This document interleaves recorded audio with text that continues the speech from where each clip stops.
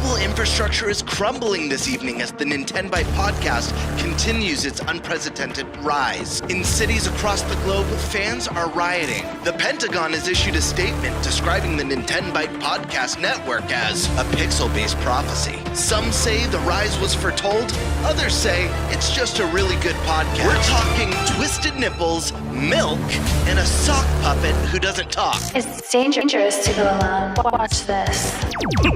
Welcome to the Nintenbyte Podcast, bitch. That's right, ladies and gentlemen, you're watching the greatest Nintendo podcast ever! Yeah! Is that a Joy-Con in your pants, or are you just happy to see us?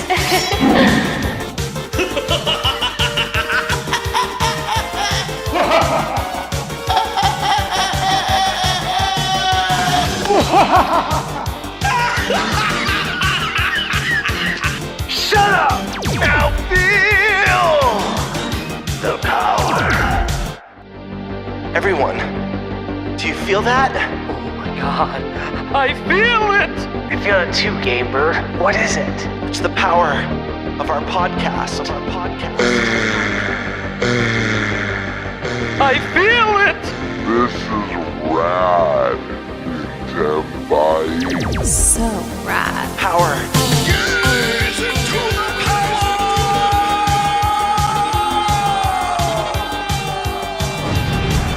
Now bask in their glory. I'm Nintendo Brian. Oh, baby.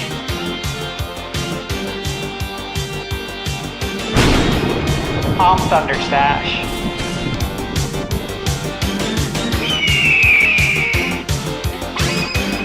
I'm Gamebird Classic.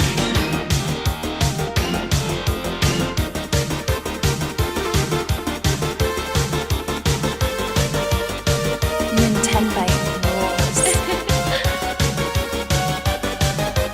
Let's rock.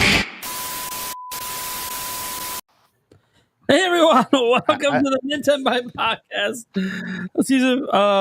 Season 3, episode 4. Mike, what were you going to say, buddy? I see the resemblance in the sock puppet and Eric. Yeah, perfect. And every time I watch, I notice it's What are you talking about? I don't know what you're talking about at all. I think it's a dirty sock puppet. The one- It's the eyes. yeah, there it is. The eyes are identical. Yep. Exactly the same. How you guys doing? Welcome to the Nintenbyte Podcast. Oh man, we got a big show today. We have two special guests who have two special live shows over the next 2 days, or really both are tomorrow technically, but different times. It's going to be crazy. We could probably talk about that a little bit later. We have awesome topics, but before we dive into the topics, let's introduce everyone. Let's start with the host of Indie Mania, Mike Odyssey. I'm Mike Odyssey. Nice to meet y'all. There you go. All right. That was pretty quick. I'm not used to Mike having quick intros or outros. So. All right. Then we got Deacon Sandstorm McDowell. Y'all know what tomorrow is. I can't do the whole thing because I don't want to, get. I don't know if everyone knows. You're gonna find out before you leave. What up, everyone? Oh, that's gonna be great. Everyone's like, "What is it? What are you talking about?" Don't worry about it. We'll talk about it later when he adds out. We have the Spice Lord, Eric Moore. Yeah, well, We have Gamebird Classic. The one and only, baby. Here to kick some ass and talk video games. All right. We also have a co-host of Indie Mania tomorrow, Thunderstash Gaming. Hey, what's up? Happy to be here. Just another wild, busy week. This has been, I don't know, the busiest summer I can think of. We've all been busy, haven't we? Between Switch 2 and just everything else. Life. Yeah, how's everyone sleeping, by the way? I feel like we need to Barely. At least I'm not. I don't know what sleep is. My average went from 8 hours to cut directly in half. I only Same get 4 here. hours of sleep. Same, like 4 to 5. If I'm lucky. I feel like since Switch 2 came out, I've been waking up feeling like I was in a car accident the previous night. I don't know. That's just, that's like How much did I I describe it? It's like, crazy. Like video game drunk. Like, how much did I play? Oh, let me go get some more. Funny. All right. I'm Nintendo Prime. You guys probably know who I am at this point. If you don't, hey, hi. I make news.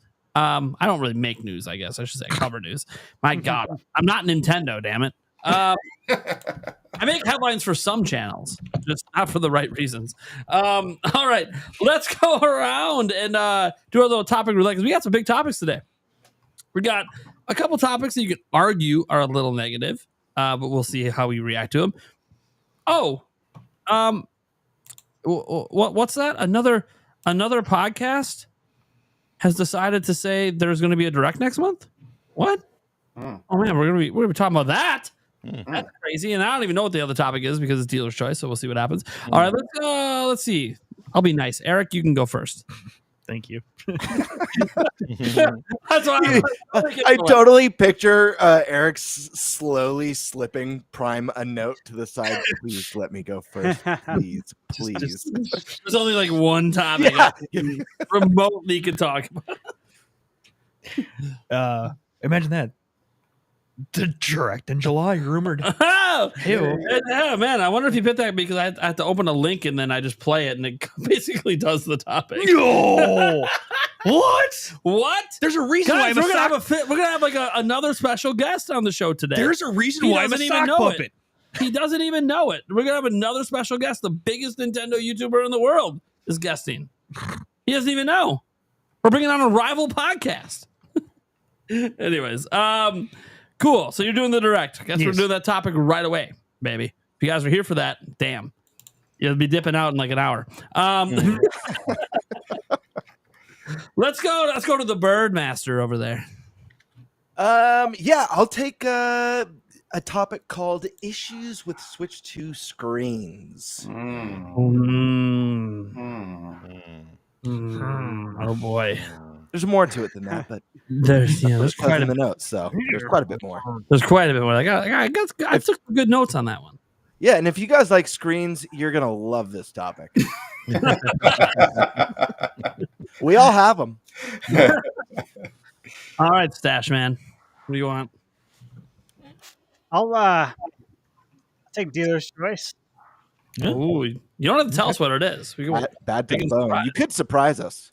Yeah, again. He's gonna leave it as a surprise. Yeah, don't even give me time to prep. Okay, that leaves me. That leaves me with probably the topic that I should take because we got some issues with Switch 2 accessories from the premium accessory makers, and I'm sponsored by one of them.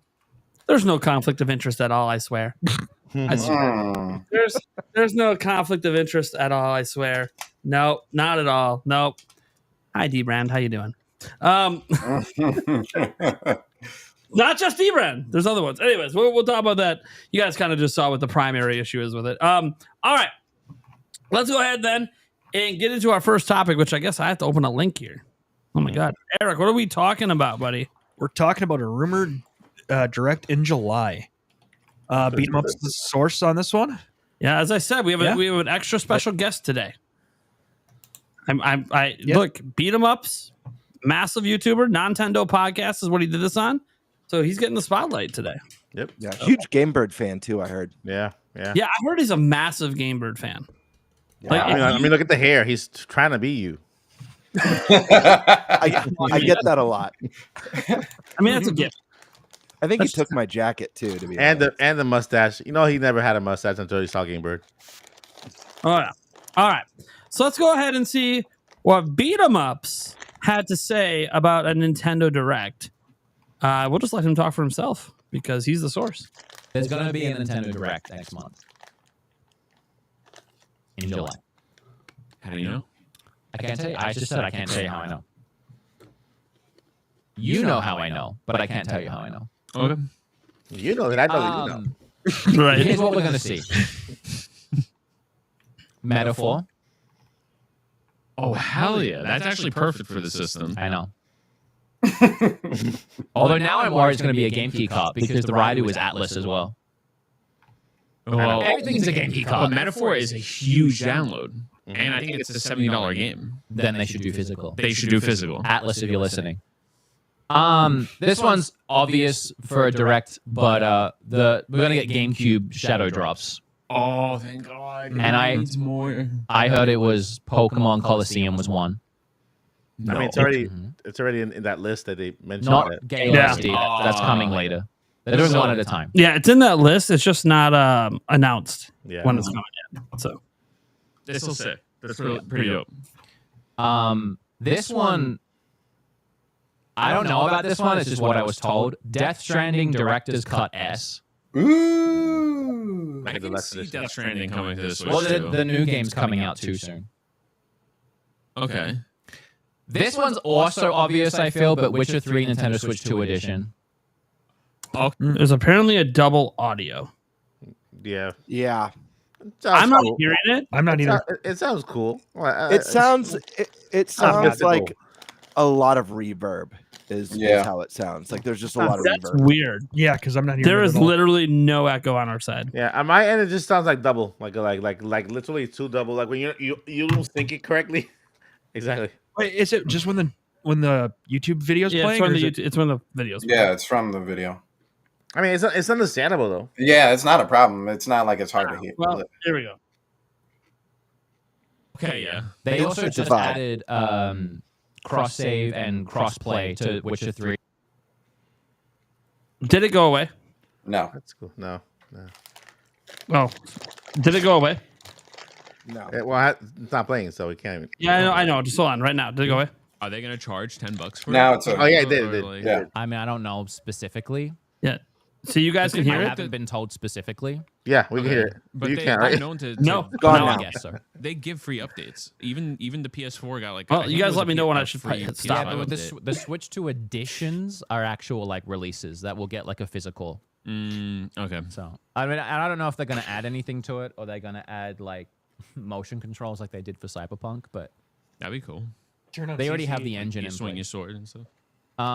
Obviously, the main reason for this direct is to like refresh everybody. I don't know if it's coming before Donkey Kong or after Donkey Kong, but to refresh everybody with like what's coming out for the rest of the year.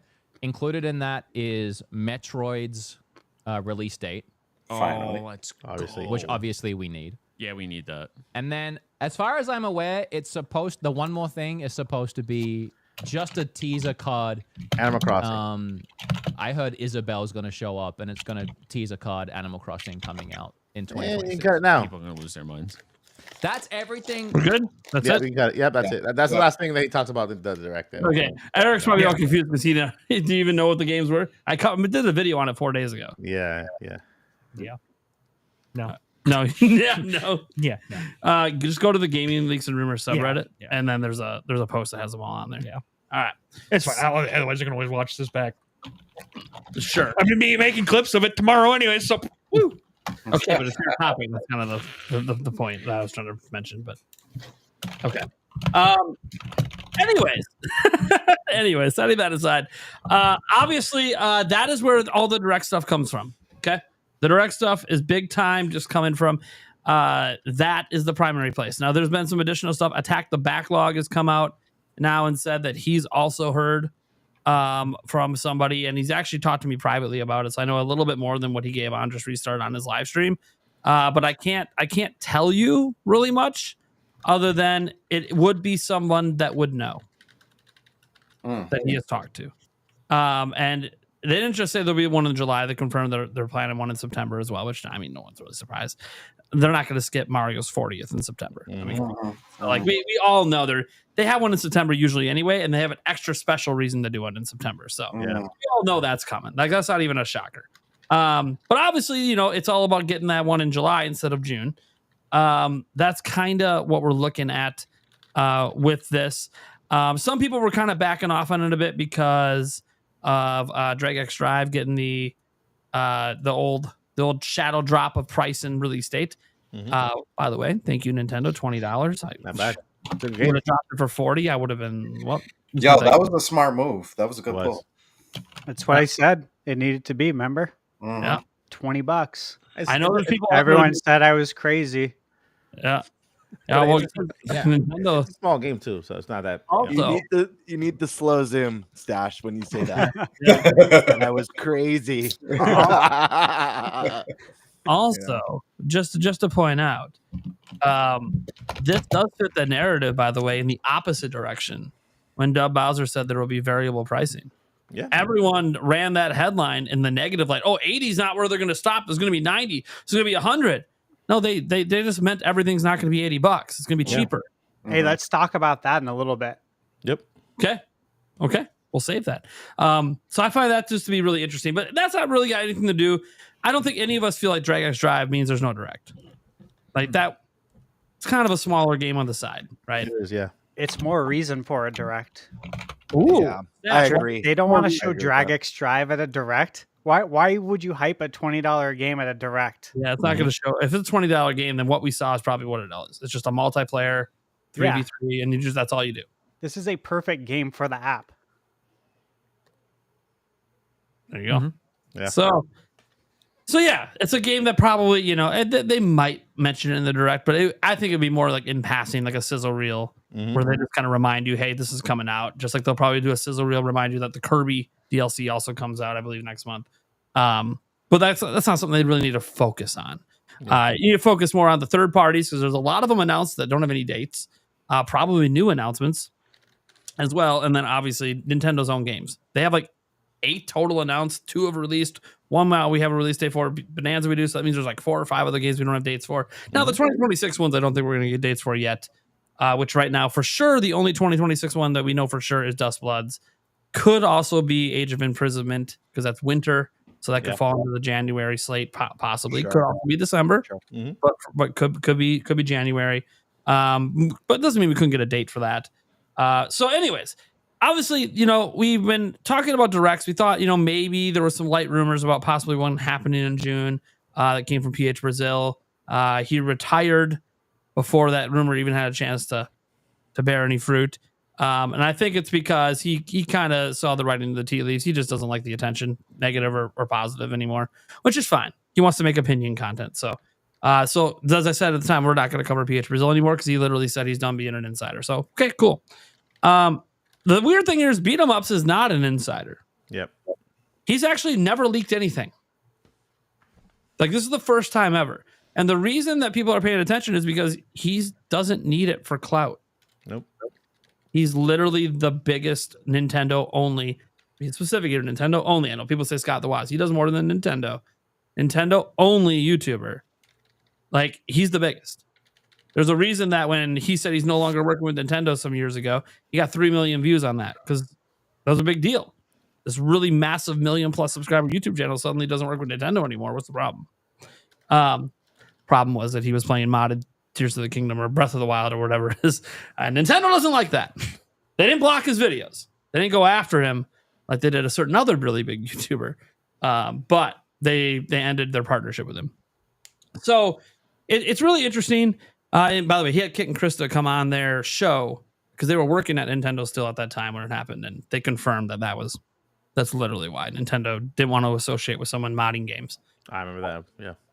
So it is what it is. So I find this really interesting because, we did predictions heading into June just in case it happened. Now we're at the end of June. Obviously, there's clearly no direct this month. It would have been announced, if anything, for tomorrow if there was going to be one this week. It's not. So before we talk about like any expectations for this, especially now that, hey, since the last time we talked about it, Splatoon Raiders was announced. Like, that wasn't announced last time we talked about a direct. Yeah.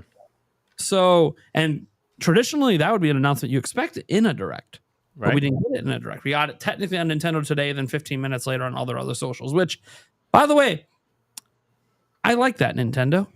I see what you're doing. You're not using Nintendo Today exclusively.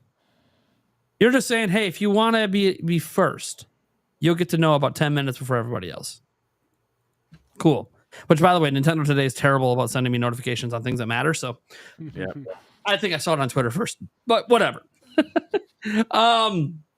So first off, do we think a direct is happening in July? I know we thought so, maybe go ahead into June, because they usually do it in June. And I think the same reasons that we thought there might be one in June are kind of the same reasons we think there might be one in July. What do you guys think? Do you think let's start with our guests. Let's go to like Sandstorm. Do you think we're getting one in July, or are we just going to wait all the way till September?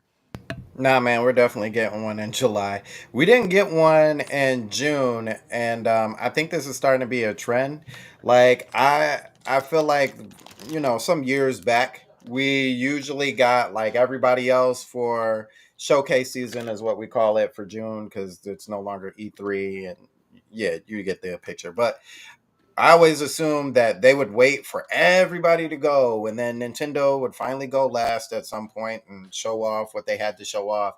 And these last few years, they've just been like, nah, we'll just go when we feel like it. And I think that's good because you see how like people are frothing at the mouth every time like even a hint of a Nintendo Direct comes, and it's like, oh, it's coming this week.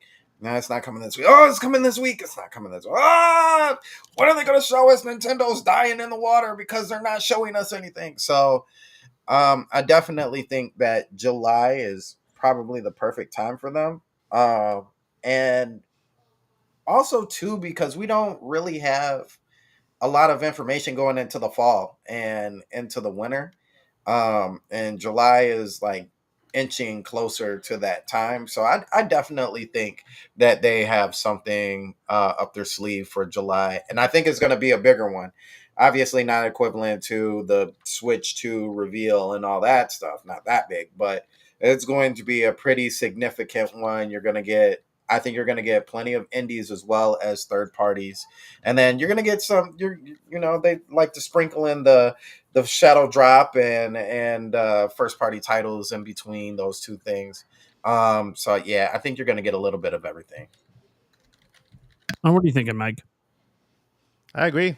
I think that the main reason for this direct is to they're gonna give it a little more time to Metroid Prime 4, which needs to get more screen time. The release date, I think that's gonna be the game that's gonna kind of have the longest time in the direct.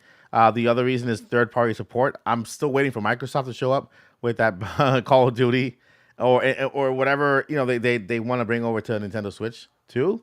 I thought that they were going to be at launch since they painted themselves as, oh, we're Nintendo's best friend, But so far, everyone else has stepped up, but Microsoft, and they're like, oh yeah, everything is Xbox now. So I mean, they're being weird with that. But I think the July direct, the September direct will be bigger than this one though. I think this is just kind of like to add more to what they couldn't show during the Nintendo Switch 2 launch time, and then this one is to present more third parties, finish up what they've announced already. Metroid Prime 4, the Splatoon Renegade, is it? Raiders. So yeah, I think that's a this year release. They haven't said anything about next year, right? With Splatoon. Not that I'm aware of. Because I think that's going to be the holiday game. Splatoon Raiders. I think Mario is for next year. They might bring on Mario in September, but then release it next year because this year is way too packed with. It already has like a lot of good games. For example, Donkey Kong is like the biggest Donkey Kong ever, the best one I've seen so far, and I think that game is going to be like the main big game of the year. And so then the July direct will get a lot of third party support, like Samsung said, a lot of indie developers. Shadow that Hollow Knight Silk Song thing might show up, and finally get a release date just because it's coming out this year, right? It's coming out this year, and so far the only times we've seen Hollow Knight show up is in a direct. Like the last direct, we saw that little clip during that little montage they showed, right? They showed Hollow Knight Silk Song 2025, and so I think they're just kind of, best friends with Nintendo, and so this time around they'll release the Hollow Knight Silk Song release date finally for that one. Yeah, I think it's gonna be a good direct. I don't think it's gonna be the biggest one. I think the biggest one's gonna be July because July's gonna paint the picture for 2026, which I believe is gonna be the biggest. You mean September, right? Yeah, September. July's not gonna be the biggest one. September's gonna be the biggest one, I think, because it's gonna paint the picture for next year. What's happening next year in January, February, March, April, May. Big Mario game, big Animal Crossing. That's gonna be huge. I think if we do get that little hint of Animal Crossing in this direct, then we might see more in September in a bigger scope, and then maybe a release date. If we do get that big Mario game, the Mario game announcement in September. That's going to make it even bigger for 2026. So maybe even a Zelda teaser too around there. So I know we have the age of imprisonment. Yep. I think my assistant is chattering over there because I said age of imprisonment. It's giving me all the information. But yeah, I agree with Samstorm. I believe this one is geared towards finishing unfinished business for 2025 and third party games that have still yet to been announced, and then the September one will be the big one for 2026, and the beginning of the Mario celebration. Nice. Well, Eric, it's your topic. What are your thoughts on all this? Yeah, it feels like this Nintendo so far with the Switch 2 and everything has been just kind of holding on to their information for as long as like possible. So it makes sense that it feels like, July would be a decent time for, a direct because, everybody's expecting it in June. So we're just going to hold on to this information for as long as possible. So I'm actually going to guess that the direct here is probably going to be the week after Donkey Kong. So right around the 23rd, which would be great if it was the 23rd, because that's, a Wednesday and podcast Wednesday. But yeah, it's we need some sort of information.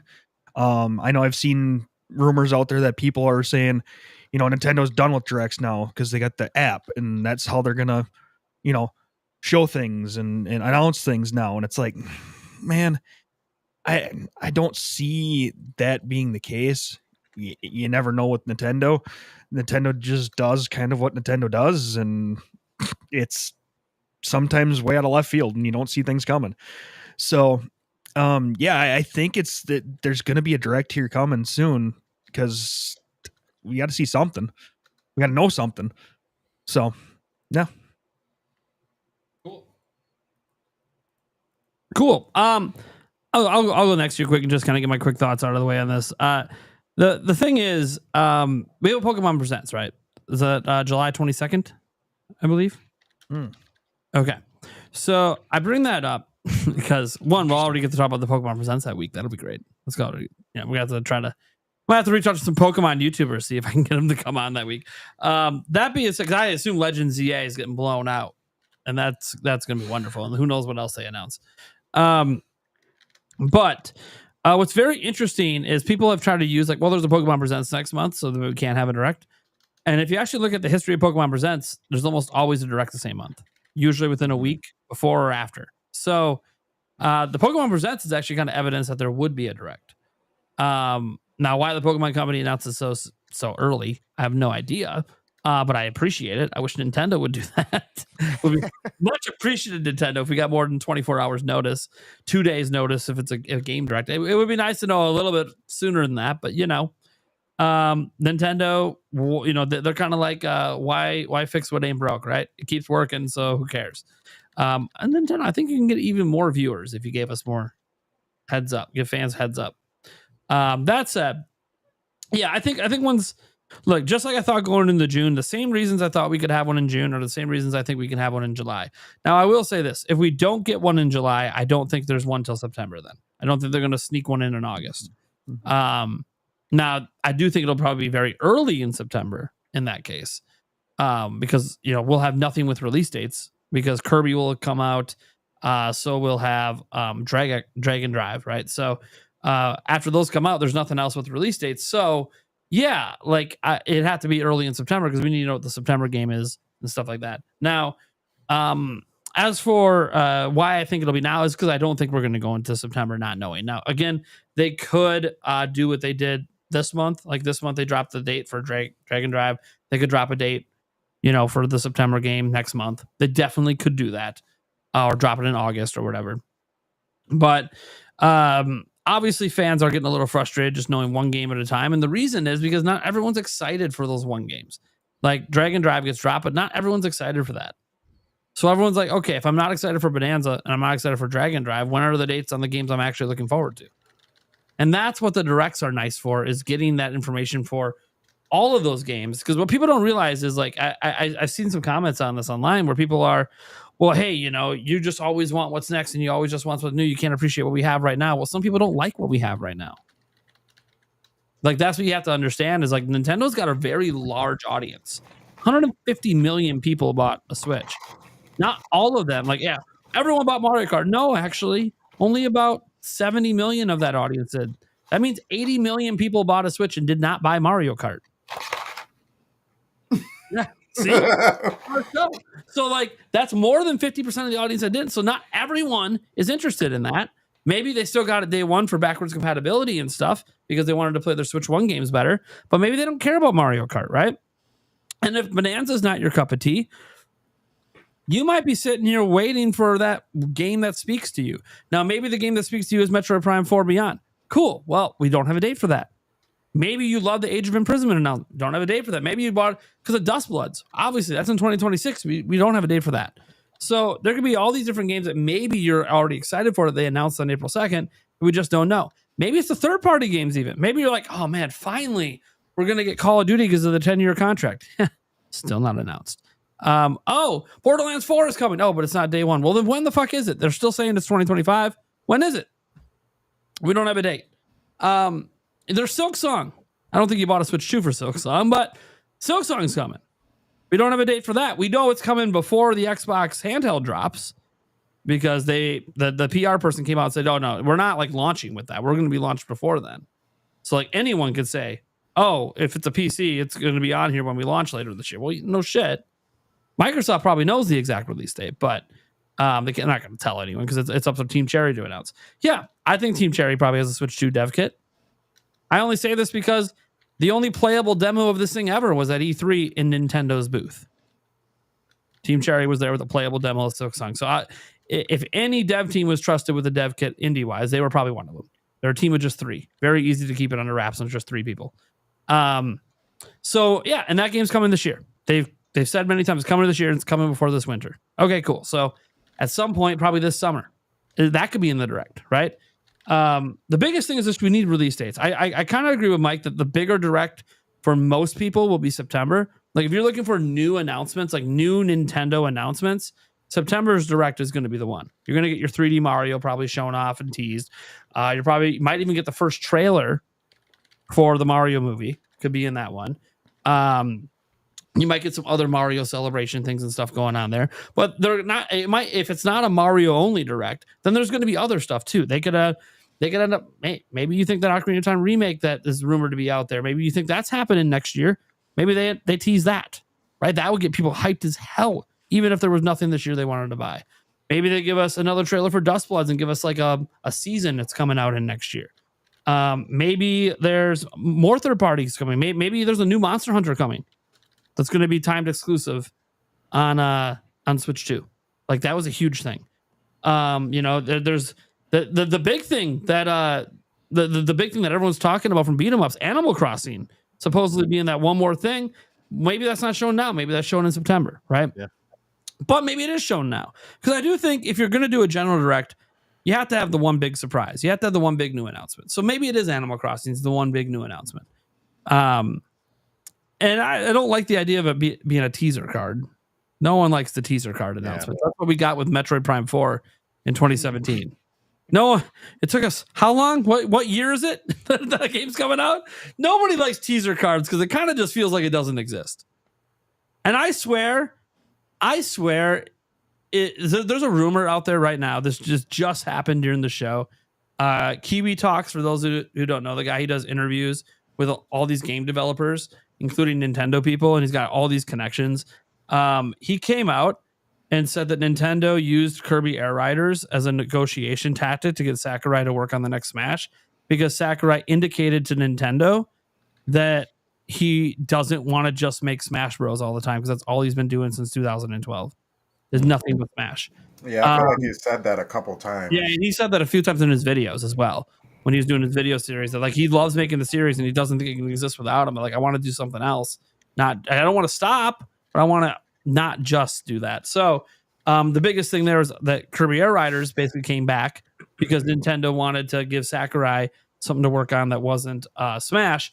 But the big thing coming out of that is that supposedly, this is all just breaking news. I'm finding out about this right now. I'll probably cover it tomorrow in more detail. But Sakurai was burnt out after doing nothing but Smash since 2012. So the guarantee that he would just say yes to Smash 6, they offered him, some sort of Kirby project, and he decided to make it Air Riders. But he said and he says this like this is not speculation. He is saying straight up, this is just Kiwi Talk saying this. This is not speculation. Smash Bros hasn't even entered pre-production yet. Oh, yeah. He said this isn't even speculation. I know. He said it is possible that Bandai Namco maybe has a couple concepts floating around, but nothing's actually officially begun. It's going to officially begin basically this year at some point. Pre-production is going to begin after Kirby Air Riders comes out. So it could even be the same team that did Kirby Air Riders. Might be the Smash team. I don't know. So, yeah, and he's saying that to him, this isn't speculation. He just straight up knows it hasn't began development yet. But here's the thing. It obviously is going to happen, right? We're going to get a Smash, which one thing that should let you know Smash is probably going to be like a mid-gen game. Yep. And there's nothing wrong with that, by the way. There's nothing wrong with a mid-gen game. I think that's great. Yeah. You know what was a mid-gen game? Animal Crossing New Horizons. Mm-hmm. You could sell a lot of copies being a mid-gen game and still have years of DLC. So I actually don't think it's a bad thing to have it be a mid-gen game, especially if Animal Crossing and the stuff they beat 'em up said is next year. Yeah, okay. You're going to space things out. You got Mario Kart and Animal Crossing early, Smash and Zelda mid-gen makes sense to me. So yeah, you're going to space things out. So I'm okay with that. But the crazy part to me is the last time that Smash was going to be a mid-gen game. You guys remember when they announced it for Wii U and 3DS? Yeah. Sakurai said he didn't even know that he was making the game when they announced it. So you want to talk about not even pre-production? He wasn't even hired yet. Wow. To make it. And Nintendo announced they were making a Smash Bros. Game for Wii U and 3DS, and Sakurai didn't even know. So at least at this point, if it was a negotiation tactic and Nintendo wants to tease Smash, at least Sakurai knows he's making it. I'm not saying, by the way, they're going to do that, but they kind of did it with Metroid in 2017. Do I think Nintendo might do it again with a game that will definitely not take 8 years to come out? Maybe. But I'm just pointing out for anyone expecting Smash, at least according to this one person, and he's got a pretty good track record, don't expect Smash anytime soon. The only reason that I think it might even get mentioned ever is just so people know it's coming. But they would allow Sakurai probably to say something about it around the time Kirby Air Riders comes out, like in an interview, or he'd come on screen and say, hey, now that we're wrapping up Kirby Air Riders, we're just beginning work on Super Smash Bros. We hope that we're going to need time to make this game. You're not going to see me for a while, yada, yada. And then people will just know that, hey, we're confident. We trust you. All right, well, we can wait.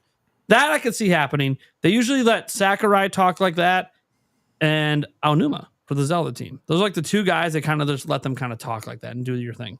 Because Zelda games also tend to get announced like super early before they come out. The big 3D ones, I should say, not the smaller top-down ones. So, and no, I don't expect the new 3D Zelda anymore this year. I know, guys. I last year I'm like, we're gonna see it this year. I don't think we're gonna see it this year. But I do think there's an outside shot at teasing some sort of Zelda for next year. That said, yeah, my general thoughts are that I think this is mostly going to be a cleanup direct, give us release dates for everything that's already announced. One big announcement for Nintendo. I don't expect a lot of indie games, and that's just because indie devs have come out and just said literally we don't have dev kits. So like they're all in Indie Mania, so it's just they're all in Indie Mania. We're about to get a bunch of Switch 2 announcements in Indie Mania. That's what's happening. So no, I don't expect there to be a bunch of indies. The only ones that have already been announced and or something like Silk Song, which hasn't yet. Maybe that can have a release date drop in this direct. I know we say that every damn event, whether it's Sony, Microsoft, Nintendo. Oh, this will be the time Silk Song. Silk Song was in the Microsoft one. Yeah, right. It was there. Yeah. It was there dude, they used it to announce new hardware. That is insane. Hey, well, we got this partnership for this handheld PC, and we're showing off a game that can run on a Wii. Okay, maybe a Wii's being it's a Metroidvania. It's a good game. I played it. It's awesome. But no, I think it's also going to be a cleanup, and then I do think that it'll be heavy on AAA third-party new announcements. I think that's the big the big thing this time. Nintendo will have their one big, and then they'll re-show a bunch of their stuff and give dates. But lots of big third-party stuff. I wouldn't be surprised. Let me see. If it's in July, there's a small mention of Madden. Comes out in August. Wouldn't be surprised if that gets shown again. Call of Duty being announced. Wouldn't be surprised if they make a big deal out of that. They may even kick off the show with it. And so, yeah, I expect there to be, Microsoft. I kind of expect to see a heavy dose of like 4 or 5 Microsoft games. Yeah. In this one, and a bigger dose of first party in September, especially because of Mario. But that's what I expect. I don't know what the fuck's going to happen. There might not be a direct at all. I don't have any sources on any of this. This is me being like, well, Beat 'em Up said, and he's never said this before. And I know that he was like backing off a little bit after because he's getting a lot of attention for it. But the games, he just said, this is what I've been told and what I've heard, but I'm not confident on the game list. Probably Metaphor Refantasio. That'd be a great announcement. Oh, that'd be great. I wish he was about to say Expedition 33. I would have. Jake Randall probably would have been screaming so loud we'd hear him on the show right now. But it's one of those things where he seemed very confident at the beginning saying there will be a direct in July. And that's why it's like, okay, that much. And he literally, his guest he had on, he's like, how I know, but I can't tell anyone. So that seems like something he's very sure about. So we'll see what happens. Yeah. Let's go to Gamebird. What are your thoughts on this? Yeah, man. I mean, listen, I've been in full belief for a long time that we're going to be getting a direct relatively soon, whether it was the end of June or sometime in July. I just think it makes a lot of sense. I know July isn't normal direct season for Nintendo typically, but this is also not a normal year for Nintendo. They just dropped their new console. Some things are going to be changing. I do agree with Mike and you, Prime. I do think that we'll still be getting the big September direct like we usually get.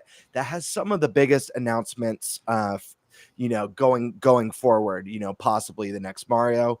I think what's really interesting, at least regarding the beat 'em ups, rumor or leak or whatever you want to call it, is Animal Crossing. Because if that's indeed the one more thing, I've been of the mindset, and I think I've mentioned this on a couple of our speculation casts, that I think Smash Brothers is sooner than a lot of us think. And I would not be surprised if talks already started a while ago. Whether or not it's deep into production, I feel like at the very least talks have been started.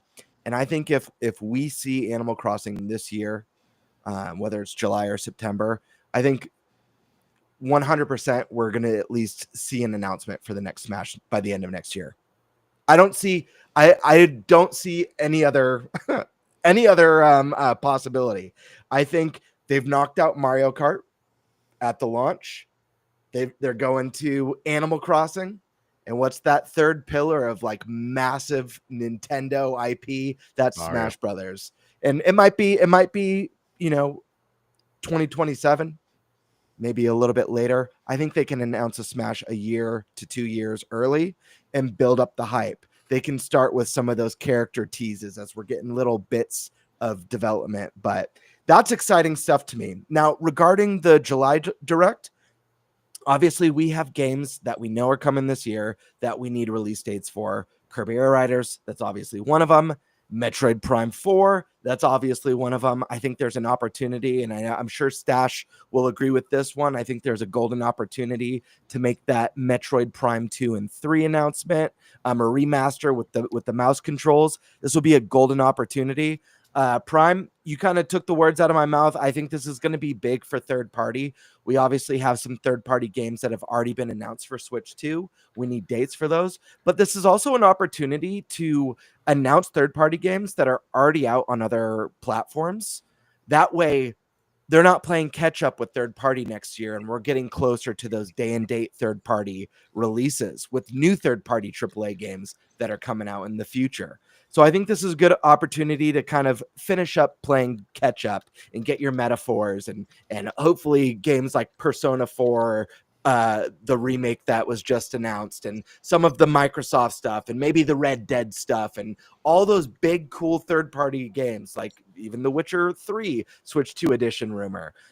So I think that will be a big part of it. We also have games that I don't think they need to save. These are probably games a lot of people have forgotten about, but they're ones that I've been anxiously awaiting. There's Deca Police, a brand new, really cool looking RPG from Level 5, and Professor Layton, guys. This is one that was announced a long ass time ago, and we haven't heard anything on it. Silksong, that's another one. I've been fully expecting Silksong to get its release date announcement in a Nintendo Direct outside of Microsoft.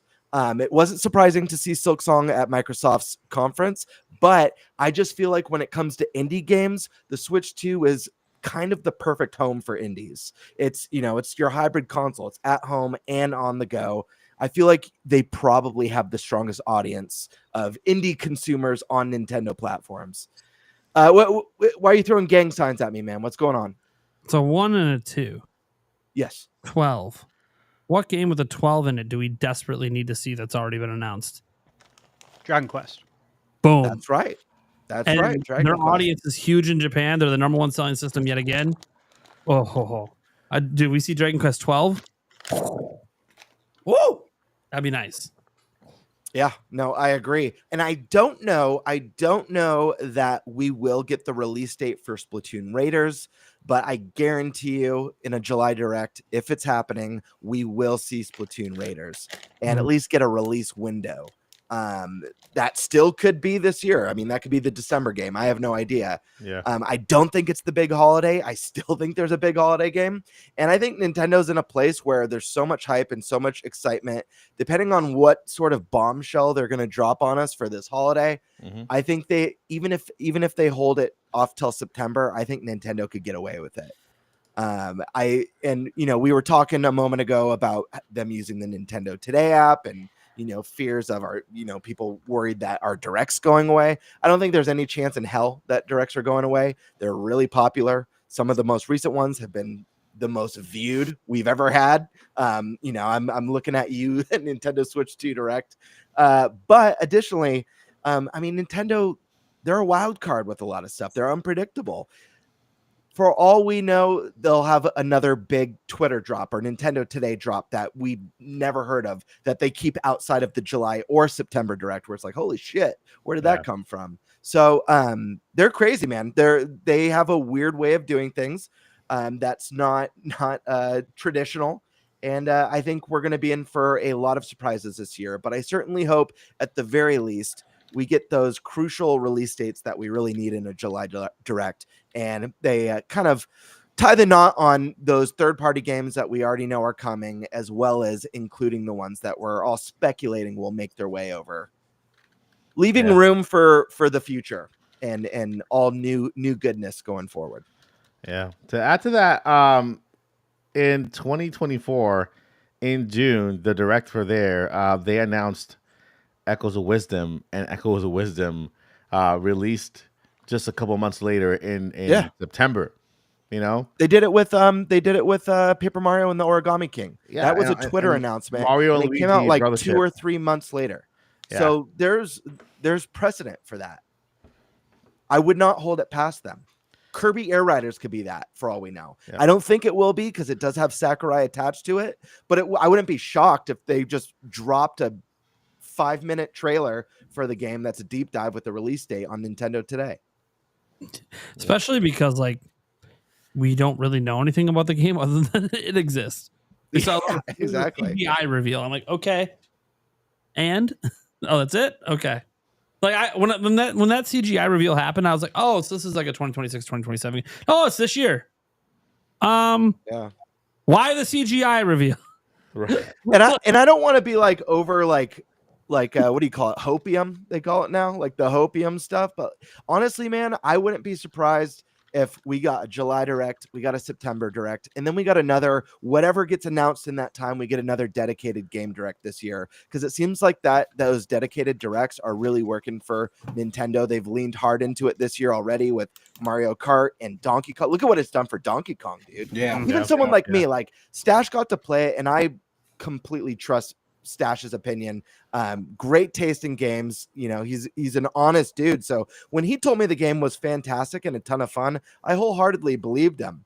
But again, sometimes seeing with your own eyes is believing. And when Nintendo dropped that DK Direct, even Nintendo haters were like, "Okay, that was a good Direct. This looks amazing." Yeah. So I wouldn't be surprised to see another one of those land in the year, even if it's Kirby Air Riders or Splatoon Raiders just standalone Direct. We can't forget about Switch One because we still have games coming up for Switch One. We have a couple that were announced, and I don't think Nintendo's done at all with Nintendo Switch One until at least, like I said, 2026. Well, into 2026, we'll still get Nintendo Switch One games, and I think there's still games that are coming on Switch One that they haven't announced yet. I'm gonna throw it out there. Some Wind Waker, Twilight Princess. Like it's tradition. We can't do that. It's like the rabbit, like the rabbit foot. If we don't say it, the world might end. We need a second screen attachment before that happens. Mike, I'm telling you. I am still in belief that it's going to happen between the Switch 2 and the Switch. Yeah. I've got one last thing I want to add. I'm going to make one game prediction for July if we get the July Direct. This is one that I predicted from Nintendo. Going into the Summer Games Fest, because we speculated that Nintendo would have a presence there. It didn't turn out to be so, but I specifically said, I think we're going to see the next Suda51 Grasshopper Studios game on Switch 2. It ended up being in the PlayStation Showcase. I expect we're going to see that one announced for Switch 2 this year, hoping sooner than later. But at Suda51, he's got a great relationship with Nintendo. Most of his games come to Nintendo, at least the No More Heroes stuff. And this looks like a full-on spiritual successor to No More Heroes. So I hope to see it there. All right. Stash Man. Okay. Let's see here. All right. So he's got to gather those thoughts. Yeah. So let's see. Starting, I guess, from the top. I still think we're going to get a July Direct because we need to, out of necessity. So we got Tony Hawk releasing July 11th,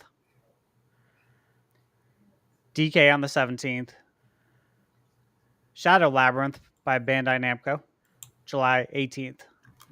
We got the Presents on the 22nd, Pokemon Presents. Mario Party Jamboree TV. This is an $80 game, mind you. That releases on July 24th. Presume Nintendo is going to want to promote that in some fashion because this is one of the best ways to sell the camera attachment. And if they want a lot of people to own the camera, you need that attach rate with Mario Party Jamboree TV. Then we have Wild Hearts S releasing July 25th. We haven't seen any Switch 2 footage of Tony Hawk specifically. We haven't seen it for Shadow Labyrinth. Madden release is August 14th. We've not seen any Switch 2 gameplay footage, nothing. We have no idea how it's going to look, if all the game modes are going to be there, which they should be by now. There's so many loose ends to tie up, just in what I mentioned. Mm-hmm. Kirby, DLC, again, the full game is $80. If you already own the game, you can buy the upgrade for $20. That's on August 28th. So between July 24th and August 28th, Nintendo's releasing two $80 games that I think they're going to want to talk about. Also throw in Dragon Drive, yes, releases on the 14th. Star Wars Outlaws. Again, we need to see how this is going to look on Switch 2 and play. September 4th, that comes out. I still expect a ton of third parties to speak up, right? Final Fantasy VII Remake. I expect a Rebirth next year, probably around the holiday time. Red Dead 2. Labor Day weekend every year is when NBA 2K comes out. On the Switch 2 Direct, They said they're bringing NBA 2K. So I expect to see that. We haven't seen anything. I want to see how that runs. A lot of people want to see how that runs. It's one of the best-selling games every year, along with Madden. I want to see if it's going to run at 60 FPS. Same goes for WWE. That was shown. We haven't seen anything. And then a handful of games like Ninja Gaiden, Oblivion Remake.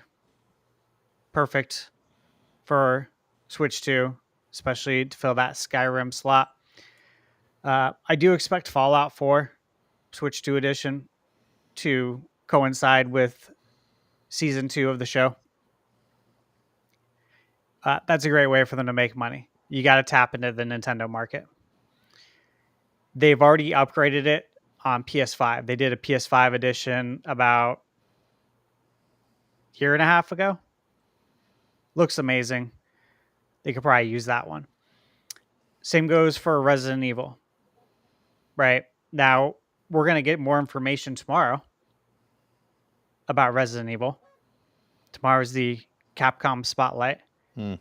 So we're going to be getting info on, Resident Evil, Street Fighter 6, Monster Hunter Wilds, and I believe one other game. So that'll be tomorrow at 3 p.m. Also, tomorrow at 6 p.m., Arc System Works is having their direct. You guys remember they were tied to an exclusive Nintendo Switch 2 title? Mm-hmm. I presume we'd find out about that tomorrow, right? What better time? Now, you guys mentioned Silk Song. Yes, we need that release date. We need a release date for a game I played at the Switch 2 experience. That's Hades 2. That's right. It's going to be one of the biggest, easily, indie titles this year. Easily. Could be the biggest. It just depends. Depends on if Silk Song, how things go with that. But definitely top 3 biggest indie games. Nah, I give it to Ruffy. Number 1. Mina the Hollower, October 31st. Again, it's going to be can't huge wait for that game. Yeah, huge indie title. Nintendo needs to show it at one of their directs. Elden Ring doesn't have a release date. What are we doing there? Right? All of these games, they don't have release dates. Indiana Jones, the Giants DLC releases. Mind you, let me throw this out there. This was supposed to release the beginning of spring. The Giants DLC. That was the release date. That's what I talked about in my published review of the game. And I did say that I expect for it to come to Switch 2. And I still do. However, it was moved to September 4th. So the beginning of spring to now September 4th. I think that's interesting. That the DLC was delayed that long. I mean, you literally printed on all of your promotional materials that it's coming out in the spring. And so, interesting that it's coming out now September 4th. Skipping 2 seasons. I am curious if it's going to release on Switch 2 as a complete package. Right around that time, because I do fully expect Indie to come to Switch 2. Again, Professor Layton, yes. Borderlands, yes. We need dates on all that stuff. With the news about Smash Brothers that you had brought up about Kiwi Talks, I was laughing because this literally plays right into what I've been saying. Is I think we're going to get Smash Brothers Ultimate Switch 2 edition to hold us over until the new Smash Brothers is ready. And clearly, we're quite a ways off from what Kiwi Talks is saying. Look, if they didn't have a plan for Smash Brothers Ultimate, Nintendo would have gave us the free update with Pokemon Violet, with Mario Odyssey. Those 12 games that got an update, Smash Ultimate would have been included. It wasn't included because there is a plan for that. Same goes for Metroid Prime Remastered. They could have easily said, hey, you know what? We're going to give you a free update for this game. We're going to give you those mouse controls. And, we're going to up the resolution for you. And we're going to give you a 120 FPS option. But they didn't for a reason. That's part of the marketing for Metroid Prime 4. They want you to see how good it feels on Metroid Prime to prime you for Metroid Prime 4. Right? I think they have a lot going on, a lot of moving parts. And there are a ton of games that need to be announced with release dates. This is why there's still going to be a July Direct. I still expect a September Direct. Mike, you mentioned Wind Waker and Twilight Princess. Yeah. I'm with you. I'm not gonna rest on that either, but I'll also throw another one in there. And again, this is a game that I've mentioned a ton of times, and I believe they've had a plan for it all along. I'm sure you guys know which one I'm talking about, but Mario Galaxy 2. There's a reason it was excluded from the 3D All-Stars. I think we're going to find out soon what that reason exactly is. I could see it working two ways. I could see it literally being a way for Switch 1 owners to celebrate Mario's 40th. And hey, guess what? If you're playing it on Switch 2, you're going to be able to play it in 4K. There's going to be some sort of nice upgrade there that you probably won't have to pay for, I'm guessing. So I think that's where I'm at, guys. The Direct's coming out of necessity. I do not think in any way, shape, or form that the Directs are going to be replaced by an app that only, based on the last time I looked, a little over 2 million people have downloaded it. And that out of those 2 million and whatever people download it, how many are checking it? I don't check it. I get my news on Twitter. I want to jump in real quick. I forgot to mention this. I'm curious if you guys are on board with this too, because I actually think this is pretty likely. Maybe they'd save it for September, but I don't feel like they would need to. The next wave of GameCube NSO games, like the next 3 titles. Yeah. Beat 'em Ups mentioned that they were doing Pokemon Coliseum, and he said there was a wave, and one of them was Pokemon Coliseum, so there might be. Okay, I missed that. Yeah, fair enough. I will mention one thing. So Metaphor, just based on this list, I want to touch on this. So when I reviewed the game, you can go back, you can see I said I know it's coming to Switch 2. I said that in my review. That was from last year. Fully expect it. I said Switch 2 prospective owners, pay attention, because this is a game you're going to want to get. So once again, guys, if you haven't played it, check out my review. This game is amazing. Death Stranding Director's Cut S. I mean, interesting news, right? Obviously, Nate covered it today in his video. And, Nintendo, very likely they bought that studio. And there was already a contract in place, but still. Coincidental, you might say. Witcher 3 Switch 2 edition, fully expect it. I bought the game, the complete edition, maybe 3 or 4 weeks ago, because I fully expect it to get a Switch 2 edition. I bought it digitally on sale for $10. And so I'm expecting a $10 upgrade path, possibly 20. I don't care, because it's still a great deal. And yeah, as far as the GameCube stuff, we still need some 64 games too. Like Donkey Kong. DK64, still absent. There's still some stuff there that we need to tie up some loose ends on. But I hope we get more GameCube games than that. Wave Race, man. Yeah, it's perfect summer title. Perfect.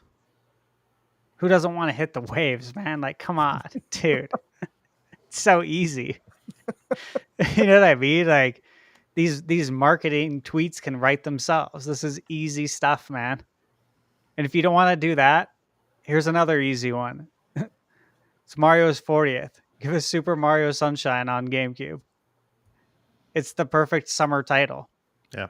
My senior picture, you guys have seen that. Mm-hmm. I have all, my video games like out, and they're laid over a Super Mario Sunshine beach towel. I'm gonna need to see this sometime. I've never seen this. Oh yeah, dude. No. I'll have to show it. It's classic, but yeah, it was a Toys R Us pre-order bonus. It is freaking Oh yeah. Badass beach towel. But I mean, I used to love. perfect. Not to side tangent. Yeah. I used to love getting games at Toys R Us back in the day, With these and slips. playing the demo kiosks. Yeah.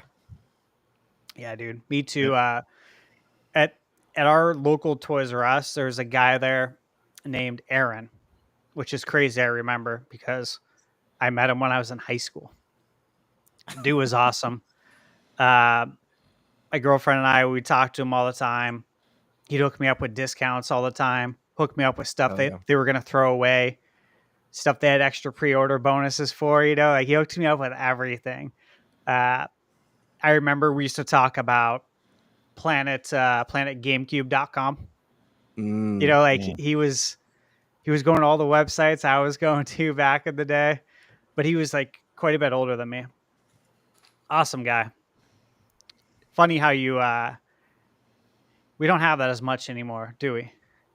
Stories like that where you know someone at retail and you've become friends with them and you just stop in and bullshit with them, every once in a while, talk video games. Yeah.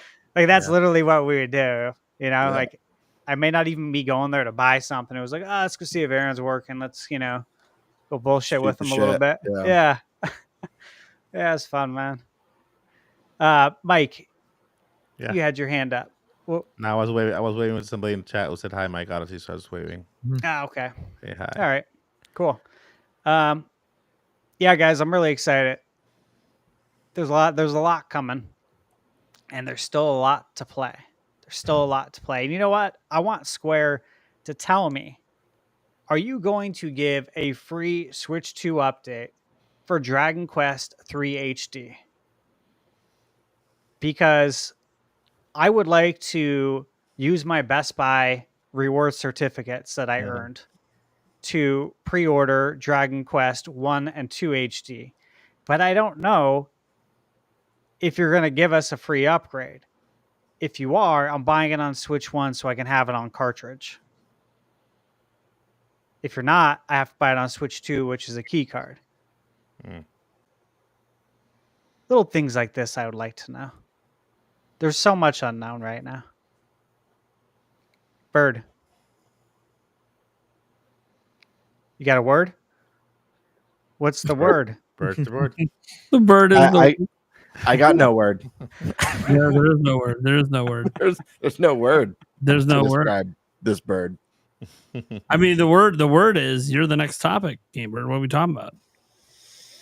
Oh boy, what are we talking about? Let's talk about some screens and things, guys. We have it's a red alert, guys. We have issues with the Switch 2 screen. Issues everywhere, all over the internet. First, we have Digital Foundry. They have drawn attention to some issues with the Switch 2 screen. First is that it doesn't have enough nits, topping out at 450, which is dimmer than the Switch OLED. And doesn't have enough to properly take advantage of HDR. We also have Digital Foundry saying that it's 3 times slower than the Steam Deck screen, except apparently that isn't true. Dr. Trey81 dug up a nugget in the Chinese Post saying that Switch 2 screen is actually pretty nice despite latency issues. It all may just be software issues. So as the man in this cast who's not the hardcore tech guy, you took the tech topic. I picked the tech topic on purpose because this is a great opportunity for me to ask you guys your thoughts on these screen related issues that people are talking about everywhere right now. that way I could kind of learn from your guys' perspective. The thing that's really interesting about this is it's like we're just hearing it now. When I first unboxed my Nintendo Switch and I booted up Mario Kart World, I thought it looked fantastic. I played both on my TV and in handheld mode. And we had multiple guests, including one of our co-hosts here, go to the Switch 2 event and get hands-on both docked and handheld. And I've heard nothing but praise about how great the Switch 2 looks in portable mode. Yeah, it's not OLED. You know, there's a difference between the OLED and the LCD that they're using now, but that the colors really pop. The screen still looks fantastic. It's weird to be hearing all this stuff now after hearing so much praise and not hearing even, you know, a lot of the outlets that put out their reviews. Obviously, a lot of them mentioned in their hardware review that, you know, they wish it was OLED or, you know, there's a downgrade from OLED to the LCD.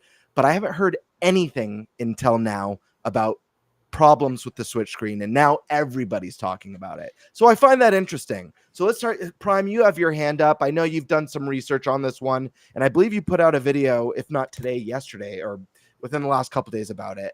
So let's start with you, Prime. What are your thoughts on this one? Educate me, because to me, what do I know? I'm just a gamer. The screen looks great, and I have zero issues. Yes. So help me understand why I'm wrong and why the screen is ass. So when the Switch 2 reviews that people put out came out, for starters, it's important to note that most people that do console reviews aren't like tech savvy people. Okay. Mm-hmm. They're more in like your general consumer space, which is, except they happen to be journalists or whatever, and that's fine. So the latency issue, as an example, it factually exists. It can be measured with certain tools.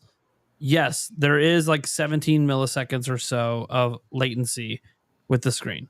That's not good. Whenever you think about buying the gaming monitors, you're always seeing like 5 ms or 1 ms, not 17. 17 is not. It's slower than Switch 1's. Switch 1's launch screen was faster than that. Now, the big deal with 17 ms is it can create this thing called motion blur, where you're seeing like shadows or like double of an image as you're playing. And it's more noticeable in like side-scrolling games than it is in like a Mario Kart game where you're driving forward on the screen like this. It's more so for side-to-side motion on a screen. So any games that kind of go side-to-side is where it's more noticeable. Now, the big thing about it is that not everyone's going to perceive it. In fact, it's arguable most people don't perceive it. Most people can't tell the difference between 1 ms and 30 ms. That's just a general thing because it's about your eyes, and everyone's eyes is different. So most people are not going to perceive any motion blur. That's just the way it is. Most people won't. Nintendo's own developers might not have. But it doesn't mean it doesn't exist. And what happened when it launched is while there weren't any reviews bringing it up, because most people aren't going to notice it, there were some people posting on Reddit, posting on Twitter, posting elsewhere that were noticing that there was motion blur. Now, they didn't know that what it was 17 ms, but they were noticing motion blur. Some people saying, oh, I don't know what you're talking about. You're making it up. That's the thing. All of our eyeballs are different. There are legitimately people that can't discern the difference between 30 FPS and 60 FPS. That doesn't mean 60 FPS isn't better and smoother and more responsive. Sure. But they just can't tell the difference because of how their eyes work. And it's even more true. If this is more for like the bigger audience, 60 FPS and 120. If you guys have played Welcome Tour, there's a mini game in there that tests your ability to tell a difference between 60 hertz and 120 hertz. And I know a number of people that said they couldn't tell any difference and they were just blindly guessing. I was actually able to, I didn't even realize I could tell the difference. But I instantly could pick out which one was 60 and 120 the entire way. I never got one wrong. Was never guessing. I just literally could tell. I didn't even realize that I could. Maybe it's from all my years of PC gaming playing at high frame rates.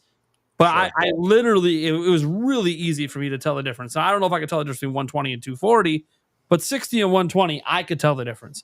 But I can't see the motion blur. So it's interesting because I wasn't aware that motion blur was an issue because I probably wouldn't notice it till it's like 30 ms or worse. And so a lot of consumers aren't noticing it. So like there's a lot of information out there about how, hey, the motion blur is worse. There's not proper nits for HDR, which is something I actually noticed day one, that I could not get it brighter than my Switch OLED screen. And there is a trick, like if you guys turn off your auto brightness and then crank it up, you'll actually get it even brighter, but it's still not as bright as Switch OLED at its brightest. And I didn't even need, the reason that I think most media and stuff didn't notice this when they went hands-on is you were in an indoor environment pre-set up by Nintendo with ideal lighting for whatever they're trying to show on that screen. You weren't sent outside in the sunshine to try to play. Yeah, Where Switch has even had issues with that because the screens don't get very bright on Switch when you're out in direct sunlight, where you could perfectly see your phone, but you couldn't see your screen on Switch. I noticed it this summer. We've had a lot of bright days. Go out with my Switch outside when my kids are playing in the sprinklers and stuff. I can't play my Switch 2 unless I'm in the shade. That's a screen brightness problem. And now that's just for obviously visibility outside, but for HDR content is generally best at 1000 nits or above in brightness. So that being said, that doesn't mean HDR has no effect under 500 nits, because HDR does one thing no matter the screen brightness. It gives you a wider color gamut. Period. End of story. Maybe you're not getting the deep blacks and the big vivid pops in color like you even see on the OLED that does not have HDR. But you are getting a wider color gamut, which means you're getting more color information that will make the picture look better than with HDR turned off. So HDR still matters at the lower nits, but you're not really getting what HDR is known for, which is basically to give you what you're getting on an OLED screen, but a little bit better. And that's why HDR can also exist on OLED panels. That's just like a very layman's way of talking about it. It's much more complex than that. And the big thing with the HDR part is obviously, and Doc Trey noted this in a video that he put out, and this is completely true. The panel itself might be capable of doing higher nits, but it's being held back by a firmware for battery life purposes. So there is a possibility of a future firmware update could enable higher nits. Like it's entirely possible Nintendo didn't lie when they said, oh, we couldn't do HDR on the OLED, wasn't bright enough. We can do it on the LCD because LCD tech has come so far and it's bright enough. And maybe when they were testing it, they were at 1000 nits. They didn't have the final product in hand where Nintendo maybe reduced that by half or whatever. And then the other issue with the latency, it becomes more noticeable for some people when you're using any game that uses variable refresh rate, because the latency with combined with variable refresh rate ends up making it much more noticeable. So when you're playing Cyberpunk in performance mode, or what is it? Yeah, performance mode, not quality. Yeah, performance mode, the 40 FPS mode, that's using variable refresh rate. Some people are noticing it when they're doing that because it's just more noticeable with variable refresh rate. It just is. And Digital Foundry did note that some of the issues of variable refresh rate could be fixed with a patch because the panel supports this low LCS mode or whatever they called it that it's just not enabled right now. And that's how this got fixed on TVs. So for some reason, it's just not enabled. Also, John Linneman did come out and kind of agree with Doc Trey that it is possible that the panel is better than it's showing. And Nintendo did make the latency worse, make the nits worse intentionally for battery life. And that as Nintendo improves on the efficiency of their operating system and maybe gets it down a gig in RAM, gets it down a core on the CPU, so it's using less power just to run the system, they could maybe then bump the nits and lower the latency with a firmware update. And that would probably keep the battery life where it is now, but now you're actually getting the full HDR benefit and you don't have the ghosting and stuff happening. But this is all obviously hypothetical because until this is the ironic thing, until a Switch 2 is hacked, we're not really sure what the screen's capable of. Right. That's the thing. Like Nintendo's the only one that has all the controls over that unless someone hacks a Switch 2. So it's all interesting stuff, man. Thank you for the breakdown of that, because when I first started hearing this stuff, I was just like, like what? Like, I'm not seeing it. Maybe I'm not sensitive to this. Then again, I haven't played any fast side-scrolling platformers or anything like that on the Switch 2 yet. But for me, like when I first heard about it, when I think of motion blur, I think of like when I first booted up Expedition 33, and I'm like, yeah, and I love that game. The game's gorgeous and amazing. So it's not a knock on it, but there's a setting to turn off motion blur, which I did because it was like making me sick. Yeah, that's what I think of. So the comparison was like, right. The comparison is like I don't know. What I was suddenly hearing online wasn't resonating with what I was seeing at home. But. Yeah, it's one of these things where this stuff is factually true. And anyone that denies it's factually true is just denying facts. And I don't believe in denying facts. It is factually not bright enough to take full advantage of HDR. And it is factually a very bad latency screen that for some people will notice motion blur. Not most people, but some people. These are not good things. But it also is potentially fixable in the future. And probably the first revision or an OLED revision would obviously fix it. So it's one of these things where for most people, none of this will be a problem. Sure.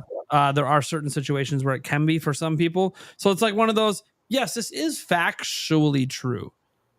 But a majority, like this is what I wish Digital Foundry would have done. Because the reason it's being all talked about is because Digital Foundry, right? Because they're so big and they're the tech guys. And so they put this out there. And they're not wrong. But I wish they would have noted, and they didn't really note this, that most people are not actually going to be able to see the issue with the latency. And I wish they would have said that, because the way they showed it a way where everyone can see it, right? You record with like a 240 FPS camera, you slow it down. And a lot of the Nintendo YouTubers are joking about it. Oh yeah, it's got a problem. If you do this, it's slow it down. It's got nothing to do with actually playing the game. Yeah, what they were trying to do. That's how most people play games now. Yeah, that's how everyone. Did you not know that? 11% speed on a 240 FPS camera on a screen. Anyways, no. So like some people were poking fun at Digital Foundry for that, but what they were trying to do was for people who can't see it, show you that it actually does exist. Like it's true, and we have a way to show you even if you can't notice it. I just wish they would have also put the emphasis on, but most people probably won't notice it. Sure. And look, I don't know why John Linneman came out and said that it was 3 times slower than the Steam Deck's original screen. That was an absolutely ridiculous statement, because the original screen on Steam Deck has like 14 milliseconds. That's only 3 better, not 3 times. Maybe he misspoke. It's only 3 milliseconds better, not 3 times faster. So a lot of people, NeoGAF and other places were like, whoa, what the fuck are you talking about? That's notorious. Because, tech heads are really big on like handheld PCs. Right.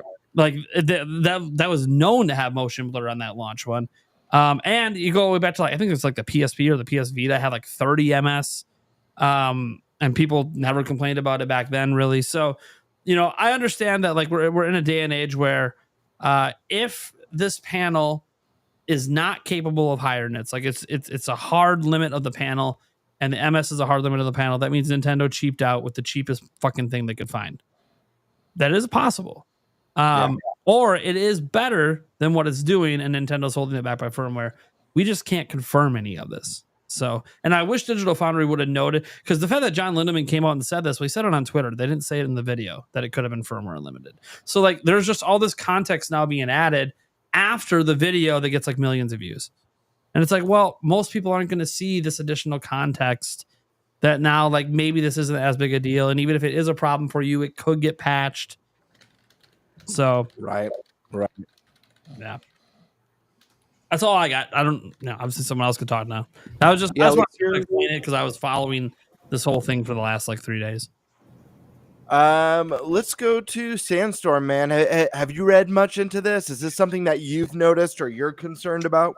So, off my purpose, it's weird. I was just like holding the bottom of the Joy-Con too, because I was like, you know what? I've never actually put this thing on to see what it actually felt like. I think it would make more sense if it actually had the Joy-Con to it. But No. So after watching this video initially, I like got on my Switch because I've like many, I've never really like noticed the motion blur at all. And so I'll say first and foremost, I think Prime is absolutely right. Like you can't you can't deny something that's actually factual, and it presents itself. So the problem I have is not necessarily with it being shown or it being said or like these are the facts. I think my problem more so lies with and we've all noticed this. Even leading up to the Switch.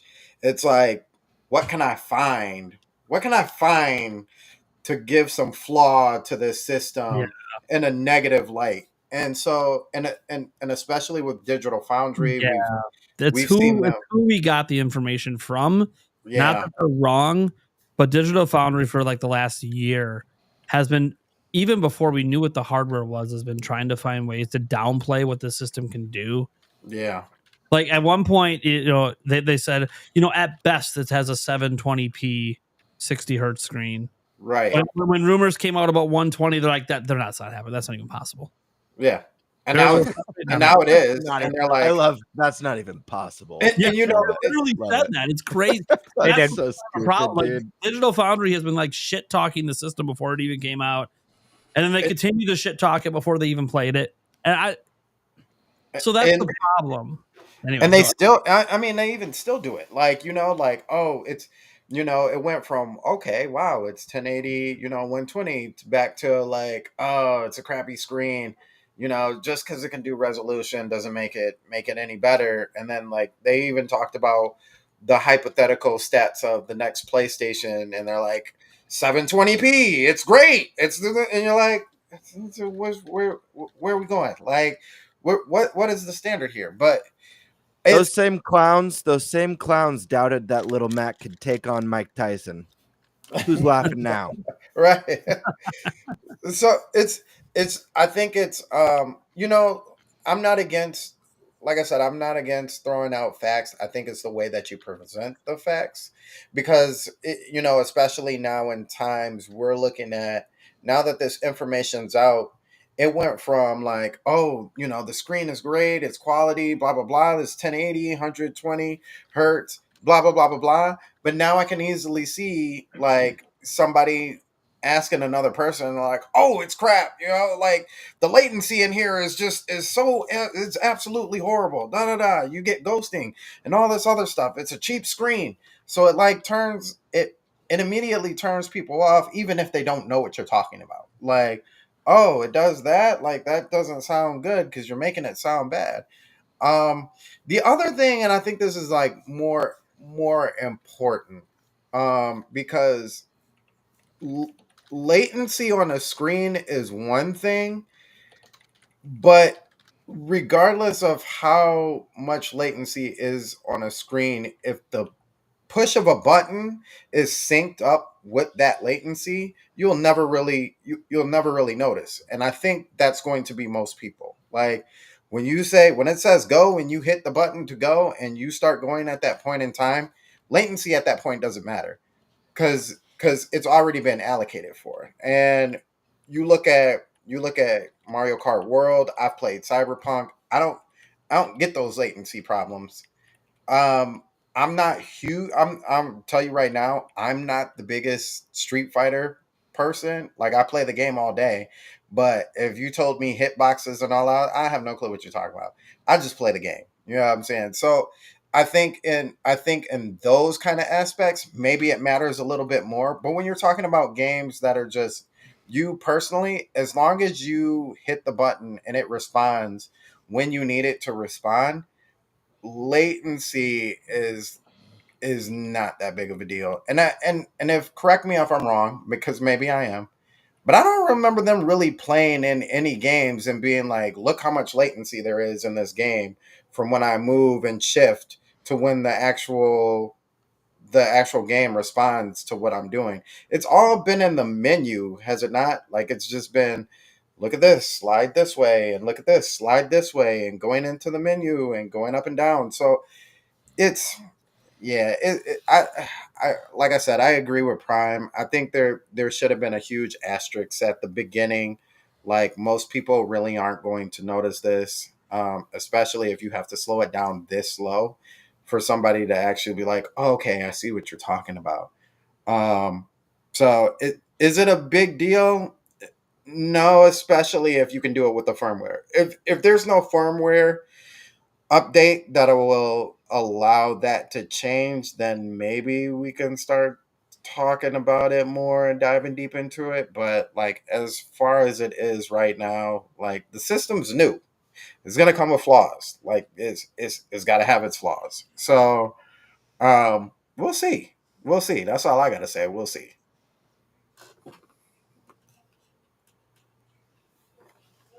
Awesome, man. Let's go over to Mr. Michael. What do you forget what your topic for a moment, bud? Yes, I did. I'm like, Yes, I did. What? Oh, well, that's did it overheat? yeah, probably. What's going on? No signal for Eric Moore. Yeah, we'll get it fixed. Don't worry about it. Okay. So, asking the blind guy if he can see some little motion blur. The answer is no. I was totally hoping you were going to say yeah. If you ask me if I care, the answer is no. I'm just right here. Like I'm more impressed about this right here. Look at this guy. Look at that. Look at that handsome guy right there. That right there. Why is he shirtless? I haven't added a shirt. Well, he's wearing a red shirt, but I don't know where the camera. It looks like he's just one color. Yeah. But there you go. There you go. There's a color. Oh, there we go. There's the color. Yeah. So, I mean, I'm looking. When Nate started describing all the stuff, about the screen and first thing I'm gonna say it publicly, I don't like the Digital Foundry. Never did. I think they're a bunch of old farts and just need to relax. And so, this. I'm looking at this, and I remember picking it up for the first time at the experience. And yeah, you're right. The room was dimmed. It was nice. It was nice on the eyes. The room, right? It was the lights were low. It was all romantic. It's like you're gonna meet your lover right now. You heard the music. Let's get it on, and they give you the switch, and you fall in love for the first time. And so I picked this up and I played Mario Kart for the first time in handheld with my condition, and that to me just blew me away. And that's all I can think about. Like, wow, I finally have a Switch with the screen big enough where I can, at least with Mario Kart, I can enjoy it. Not other games I already tried, but at least with Mario Kart, I can enjoy it. Handheld mode for a little bit. The screen to me looks beautiful. It's brilliant. This thing here, this is amazing. This is a beautiful system, right? With the everything about it is beautiful. I do play more docked than handheld mode, but man, you have to have some time in your hand to find something negative to say about this, and to slow down the video slow enough for you to see some kind of a blur. If I start running on the street and you slow me down, you'll probably see some shadows too. I'm like, and so. Does it really matter? I mean, right now it's a good system. We know it's the base model of the Nintendo Switch 2. Nintendo already told us what they're gonna do. They released a base model with the LCD screen. They released an updated version with a better chip, better battery life, and an OLED. Then they release a light version, and then they'll release maybe a pro version of this or Switch 3, right? So this is the base model, and for it being a base model, this is freaking fantastic. I love the system. I love the screen. I have no complaints about it. Digital Foundry, they have grandkids, right? Do they have grandkids? Because they need to go attend to them and to some stories, say some stories, teach them a couple lessons, about life, wisdom. Something of value. Because to me, there's that video about the. I understand what Nate said. He's right about the the MPS about 30 and 16, 17, whatever. But for me personally, I'm like,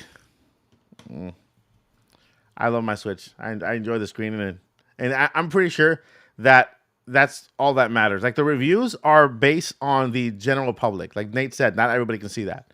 I'm glad that I can't because I don't want to be focusing on something so minuscule, right? Right? When you have a game like Mario Kart World, beautiful game, then you have Donkey Kong Bonanza that's coming up next. This is incredible, right? That's what you want to focus on, the gameplay, how fun it is, and yeah. I mean, I'll leave it there. I will say though, for the people that can see it, I do feel for you because it's extremely annoying.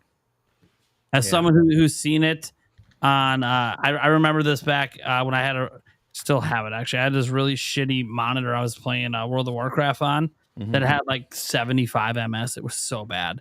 Oh my god! The motion. Wow, with dude, it was blur, bad. that's I'm sitting there hilarious. fucking trying to cast a spell, and there's like, oh, it's a fireball, but it looks like 8 of them when it's only supposed to be 1. Like, okay, it's very Let annoying. alone arcane missiles. Yeah, arcane missiles. Oh my You god! just start. Dude, that's not. Let's just say my mage was never arcane at that time, so I'm gonna be monitor. But no, so for that, and then there was so much input latency as well. So for people that can see it, I get it. It's very annoying. So I feel for them. Just close one eye like this. Play like this. For those people, I think you're just stuck in dock mode. Sorry. Well, I want to hear from the Thunder. Yeah. So, I've talked about Digital Foundry before. I'm not a fan. I think they cater to sheeple. I'm sorry. This is exactly how I feel. What's sheeple? John Linneman, you want to come on an episode, bud? They're the sheeple herders. Dang. Everyone who consumes Digital Foundry, this is just how I feel. It's very much a sheeple, easily led. Yeah. Okay. Yeah, it makes sense. Can't think for themselves. Do everything that everybody else does. Message for the people: do not be a sheeple. Yep. Instead, don't be a leader sheep. be a what do you call that? A leaple. A leaple. Oh, the official word for anybody who herds sheep is pastor. You pastor a sheep. So And then people start thinking religion, though. yeah, but it's still the official word. It's not even like the biblical word. It's just like the All right, title. let's bring it back to Thunder, my friends. He has a strong message. I'm insulting them. Let me go. Let me go. But I agree. I agree. I just learned that, and I agree with you. And I'm gonna use it from now on. I'm gonna steal it and sheeple. Yeah, got it. I think that Digital Foundry has learned, and I think IGN has helped them understand. Because remember, IGN owns Digital Foundry. Ah, okay. Yeah, Now you're talking. Was last year? Yeah. Yes. Yeah, there you go. I think. Now, hear me out on this, okay? I want to try and piece this together. So, IGN has kind of been doing a lot of stupid shit the last few years. Okay, I've been watching IGN. I've been following them since IGN 64. Okay, so I'm talking 1996. I've had so much respect for them over the years. Okay, there's still people there that I really like, that I respect. Okay, Pierre Snyder, buddy, love you. Love Pierre. Yeah, they're Brian Altano, love the guy. There's a lot of people there that I really like. Ryan that does, Xbox, the old school cast, right? One thing IGN does on a regular, I don't know if you guys follow them on Twitter, but they are always throwing out the most stupid, controversial, purposely controversial, like low IQ tweets, okay? To try and bring people in a sort of a rage bait. And they do all the time. They say the stupidest shit. And then I look at the comments and they hook, line, and sink people easily. Yeah. And I'm just like, you fools. Like I'm reading, like you thinking like you guys are so stupid. You fools! Yeah. And I kid you not, I believe that IGN has not only taught but instructed Digital Foundry to follow the ways. And they have literally figured out how to cater and literally be the fuel for the console war. They are the fuel. They're the Wheaties for everybody who does the console war. I want to say something quick. Yeah. So I was just glancing at their Twitter. I follow it and I get their updates here and there because they have news and interviews sometimes that, it's cool. So they got like 10 million followers, right? I don't think they know what they're doing on Twitter because it's not working. I could tweet right now, have a great day, and get more likes, retweets, and comments than their average post. Mm-hmm. Do it. You know what? I'm going to do it right now just to prove it.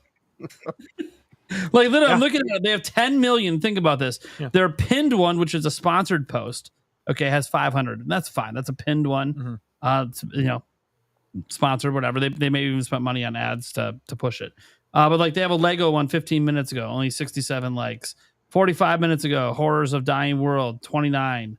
Dying Light retouched an hour ago, 65. Like, dude, I can get this in like 2 minutes on Twitter. Yeah, Prime, test this out. But instead of have a nice day, try it with my newest video that just dropped today. There you go. Ruffy in the Riverside. The Stashman and Gamebird. Stashman too. Stashman crushed it, dude. Both the He's drop. the review king. Reviews. I look up to the guy. And both beat me to the review. I got kind of a feeling that we might be seeing a little Ruffy tomorrow. Just saying. It's launch day, and there's a certain indie event happening. Hey, man, no spoilers. I do. The only spoiler is I'm in the show. That's the only spoiler I got for people. I haven't seen it. I don't know what's going on. Yeah. So to sum this up, I think Digital Foundry's caught on how to be the go-to, the main resource for all the sheeple. And sadly, in this world, there's more sheeple, right? There's always going to be. You're never going to have more leaders than you have sheeple. That's how this world works. And they're playing their hand perfectly for what they're trying to do. I can see right through them, though. I don't have any interest whatsoever in viewing their content. I was asked on my Twitter DMs what I thought about the Digital Foundry stuff, and I'll just kind of summarize what I said. But I said I think at some point in the timeline, they've turned into very harsh critics of Nintendo instead of providing impartial reviews. It feels like they are actively looking for faults, like you said, Sandstorm. And I said, personally, I do not consume their content. I've said this a million times, but I don't need them to tell me what's good and what's not. I have eyes that can see, ears that can hear, and I have the discernment to know the difference. And that is as simple as that. That goes for anything in life. But these dudes are the last thing I need in my life. I don't require their assistance for shit. Yeah. And a message to people, there are kiosks set up now in retail stores where you can go hands-on with the Switch 2 for the first time. Decide for yourself. Look at the screen.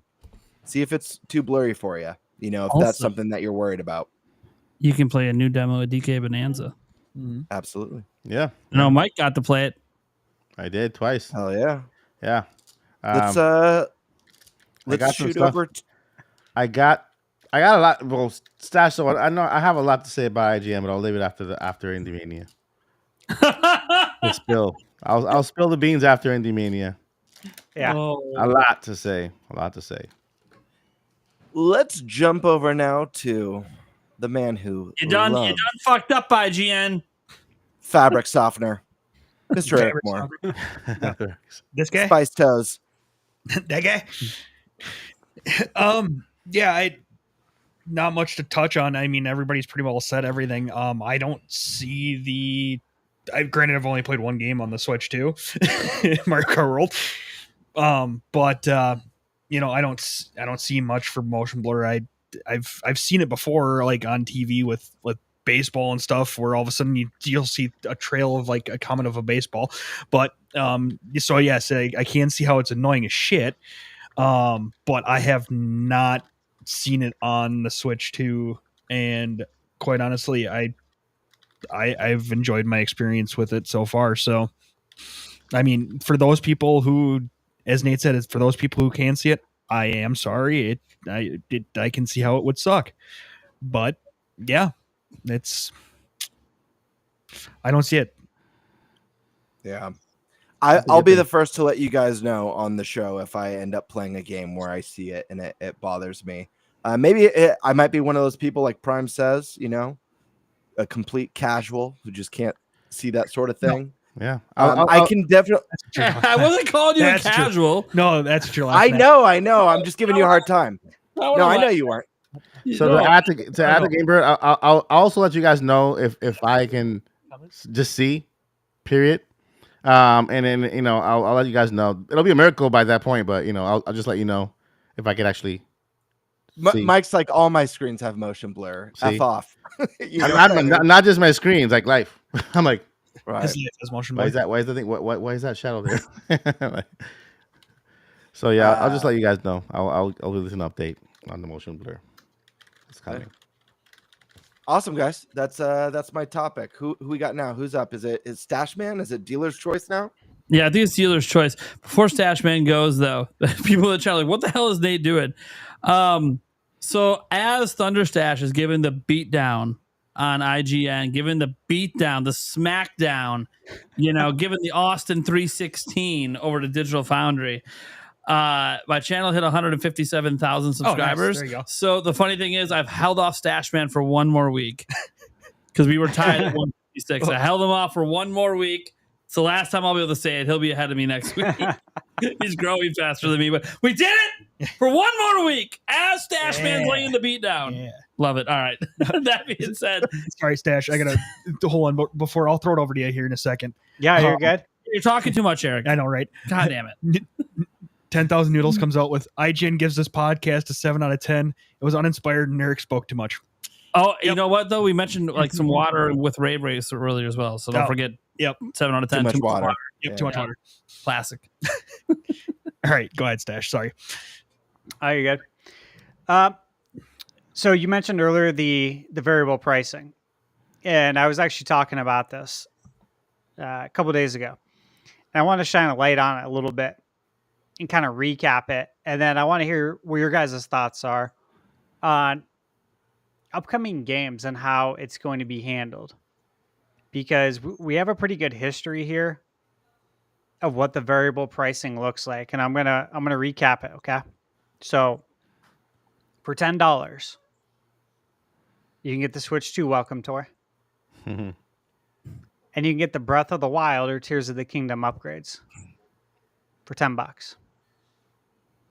For $20, you can get the Kirby Star-Crossed World upgrade, the Jamboree TV upgrade, and Dragon Drive now.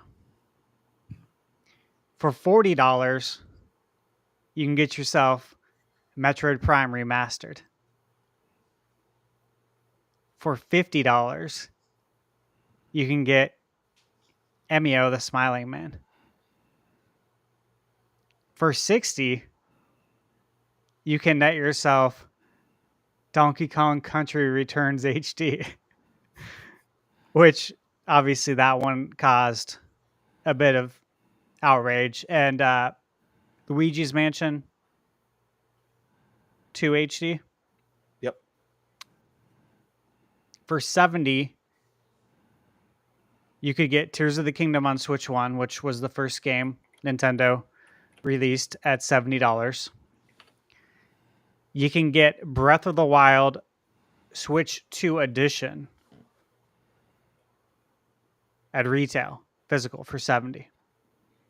You can get DK Bonanza for $70. And you can get Pokemon Legends for $70. For $80, you can get Mario Kart World, or $50 if you get the bundle. Tears of the Kingdom, Jamboree, like the full Super Mario Party Jamboree TV is $80, and the full Kirby game Star-Crossed World is $80.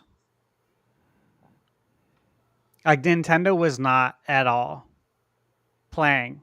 They were not joking when they said they were going to be doing variable pricing.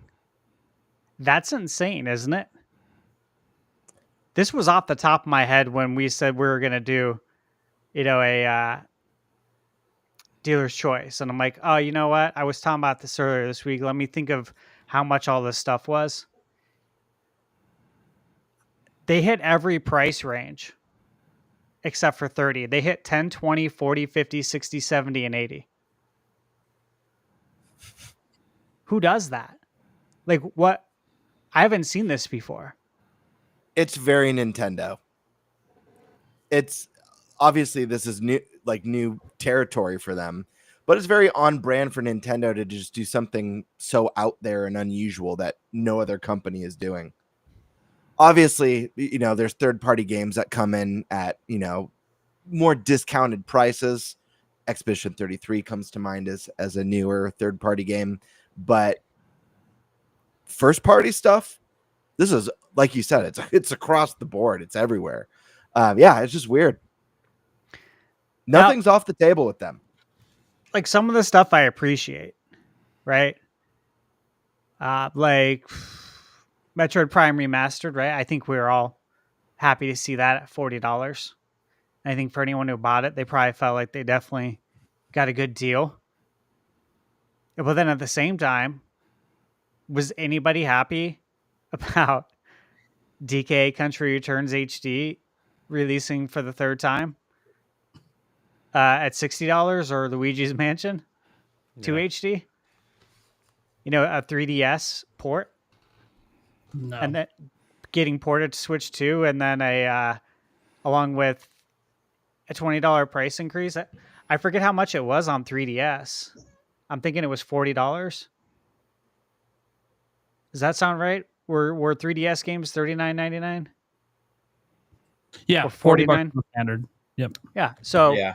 it got released. What? Almost a decade later, onto the Switch, and then they increased the price $20. So it's interesting. I want to think that we're going to benefit from this in some ways, but we have to also be realistic, because we have games like DK and Luigi running $60, but then you got Metroid at 40, which I think we all kind of know why Metroid is $40. They really want to invite people in to that IP and grow it. Yeah. So that makes sense. What do you guys think? What do you think we're going to benefit from this at all during this generation? Are there some IPs that you're worried about costing $80? Yeah. So I think a majority of their bigger franchises will be 70 and 80. 3D Mario can be 70 or 80. Zelda 70 or 80. But I do think that people forget that Nintendo has this wide range of different releases. Like, okay, let's say you're going to sell the next 3D Kirby game, the new Forgotten Land style game. You sell that at 70. But are you going to really come back with a side scroller and tell everyone that's also worth 70? Yeah, this is a great point. No, they might try it, because they were selling side scrollers for 60 when that was standard. So they might try it. Or will they keep it at 60 or less? We haven't had yet this generation. We've seen Switch 2 editions.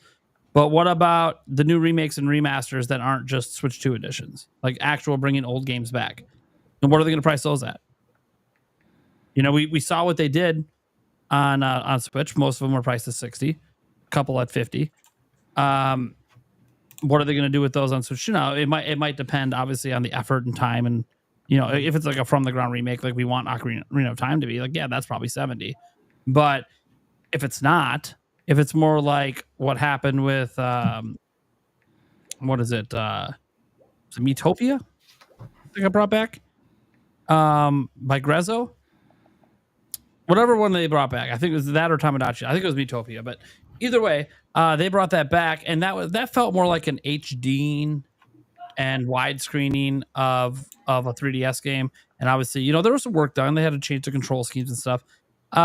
Yeah, that I think should be like a $40, $50 game. I don't think that should be higher than that. So it's going to be interesting to see what they do because the prices have gone up. So I kind of feel like it's sort of weird because Nintendo is raising the prices on the top end. And I kind of feel like that could reflect on the low end as well. So I wonder if like on Switch, Welcome Tour would have been free and Dragon Drive would have been 10. But because we're on Switch 2, it's 10 and 20. I wonder that. I don't know. So I'm very like it's more of these the premium IPs like the Marios, the Pokemons, the Zeldas. We know those are 70 or 80. Like I don't know how many are going to touch 80.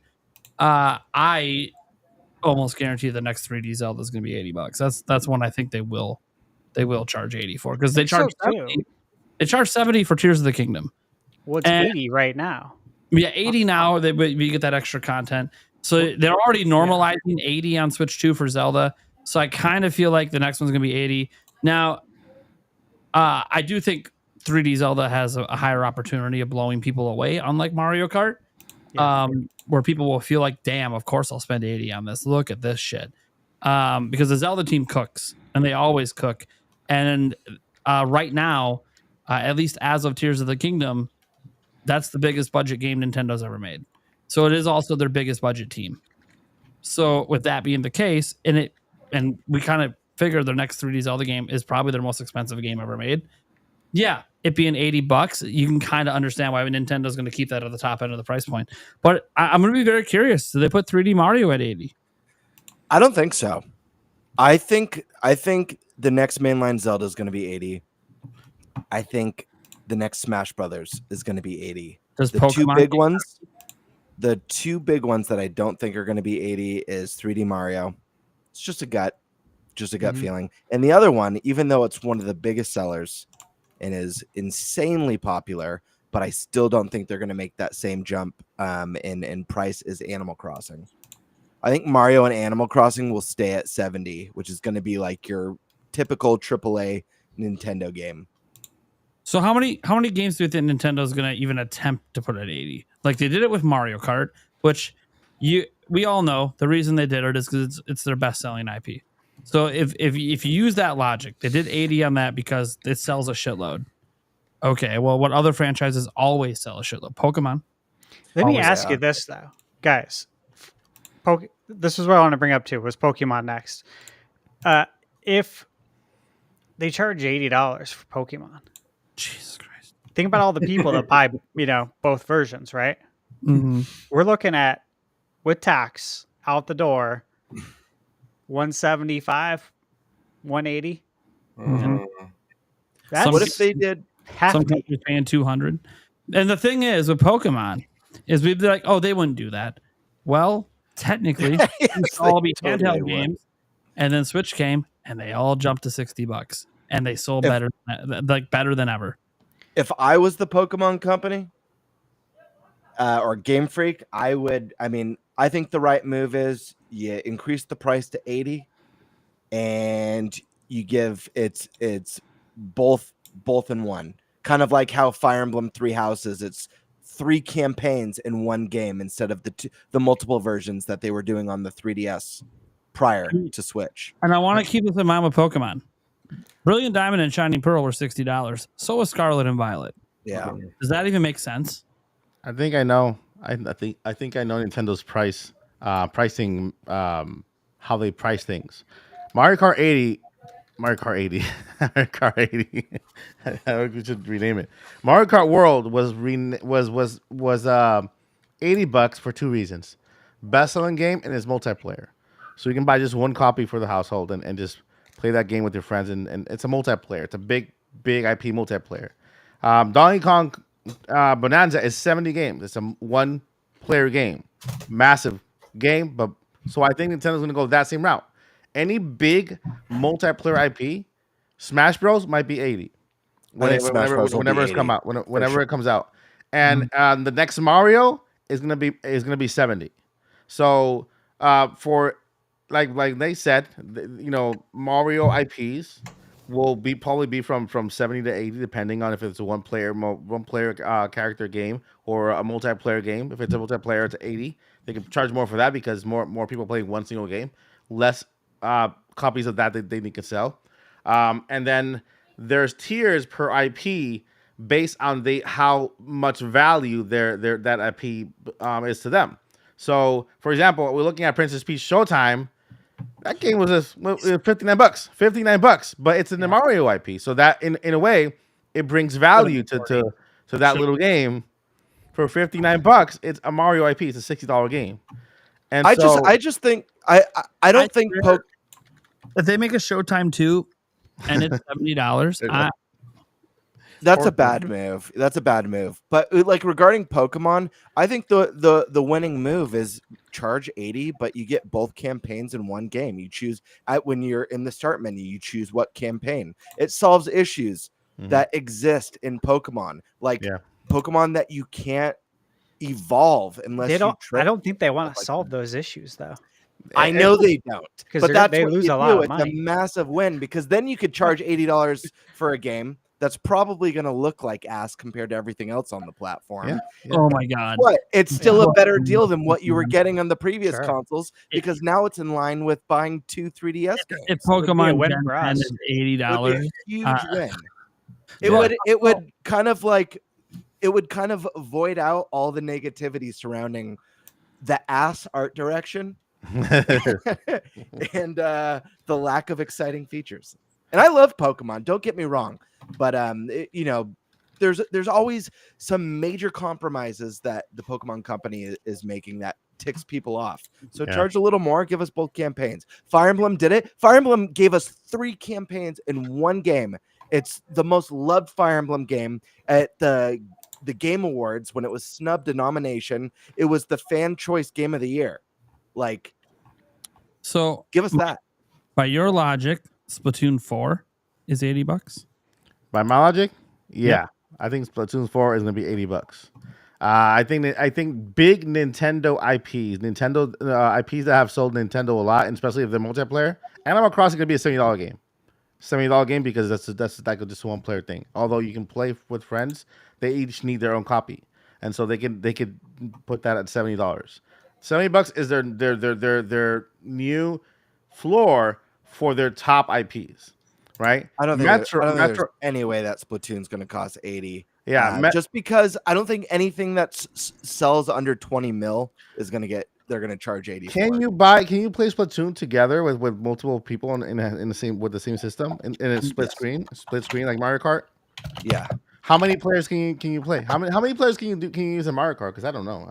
I haven't tried it like that. That's a good question. I only tried. They showed it in the direct, but I don't remember. I think it's just 4 split screen. Just 4. Okay, so Splatoon the same, right? Just 4 split screen. Split screen. I don't know. I don't think you can do 4 split screen. I know you can do like 8 people with different the game different on systems. all the systems. Yeah. That also matters. In Mario Kart, you can do 4 people. That's 4 players. So this is what I was confused for a moment. Splatoon does not support any split screen at all. Okay, so that's a one player game then. Everyone has to. Well, it's a multiplayer game. That's what it is. Yeah, but that's a one single. Yeah, exactly. So it's not like I can play with my daughter on the same screen. She needs her own copy of the game, right? Yeah. The reason that people get confused is that the original Splatoon on Wii U did have split screen, but 2 and 3 did not. So games that you can do split screen with and multiple people can play, that's $80 games that you have to have your own copy, even if it's a multiplayer game, but you need your own copy. That I believe that'll be like a $70 game. That scares me. Of the top IP, because when it comes to Metroid could be a $60 game. You know. Well, the reason that it scares me is all those games you just talked about, like Splatoon, Smash, Mario Kart. They also have expensive DLCs. Oh yeah. No, I'm not saying those DLCs aren't worth it, but it's kind of like they're already making extra money. Mm-hmm. I don't think Splatoon costs $80. I don't think I it mean, costs- look at the backlash from Mario Kart. Obviously, everyone's going to buy Mario Kart. It's Mario Kart. Splatoon is big. It's a growing franchise, but it hasn't come close to 20 million. I think the best selling. Correct me if I'm wrong, people in chat or anyone on the panel. I feel like the highest selling Splatoon is around 13 million, give or take a mil. And Splatoon is not even in the top tier IP like Mario is. Right. And I don't think we already get complaints from Splatoon that like each iteration's too samey. They've only really added Salmon Run as a big different exciting mode. A lot of people think the single player is half baked. I just don't think there's any I mean, it would have to be a drastically bigger game, I think. Yeah. But I don't know. Yeah. I just don't see it. Yeah, but I feel like Zelda's a no-brainer. So when I meant multiplayer 80, I meant those that you can use one copy and play multiple people with. Even though even if Splatoon is a multiplayer game because you play online with other people, you still need your own copy, and there's only one single player game. You know what I mean? And so for that very reason, I don't think it's going to be $80 either. But then again, Splatoon is also not in the same category as Mario. So that could also bring it down in price. We'll maybe keep it at $60 whenever that comes out. Anything that's Mario related, Donkey Kong related, will be at 80 and above, 70 and above. Because still Donkey Kong is considered part of the Mario IP. And so that's the tier that I believe Nintendo will go with. They'll keep their big names at 70 and above, depending on whether they're multiplayer or not, how many people can play per system or per copy, and then going down there with those tiers. Animal Crossing is one that, because of how great it became a top tier IP like Mario last year with Switch, based on how much it sold. That one feels like a $70 game when it comes out, because it is a one player game, although it's also multiplayer where you can play with other people online. So I know Nintendo doesn't care what I think. I'm just going to say this right now. There's only one franchise they have I'll spend 80 on. Zelda. One that I already did. Zelda. That is it. Says the guy who has Mario Kart World. Bundle, $50. Yeah. But Nate, is that the Switch 1 and then you update it? No, the Switch 2 edition. So I'm saying, is the cartridge a Switch 1 cartridge and then it comes with the update? Yeah, the update's on the cartridge. It's a Switch 2 cartridge that you can also use in your Switch 1 if you want to. Okay. Nice. Yep. All right, fellas, I gotta go. Yeah, buddy. Yeah. What's going on tomorrow? Why should people be checking you out tomorrow? What's happening? Oh man, so check this out. I know you guys have heard of a little guy named Angry Vigilante. He is going to be going up against in a debate. So if y'all didn't get enough of debating, he is going against real debate, moderator and everything. He's going against the champ, my boy, the Muhammad Ali of the debate Nintendo world. He's going against Shadow Fox tomorrow, so that is going to be quite an epic duel. Expect feelings to be hurt. Expect people to cry. Expect emotions all over the place, because it's going down tomorrow at 9:00 Eastern Standard Time. You can catch it on my channel, the Sandstorm Rebirth channel. You can catch it on Shadow Fox's channel, and you can catch it on Angry Vigilante's channel. And let's just say if you miss it, you definitely don't want to miss Prime's recap of it. Yeah, I'll be reacting to it live on Friday night. I'm avoiding all spoilers till then. But guys, I'm not streaming tomorrow night. So you guys want to go catch it and already know what happens. And you make me have to get off my own Discord server because I don't want to know. I don't want to. So basically, it's like Mortal Kombat, but with real people. Is what saying. There'll be not the Nintendo version, not the Super Nintendo, and not the green blood kind. So yes, it's going to be an absolute great time. We are having polls too, so you definitely got to come through and put your polls for who you are feeling like. Will there be dancers there? I like what you did there. You gotta have like at least a model like with the round one. Somebody's gonna be shaking. So yeah, it's gonna be a great time.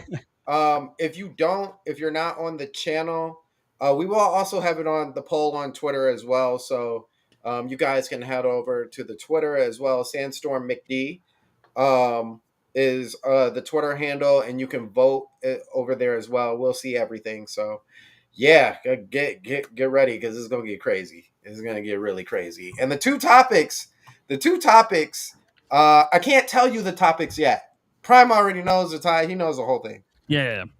But I can't tell you the topics yet. But I can tell you that they are somewhat in Angry Vigilante's favor. However, how they get handled may not be how he wants to handle them. So this is gonna be it.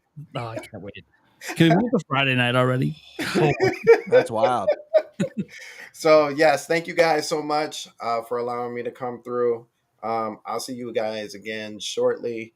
Thank you, Mike. Thank you, Prime, Stash, Gamebird, Eric. Thank you all for allowing me to hang out with y'all for a little bit. Yeah, Pleasure, now man. Go have the real fun. Yeah, go have some real fun, and I'll definitely be tuning in as well. I want to see that. Yeah. Who you guys guys don't do this again. Whoa, hold up. I will be tuning in to the debate. Okay. Not Classic again. Stash right there. Classic Literally Stash. classic. Very classic. He's like, all right, I'm here. Hey guys, who you all be rooting for? By the way, let's go around the panel.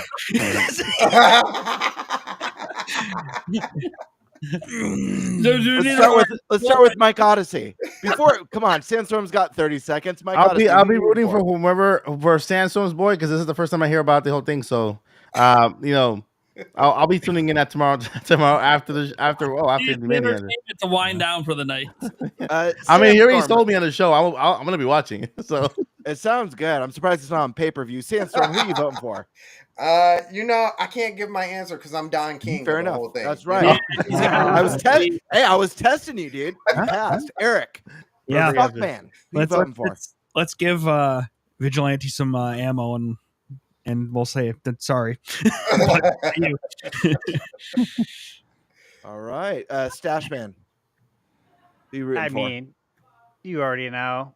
This isn't even rooting. You know what I mean? Like, I know the outcome.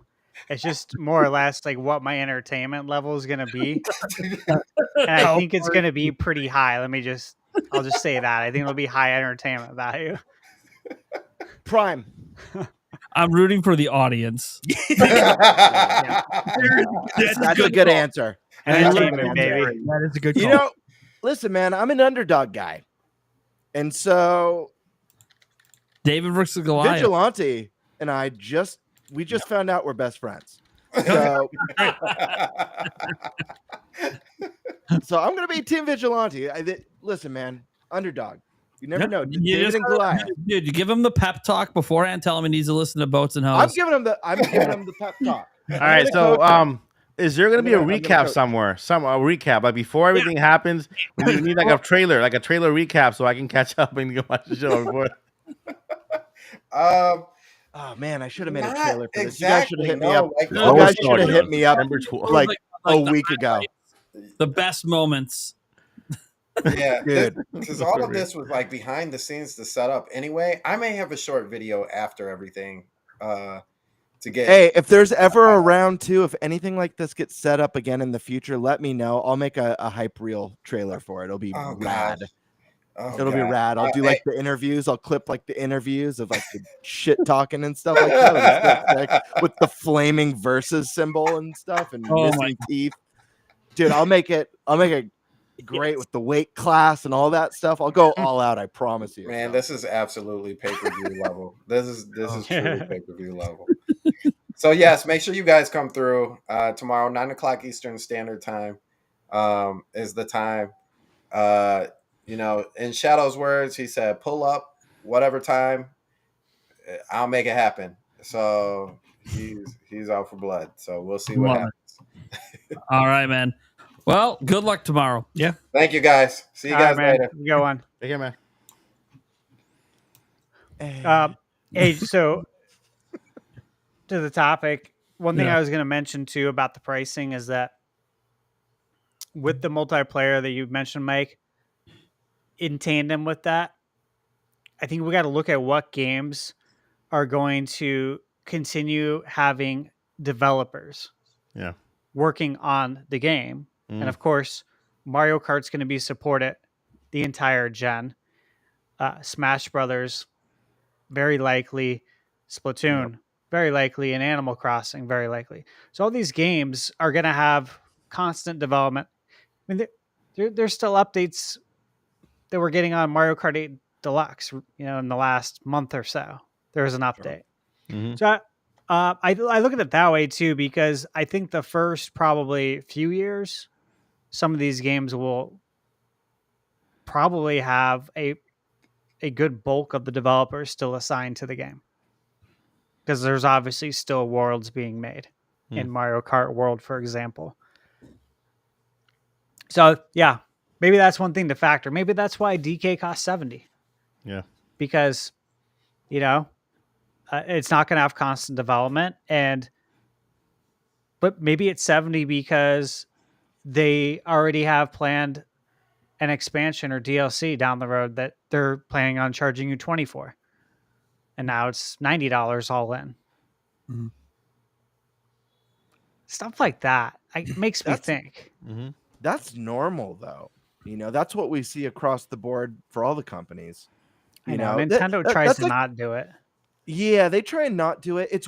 That is one weird thing about, like, we look at like Kirby and Breath of the Wild, and obviously they're older games now, so people are going to get upset. Nintendo charges full price; they don't really discount their games. But if you just look at it at face value, you're buying the game at its retail price, and then you're paying a normal DLC price for those. Yeah, so it's not that odd. Most people. There's 150 million Switches out there. Most people who want a Switch bought a Switch. Most people who wanted to play Kirby or wanted to play Zelda bought and played those games. I imagine the majority of people playing these Switch 2 versions are just doing the $10, $20 upgrades. Right? Don't you think so? The majority of people? Yeah.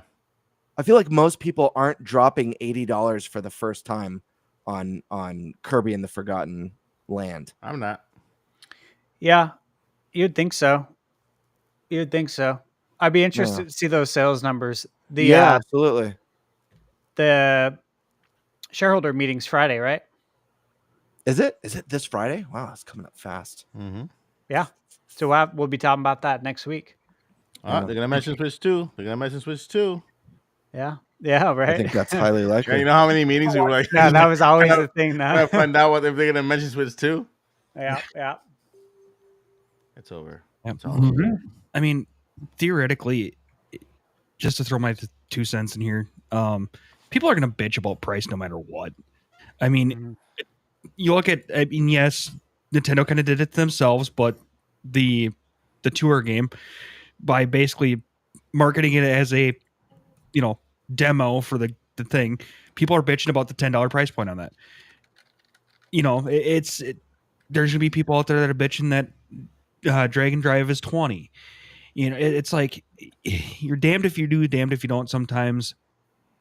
It's going to be interesting to see how they kind of it'll be interesting to see where Nintendo views its tiers of how its software is at. And I can also maybe, some of these ones that they want to kind of maybe get some more people into, maybe they will give a little discount on to maybe bring a few more people into it, getting the idea of them buying it and coming into it, and then slowly ramp the price up on the next few games to, maybe keep people, and, you might lose a few, but hopefully you gained more than you've lost. And it's going to be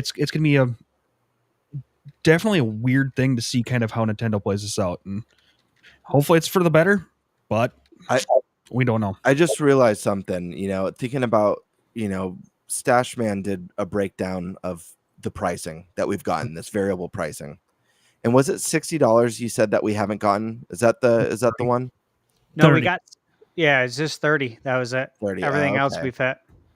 Okay, well then this is kind of a moot point. Because I was thinking it was 60 for a second. But that being said, what do we think Metroid Prime 4 is going to cost? Because this is not, this isn't a system seller. This isn't a super mainstream IP. It's niche. Yeah, it's a critical darling, but it's niche when it comes to consumers. Could this be a $59.99 game because they want to sell it?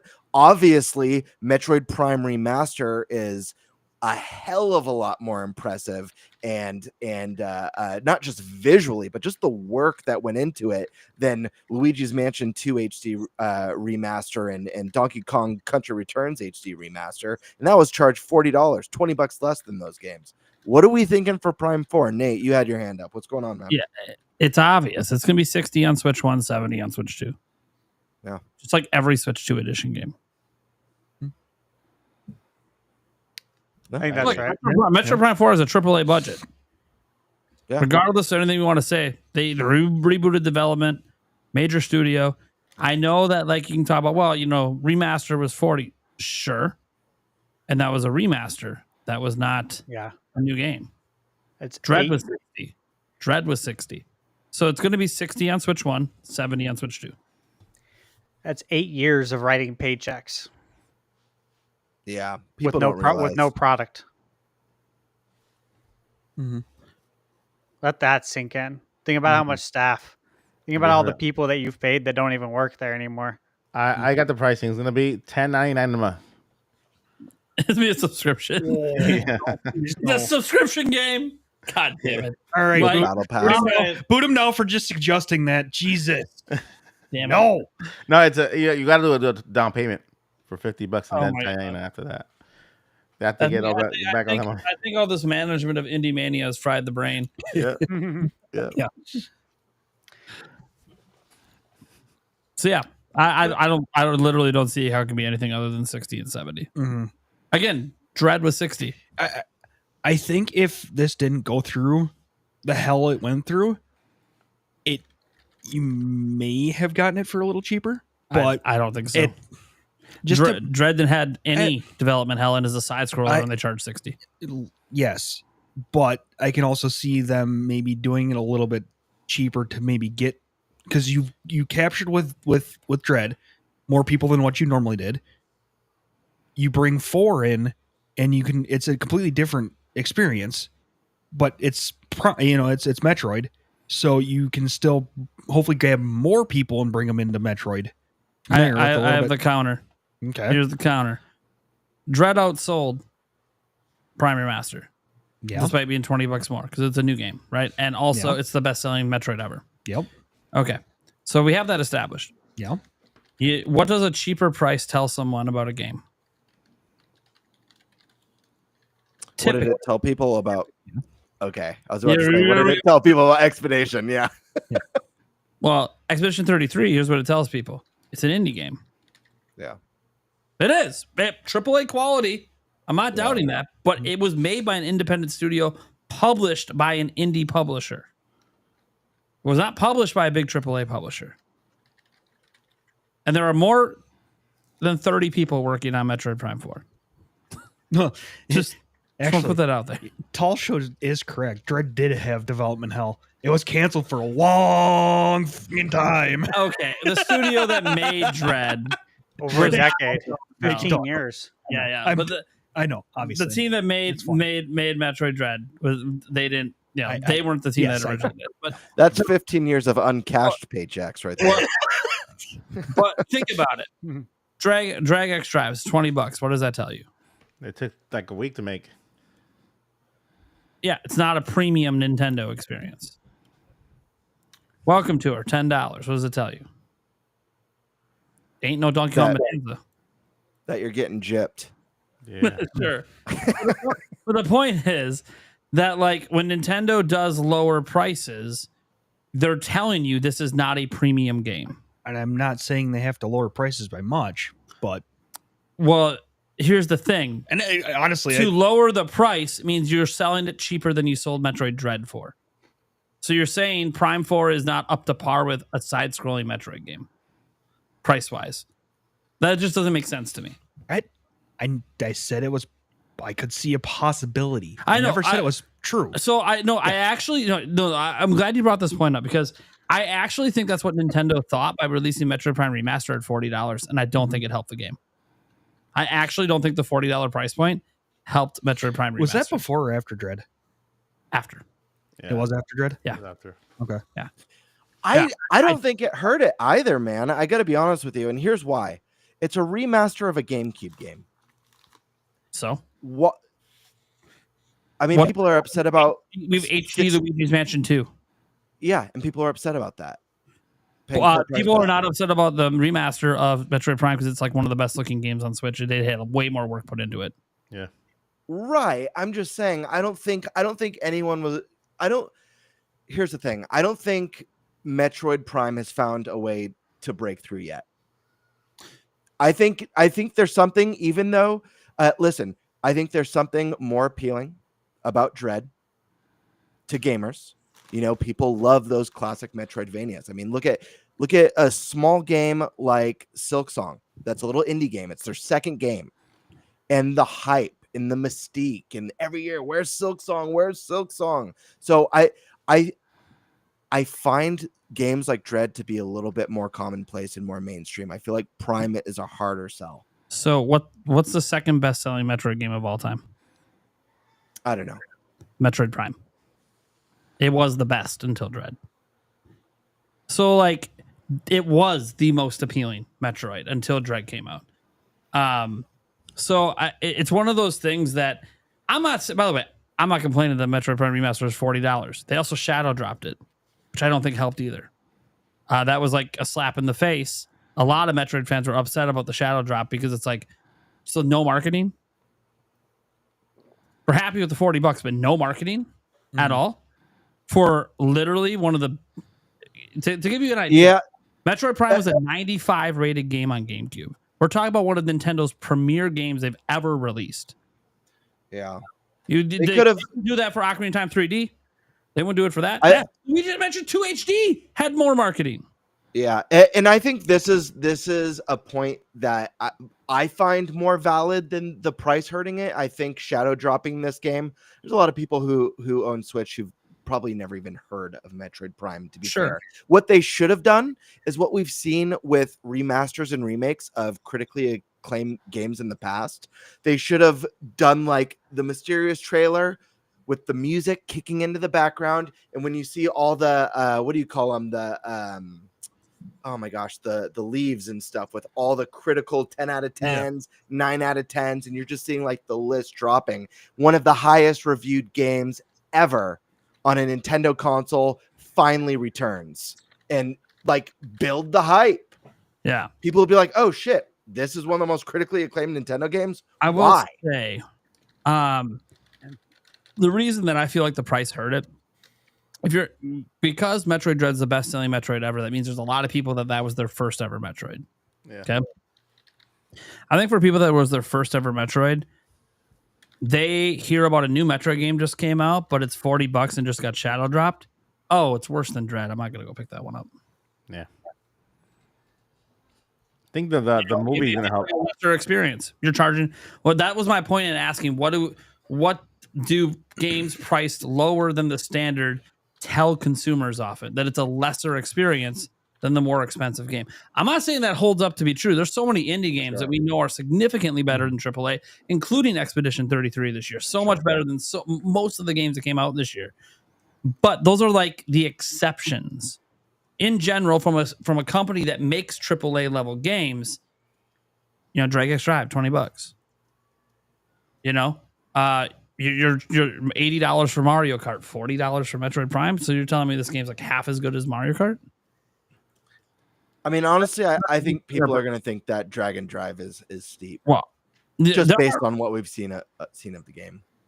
But I hear what you're saying though. Yeah. No, I mean, today the reactions have been pretty good to Dragon Drive being $20, but also those are people that already know about the game. It's will the general consumer pick it up for $20? Obviously, we have no idea. But it's still for 20, even at $20, people might think it's too expensive. My point was just that, like, when Nintendo has games that are lower priced, people just generally feel that they're lesser quality games, and so I don't see a world where Prime 4 could be lower. The argument is obviously that Metroid, the argument is always the same argument for economy 101, right? You release cheaper and sell more units and hope to make it up in sales. But I haven't seen that always proven true with video games. Lower prices haven't always increased sales unless you're reducing price on a sale. So like you're taking Last of Us and you're dropping it down to $30. Like, okay, yeah, you see a little sales bump doing that, but that's not what you released it at. And I'm not saying that it shouldn't work that way. As an example, if Spider-Man 3 comes out from Sony and they charge $40, I would pray to God that would increase sales. I would really hope, because like they built up a reputation with the Spider-Man games. Like, why is it 40? I don't know, but so we'll see. Because even when we talk about like Expedition 33, right? Like, yeah, one of the best games this year. It's not even close to one of the best selling games. Yeah, because people associate price with quality. It sucks. So would it benefit Prime 4 to be 80? It would, in a way. In a way, yes, but I also think, it would make people go into it with the expectation of this being one of the best games Nintendo's ever made. I feel like, and this is just, but I don't think it would sell. Like, if your point is like, would it sell more copies at 80? That I'm not sure about. And the big thing to remember is it's cross-gen with Switch 1. So like that means it's 70 on Switch 1, and they're not going to do that on Switch 1. So like that's why I think 70 is like the top out for Switch 2, because it's also a Switch 1 game. Yeah. I feel like if Prime 4 costed 80 on Switch 2, I feel like there would be an expectation for the visual fidelity to reach a standard that it doesn't on the Switch 2 version we see today. Not that the game isn't beautiful and running, at its high frames per second with the mouse controls. I just feel like there would be an expectation visually to have that $80 price point on Nintendo's next gen system. I don't know. Mm-hmm. All right. Yeah. By the way, I'm glad that we have some dissent. I love it. This is what I live for on the show. We need more dissent. Remember, like, wasn't it like a couple episodes ago? I had to play devil's advocate for like 2 straight topics, and I'm like, okay, literally, I don't even believe half the shit I'm saying, but someone's got to make these arguments, because otherwise we're all just gonna be like, yep, we agree. Yep. I'm like, okay, come on. Yeah, that gets boring. I disagree with everything. We could discuss themes again. Oh, here we go. We do disagree on that. There is a legit disagreement there. Are we good on this topic, Stash? Yeah, we're good. I think we're ready for you. All right. So our last topic today, we're going over premium third-party accessories. It's not the cheapos, because most people don't care about the cheapos. If a cheapo accessory doesn't work out, get your refund, move on with your day, right? Or if for some reason they have a shitty refund policy and they don't give you anything, whatever, you're out like $10, $20. Most people will just leave an angry review and move on. Not so when you're talking about premium accessories. And in the Nintendo space, Switch 2 in particular, but on Switch there was 2 premium options on Switch. It was, especially for grips in particular, there was Satisfy, and then there was Genki. Switch 2, we now have a third. We now have a third on the premium level. When we say premium, we're talking $50 or more for a grip. That goes into, God, Benatis, you're throwing me, you fucker. I might as well show it. Fucking Mr. P is a big theme fan after. Anyways, thank you for the $5, but fuck you. That being said, love you, man, but fuck you. You know, I say it with love. So no, now my whole thought process is thrown off. God damn it.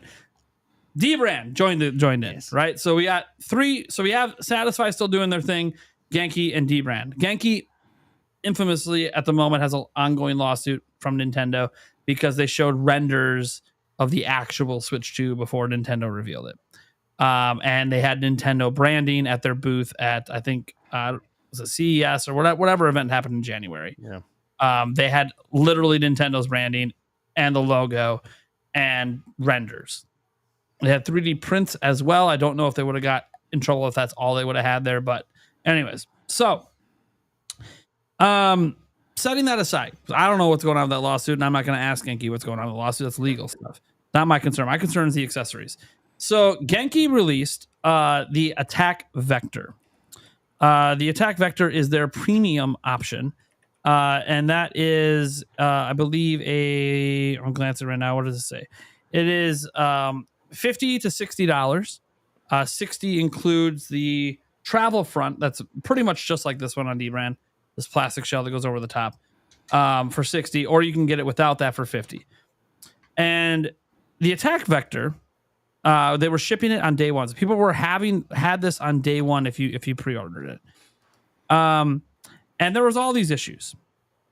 Okay, so this is a warning. You can see 16 days ago. For those of you who got Genki Attack Vector, it'll be a tight fit in your Switch 2 dock.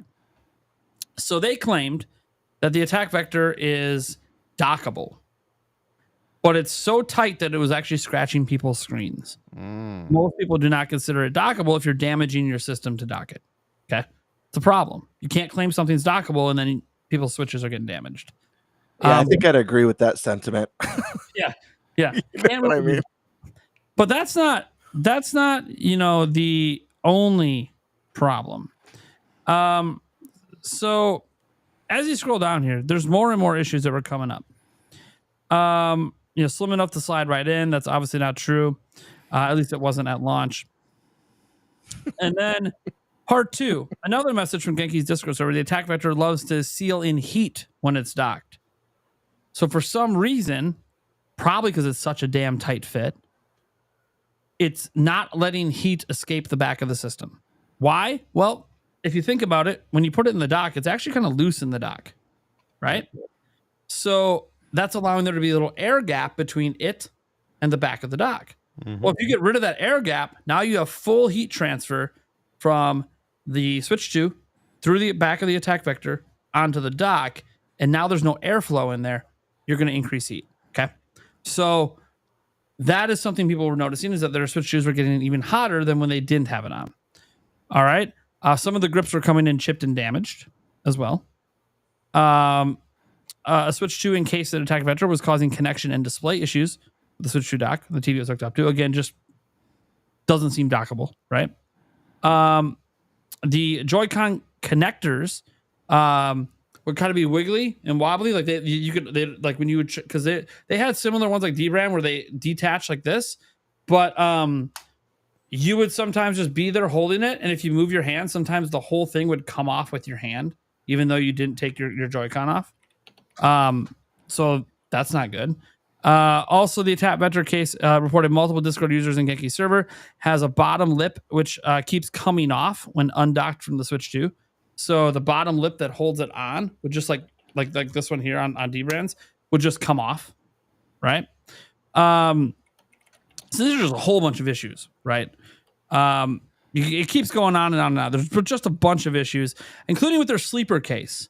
And the issue with the sleeper case, it turns out, is that the factory was using the wrong glue or something, and so the zipper would just come off the case, which would kind of suck if you're walking around holding a case with your Switch 2 and then all of a sudden the zipper just falls off.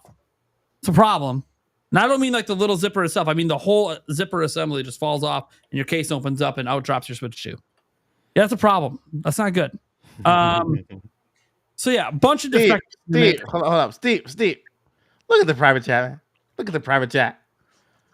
Okay. Let me see. Sorry, Nate. Okay. That being said, so the Attack Vector has all these problems. All right, whatever, right? And here, just to make this easier for everyone, we'll do this. So there's all these problems with the attack vector. So one thing that Genki, I know what Genki's doing to solve these problems, but the problem Genki had is not only were they available day one, they have like a no refund policy if you open the package. Oof. What? Yeah. This isn't a video game. What? Yeah. It's not like you're copying it. Yeah, it's literally on their website in the refund policy. If you open it, only unopened products can be returned. So if you open it, which of course you did, you can't return it, right? So I'll get to what Genki solutions were, but the problem is Genki has no clear public communication on what they're doing. Okay. Still, right now they don't. There has been communication, but only on their Discord server.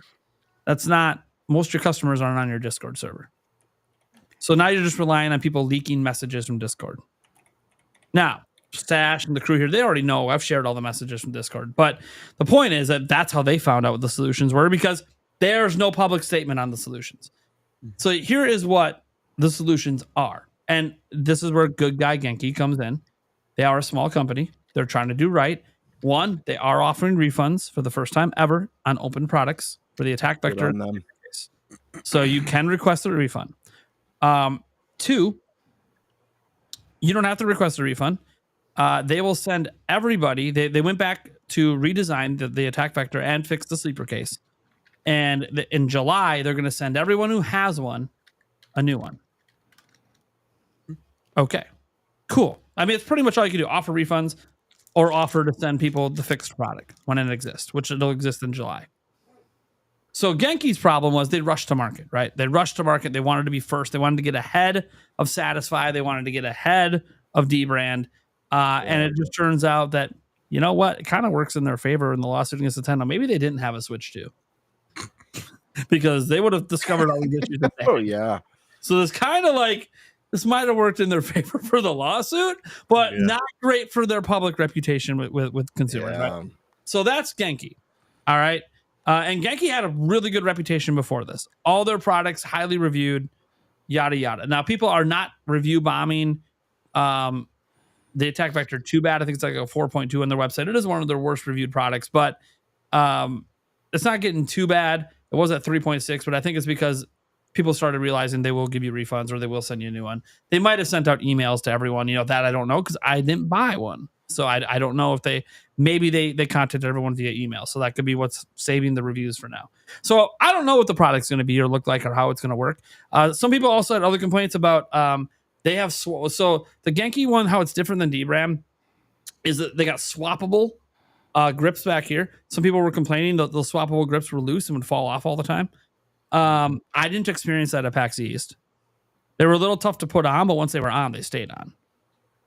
So I got to touch this at PAX East. I didn't think that was gonna be a problem, but that's obviously their unit they're showing off that they know works, right? That's not a mass manufactured run. That's a private unit they showed off. Also, they showed off their private unit. Yes, they did. I got a picture with the private unit on my wall. Oh no! They also have a MagSafe magnet that's meant to attach battery packs or any other MagSafe accessory you want to attach. That's one of the unique features of it. It being dockable, well, D-Brands is not. That's one of their touted features. And so.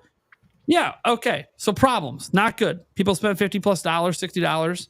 Maybe they even went and bought the $70 battery bank accessory they have, and now they have a thing that's just it's not doing what it promised. Not good. Or you bought the sleeper case with it, and now the sleeper case, the zipper's breaking.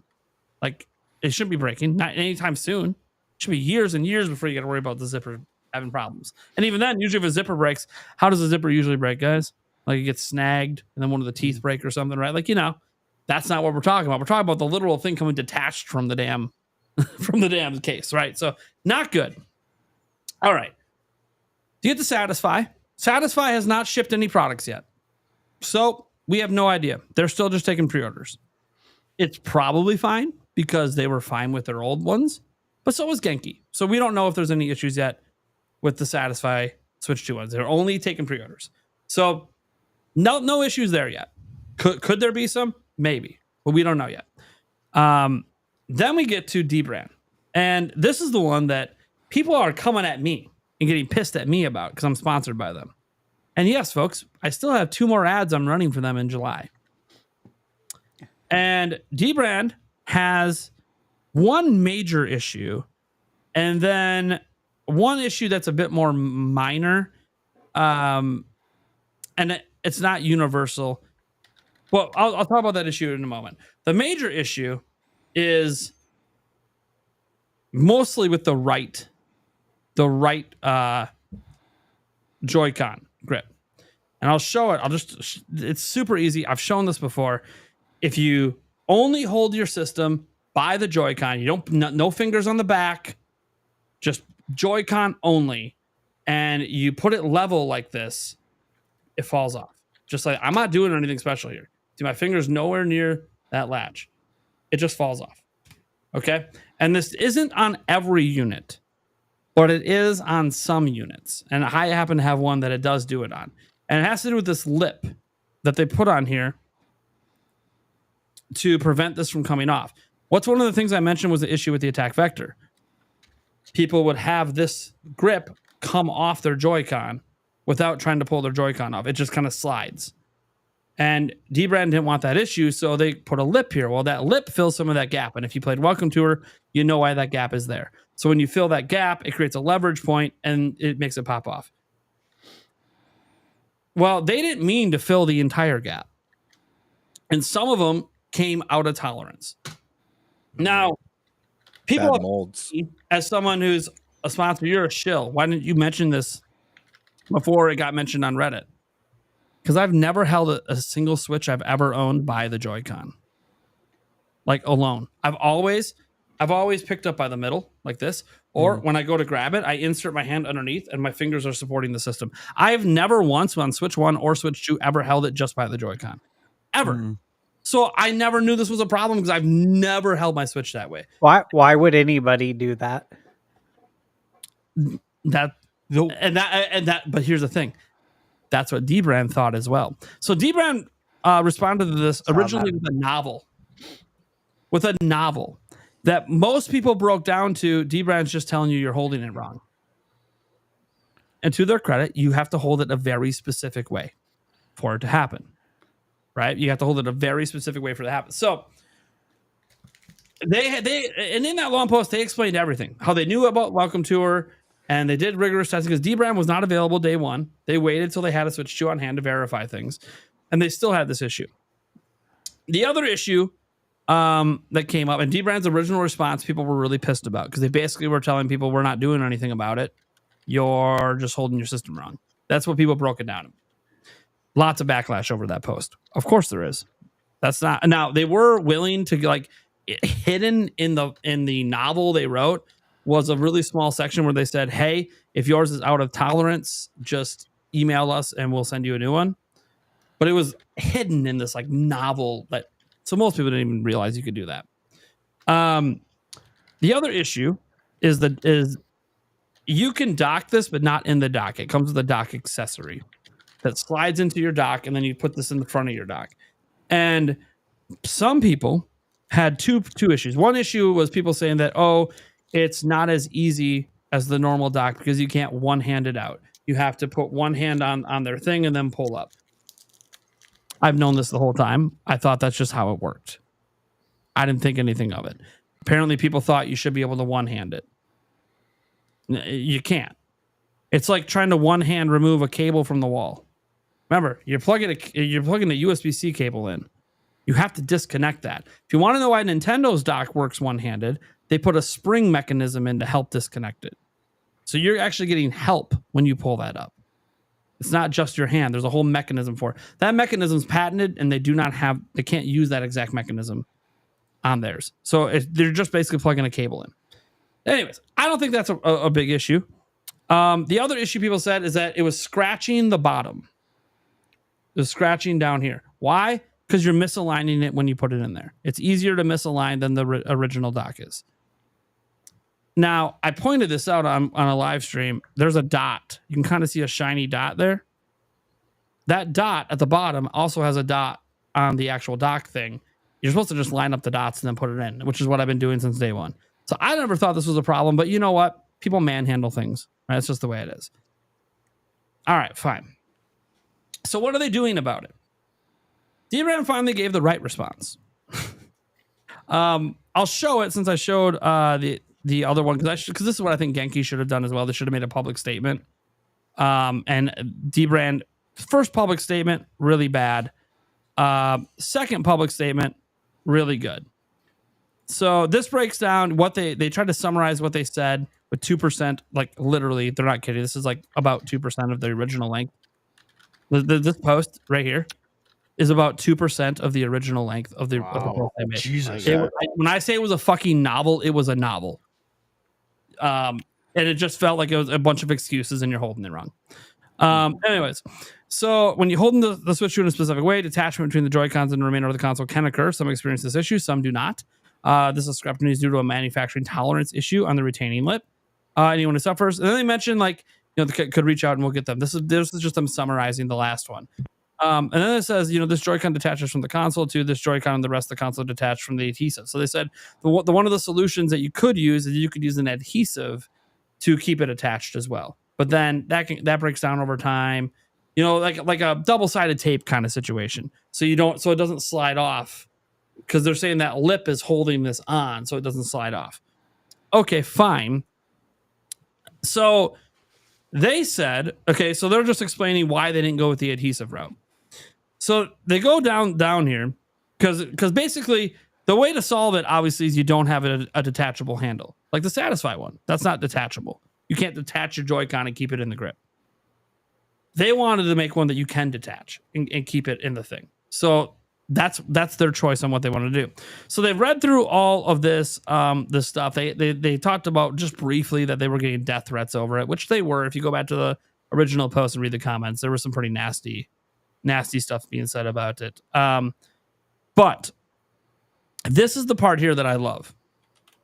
As easy it is to boil our original post down to you're holding it wrong, what we're sober to now is the point that you should be allowed to hold it however the fuck you want without detachment occurring. And we get it. So please continue dunking on us for the next 6 to 8 months for reincarnating Steve Jobs. That's them basically saying, yeah, we know we fucked up. And you know what? We should have never blamed you. You should be able to do that. It's stupid. They're not backing up that it's a stupid way to hold your system, but you can do it without ours things on. So you should be able to do it with it on. So however the fuck you want. So this is what they're doing. The good news is everyone, whether or not you're experiencing this issue, so even if it's not a problem, you're going to get a free replacement. And the replacement, because there's good stock and bad stock, they said it's because what they're working on right now is even better. Then they go over 2 things they're doing. They want to do this second one, but they aren't sure if it's mass manufacturing. They tried this in testing, and it failed the first time they tried to mass manufacture it. They're going to try it again on July 10th and see if it works. But either way, they have this option as well. The long story short is basically they're replacing everyone's units, whether it's a problem or not.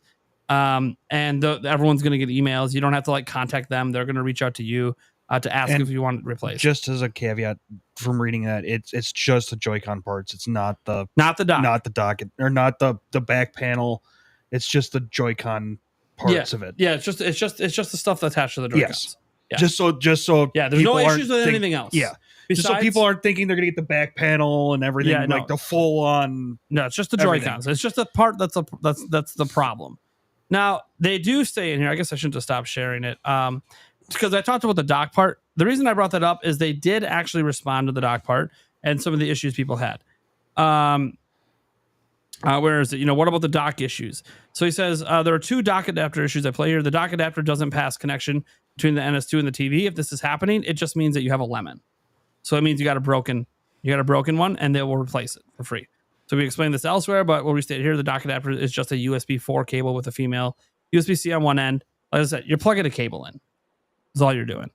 Like any high-speed cable, a single bad pin or a misaligned trace or any strain during manufacturing and assembly could knock it out.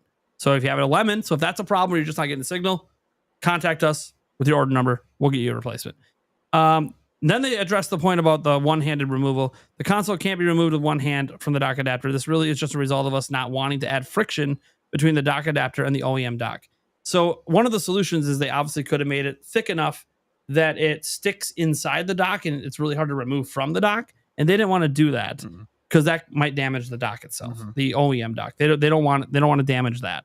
So any additional material that causes interference fit between the dock and the OEM dock could result in a misalignment or undue stress on the original dock. By keeping it a touch loose, we can ensure proper registration of the dock adapter, regardless of tolerance discrepancies. All right. I recognize it's not a seamless one-handed solution like the original dock, which features a spring and plunger to aid in removal, but the addition of those two parts to build a more seamless removal would also necessitate a front wall, which when paired with a full body case could cause thermal regulation problems, which is exactly what is happening with Genki. They're trying to avoid the Genki problems. So that's why they didn't want to even put this in the dock. No, we want an external dock so there's open air and we don't have this problem. Okay.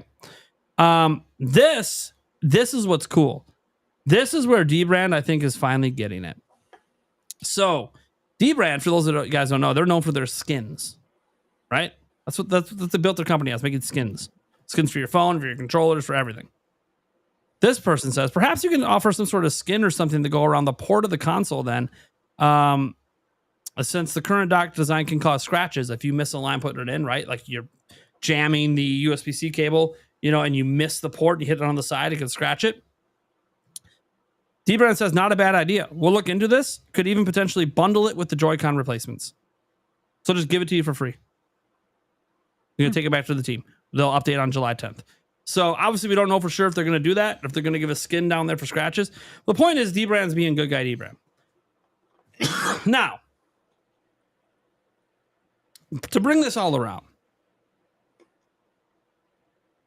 one, do we think all these products were rushed to market? Two, besides Satisfy, which we can't comment on because it's not out yet, so we don't know if there's any problems. Two, how do we feel about all of this? Because these are the premium accessories. These are the companies we've been talking about. We've been talking. Thunderstad, big fan of Genki's products, right? Big. I was glowing about the Genki products when I touched them at PAX East, but I never got to put them in a Switch 2 back then. Obviously, D-Brand, I'm sponsored by them. Is there a conflict with me because they have a issue with their product? Like, I can't cancel the sponsorship. Money's already been exchanged. So I have to do these 2 more ads. But is it bad if I do more with them? So what are you guys all thinking? Because I feel like I technically am not impartial because I've been sponsored. So I really want to get your guys' thoughts on this because I am sponsored. And because of that, people are going to think whatever I say is sugar-coated in money. But you guys are not paid by any of these companies. Except Nintendo. No, I'm just kidding. There's even negotiations going on behind the scenes with Genki for my channel. I don't think that's happening for any of you guys. So I might even be getting paid by Genki soon. So literally, I probably am the worst person to talk about this. So let's go to Stash first, who has a history with some of these products. What are your thoughts on all this? I think it goes back to what I said a few weeks ago when we was talking about the kill switch. I really think everything was rushed to market across the board. And we thought the D-Brand was the outlier, remember? And it appears that they weren't. And that's okay. They're doing the right thing. Genki's doing the right thing. I think that's the biggest takeaway is that they're all doing the right thing. They're getting things fixed. They all made similar mistakes. I feel like the 2 things. One, they didn't have Switch 2s. But 2, the mold that they had, the prints, the 3D print, the specs were off. I really believe that. I still do. Because there's also accessories like bags, like carrying cases and stuff. I've had people talk to me on Twitter and on DM saying that, hey, by the way, so for heads up, don't buy this case because it doesn't even fit what it says it should. And they've literally sent me pictures as proof. This has been on multiple cases. So I'm like, when does this ever happen? I think this is what happened, though. This is the scenario, is that they had the wrong specs. Everybody did. And we're all living in that world now, right? Now, I don't have anything. I didn't buy any cases. Like the add-on cases. Obviously, JSOC sent me stuff. Everything works there, but I wanted to take a wait and see kind of thing, and I'm also, working with Extreme, right? So I'm going to be customizing like my whole Switch too, like removing the case and everything, putting some fantastic colors on there. So Yeah. for me, it doesn't make sense to get a case because it I would could cover tell the whole you- thing up. I could tell you where they went wrong because remember, guys, I've had this mock-up for a while. This is sent by an accessory maker. I can already tell you what the difference is. It is the right dimensions and everything's perfect. You know what's not on any of these mock-ups and probably wasn't in any of the dimensions because why would it be in any of the dimensions? There's no gap. There's no gap. Yeah. There's no gap. It's all flush. And when you just get dimensions of things, the dimensions of the Joy-Con are fine. They're right. But there's an intentional gap that wouldn't be part of the dimensions because it's just air, it's just space. Yeah. And so I think that's what happened is that wasn't in any of the dimension stuff. So that's because that's the one thing I noticed when I put this in the cases. All the cases I have do fit the Switch 2, but it's kind of funny that some of them, this one fits a little bit better. So sounds like that's the case. Yeah. But again, pun intended. I only brought this up because I know I'm the only one on the team here that has this particular thing. So that's why. But again, this is a topic that I need other people's thoughts because I've had money handed to me about this Look, stuff. I'm not upset at Genki. I'm not upset at D-Brand. Clearly, you don't want this to happen as a company. You know what I mean? Like this was not done on purpose. I think everything was done in good faith, and I also wonder if really was it so much that it was rushed to the market, or that again they had the wrong specs and that they didn't account for the gap, something that they wouldn't have even known. So yeah, I give everyone a pass on this truly, and I think you should continue doing deals with D-Brand and Genki. I think they're both good companies. Well, that was my thing. Like, I was all for the D-Brand deal because they're such a highly reputable company that's made quality products. And when they had issues with the Kill Switch originally on the Steam Deck, they did right by everyone and fixed everything. So I wasn't even worried. Genki is a company I've never even used their products, but you spoke glowingly about them. Bob Wolf spoke glowingly about him in person when I was talking to him because he's been using their products too. So it's like, well, two people I trust are telling me that these things are great, but all of a sudden I've never even had one in person, and here all these issues come up with their premium, their most expensive product they're selling for Switch 2. And it's like, okay, well, what you want to see is obviously the response, and the response from everyone's been the correct one, even though I think Genki should have made a bit more of a public statement, because that also would have helped with the press around their product as well. Because I am in direct contact with like the top person at the company right now. Literally, I'm meeting with him next week, and I have a lot of questions. And I'm sure they got a lot of questions for me. And they have a lot of unannounced products coming for Switch 2. And, my number one concern is always going to be, okay, are these products going to have problems? Yeah. Because that's what everyone's going to want to know now. Like, hey, your launch product. It is a legitimate question. Yeah. So, because, they want to work with me. They want to sponsor stuff. And D-Brand never gave me a bad response behind the scenes. As soon as this issue popped up, I emailed them, and they literally, everything you saw in that post they put up, I already knew they were going to do it before they did it. I didn't even know they made a public post that was a novel that they kind of basically blamed the user. So, and D-Brand's a bigger company. So I fully believe that first message was sent by like a lower level, I'm just the PR guy, let me just deal with this. And then when the response happened, the upper management came in and said, what the fuck are you doing? And then they did the right thing. Because the contact I have with D-Brand behind the scenes is he's like a manager there. So I was hearing all this stuff that wasn't being said publicly yet before they did it. So I feel like, look, I'm going to have biases. But my bias is based on my own experience. Notice that this is an issue. This is an issue that mine has, and I haven't taken it off my Switch 2 because I'm not worried about it. Nor did I tell Dbrand that I wanted new ones. They're going to send them to me anyways. But I didn't tell them I wanted new ones.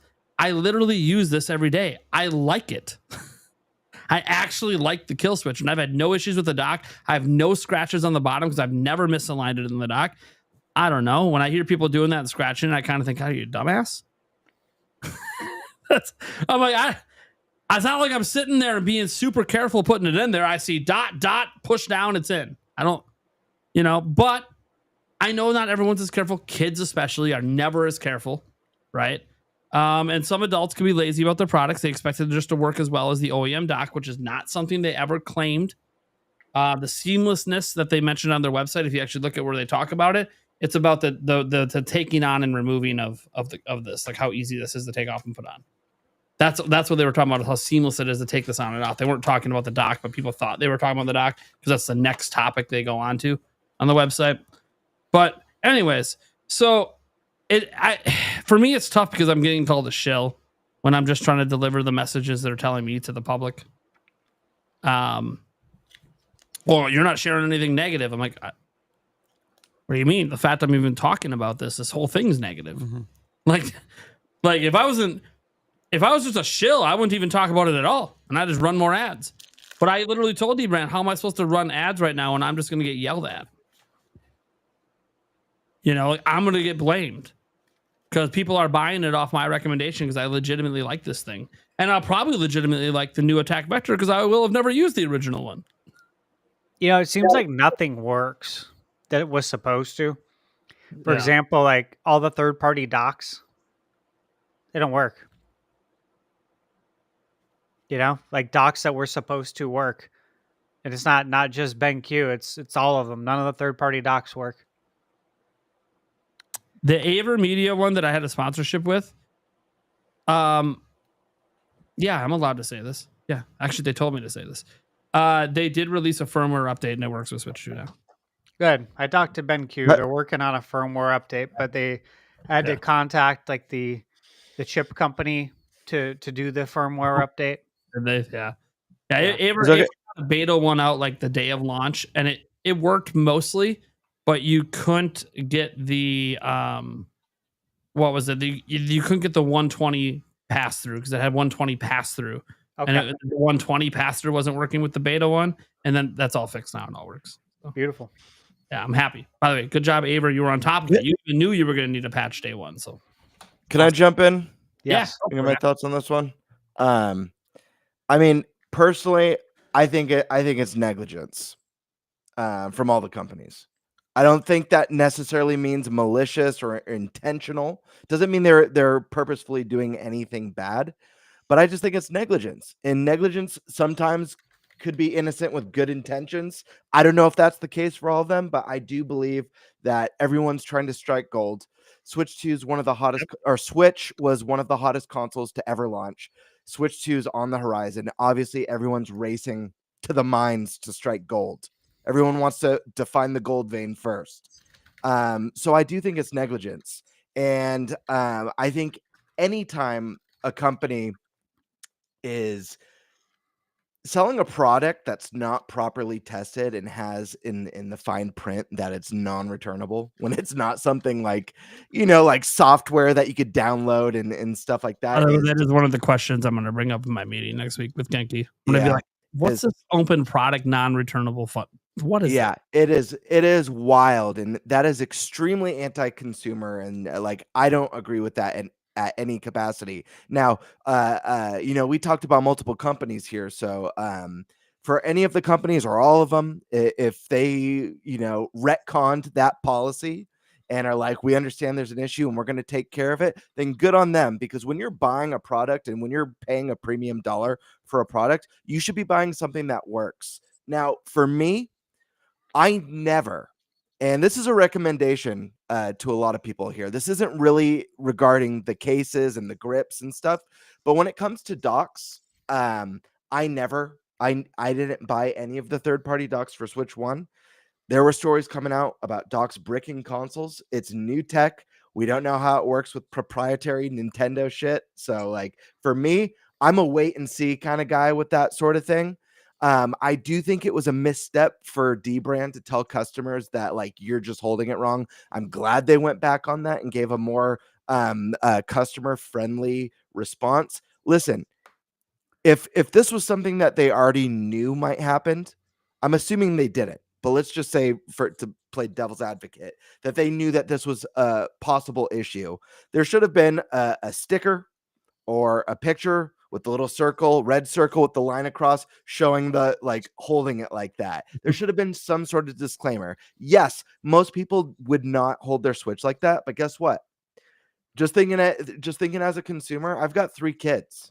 One of them's 8 years old. I have no idea how my brand new $450 Switch 2, how he's going to pick it up or hold it. Maybe he lets go with one hand and he's just holding the Joy-Con and it drops. Screen is shattered. Switch 2 is not working. So it is an issue, regardless of like who holds their Switch like that. So I just think I think it's bad communication. I don't think it's customer friendly. They retcon that. It sounds like they're wanting to make all the right moves now, and I'm all for that. I'm sure their products are going to be awesome when they figure it out, but this is a reason why, sometimes like it's best not to jump head on in. For me, it's carrying case. I buy the carrying case and I buy a screen protector and I wait and see. And I know there's going to be some good products out there, and I'm sure Genki and D-Brand have some amazing products. And Stash said, like, this is a big deal for companies like this. Like, no one wants this sort of thing to happen. No company is just intentionally gambling this. I believe you said they're smaller companies. Like, this could be detrimental. Yeah, to Genki is small. Genki, there we go. That could be detrimental, like catastrophic for a small company like this. Depending on people complaining about damages, the number of returns, like all the last minute fixes and the rush to fix the product. So like, I'm sure staff is stressing and struggling over this. But again, I think the big thing is accidents happen. Obviously, there's a form of negligence happening behind the scenes. Doesn't mean it's intentional. Something could be negligent that's not intentional. It's missing something, not taking maybe as much time as you needed for product testing. So I'm wishing the best for both those companies. I do think they have some interesting products. I hope they make everything right, and I hope customers that did have issues or did receive damage on their hardware get that squared away with the companies. I hope they do right by the customers. So that's my view on it. I hope that's not too brutal. Like, no. I'm just trying to be honest, man. Like, no. And again, I really want to stress, like, I understand the holding thing. It's just a bad consumer thing to say, because again, I've got 3 kids. I got an 8-year-old. I have no clue how. My 8-year-old doesn't even sit on the couch normally. He sits on the couch upside down with his legs doing the splits. So while eating Cheez-Its. So you know what I mean? Yeah. No, so I definitely agree that all the companies, besides, I can't say Satisfy, product's not even out yet, but definitely Genki and D-Brand rushed to market, as did several other accessory makers. As Stash brought up, like these Switch 2 cases that are supposed to fit your Switch 2, but suddenly they don't, because maybe they didn't consider the gaps. So they didn't build enough tolerance in there in case it was a little bit bigger. So yeah, no, I agree that everyone, Genki especially, because they're small. See, D-Brand can survive this and just never make it again and move on. They've got so many other successful products in the tech space. Like, they don't, their D-Brand's huge. But Genki in particular, and this isn't me, Eddie, and everyone else at Genki, I'm not picking on you guys, but I know what you guys were trying to do. You wanted to be first to market, and you were, because you wanted to become the go-to accessory. And when that risk works, it's the same reason you took the risk at CES or whatever by having the models. When the risk works, man, is it a brilliant payoff. You could become the size of D-Brand when the risk works. But when it doesn't, it can be devastating. And it didn't work. So one, I'll just say this. I hope Genki is okay. They got the lawsuit with Nintendo, this backlash from consumers. So one, I don't want to see them go out of business because from what I can tell, their Switch 1 products and some of their other stuff have all been really high quality and have really high reviews for a reason, because people really like the products. They make quality stuff.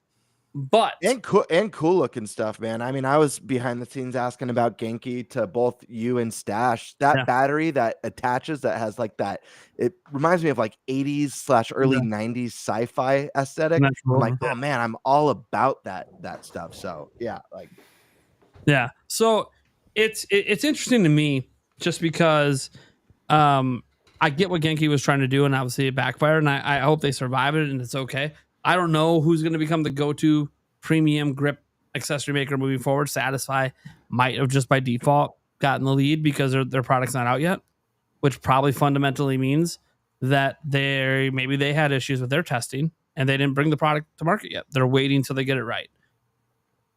And Satisfy has a sterling reputation from Switch 1. I read his Twitter. He replied to a message and said that the reason why they haven't came out yet is because he's not going to put them up for sale and like start delivering them until he's completely satisfied. And I'm not saying that because it's a pun. He did legit say that.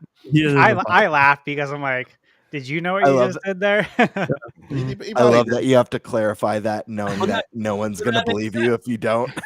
Yeah. When you saw, Genki had all these problems day one. Now you're seeing the D-brand stuff. It's more advantageous that because they haven't come out yet, hey, whatever we're made, we've had all these test runs. There's just something off on every run, and we're not quite getting this right. We're not dropping this. Like we might have pre-sales. We ain't sending this to anyone. Yeah, until this is right. So, and by the way, Satisfy hasn't always been perfect either. While their grips have worked well on Switch 1, they had that original partnership with Beat 'em Ups where they sold more grips than they actually made. And they were sending people the wrong grip. They weren't sending them the Beat 'em Ups grip. That's an issue that happened last time with Satisfy. But Satisfy did make it right by those people if they reached back out and talked to them. And I don't know if they fixed everyone's problems. I don't really know. Mike was one of them. Yeah. Yeah. So, they never sent me anything at all. So they ignore my messages and everything. So they suck. They're dead to me. They're dead to me. So that was an issue Satisfy had, but it wasn't with the quality of the product, and it wasn't with worrying about your Switch falling out. And it like the product worked. That wasn't the problem. It was just getting the right version of that product.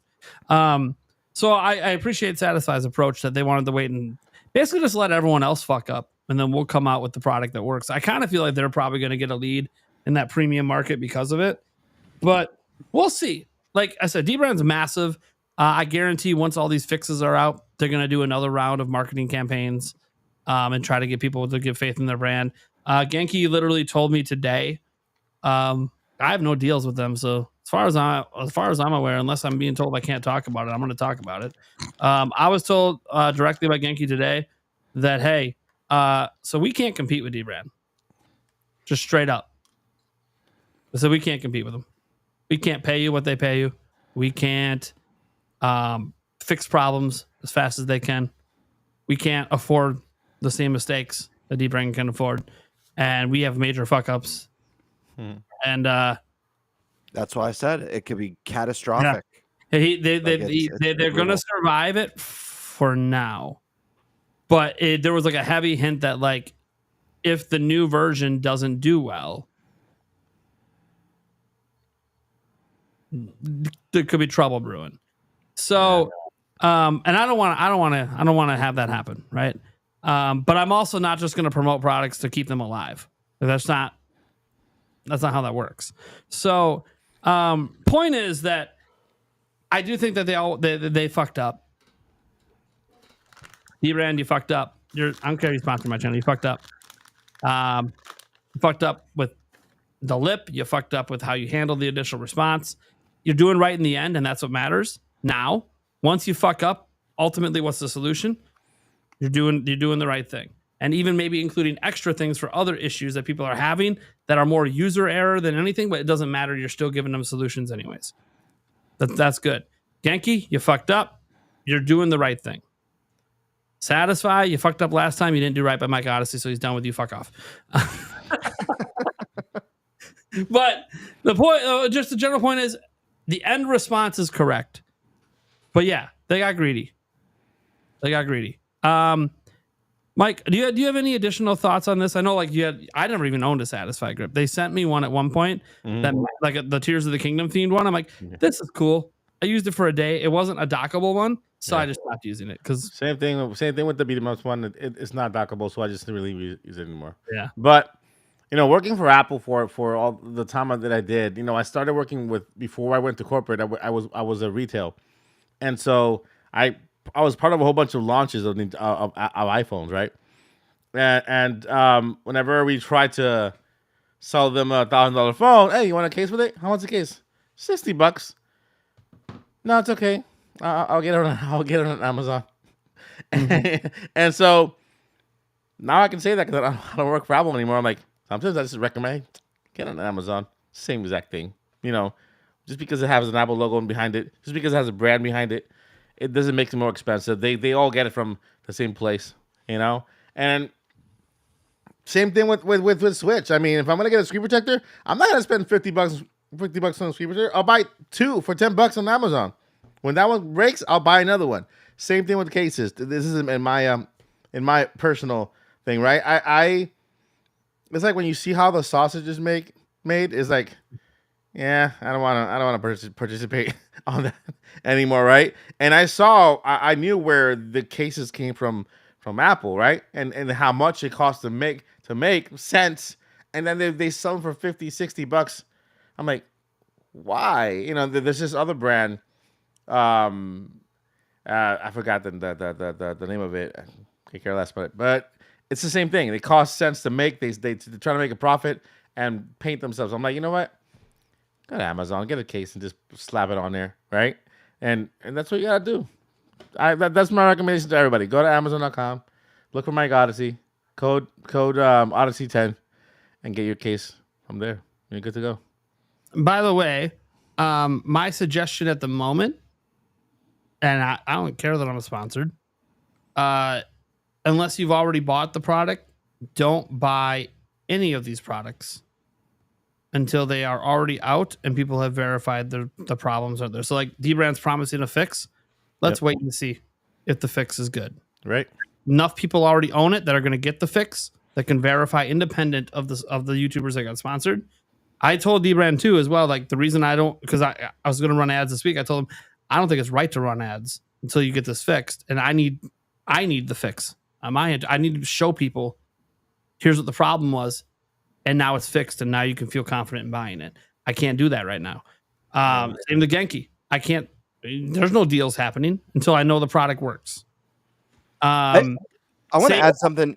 I want to add something too, man, because obviously, if people are going to throw shade your way over this, I think this is worth mentioning. It wasn't too long ago that, we have a group chat for the podcast where we shoot the shit and talk about the show and stuff like that, where I jumped in and I was curious about Switch 2 accessories and recommendations from both Stash and from Prime. And I was asking about grips and cases and battery packs and getting recommendations from Prime about D-Brand and Genki and talking to me about the products that he's gotten to touch and see and experiment with. And if Prime knew ahead of time the issues that these products were going to have, there's no way in private chat, as a friend, as a co-host, that he'd be recommending these products to me. I think it's very clear. I just want to put that out there so people don't get the wrong idea about you talking about these products, because these are things that behind the curtains that you actually recommended to me. You know what I mean? Yeah. And I remember saying the only thing is I never got to put a Switch 2 in it, not even my mock. So I'm like, I don't know how it feels with it, but I felt good without it. And they have a good reputation. And D-Brand, people are going to be like, oh, but you did have this. Don't tell me you didn't know about that issue. I don't hold my Switch that way. I never even thought to hold it that way. And while I have kids, they touch this, they die. I'm just kidding. They don't actually die. But it's a pretty strict rule in my house. I need this for work. You touch this, we have a problem. So, that being said, I did let my kids play it once at a baseball game, and they didn't have any problems. We know why? Because they were playing in split Joy-Con mode anyways. So like they didn't even have them attached in the first place. We just got a great comment in chat from Wilberforce. Then it dawns on Gamebird, Prime is not his friend. So, oh, it's funny too. I see people say like you should have reviewed it. I'm like, well, one, if I had reviewed this, my review would have been glowing. Mm-hmm. I want to be very clear. I like this.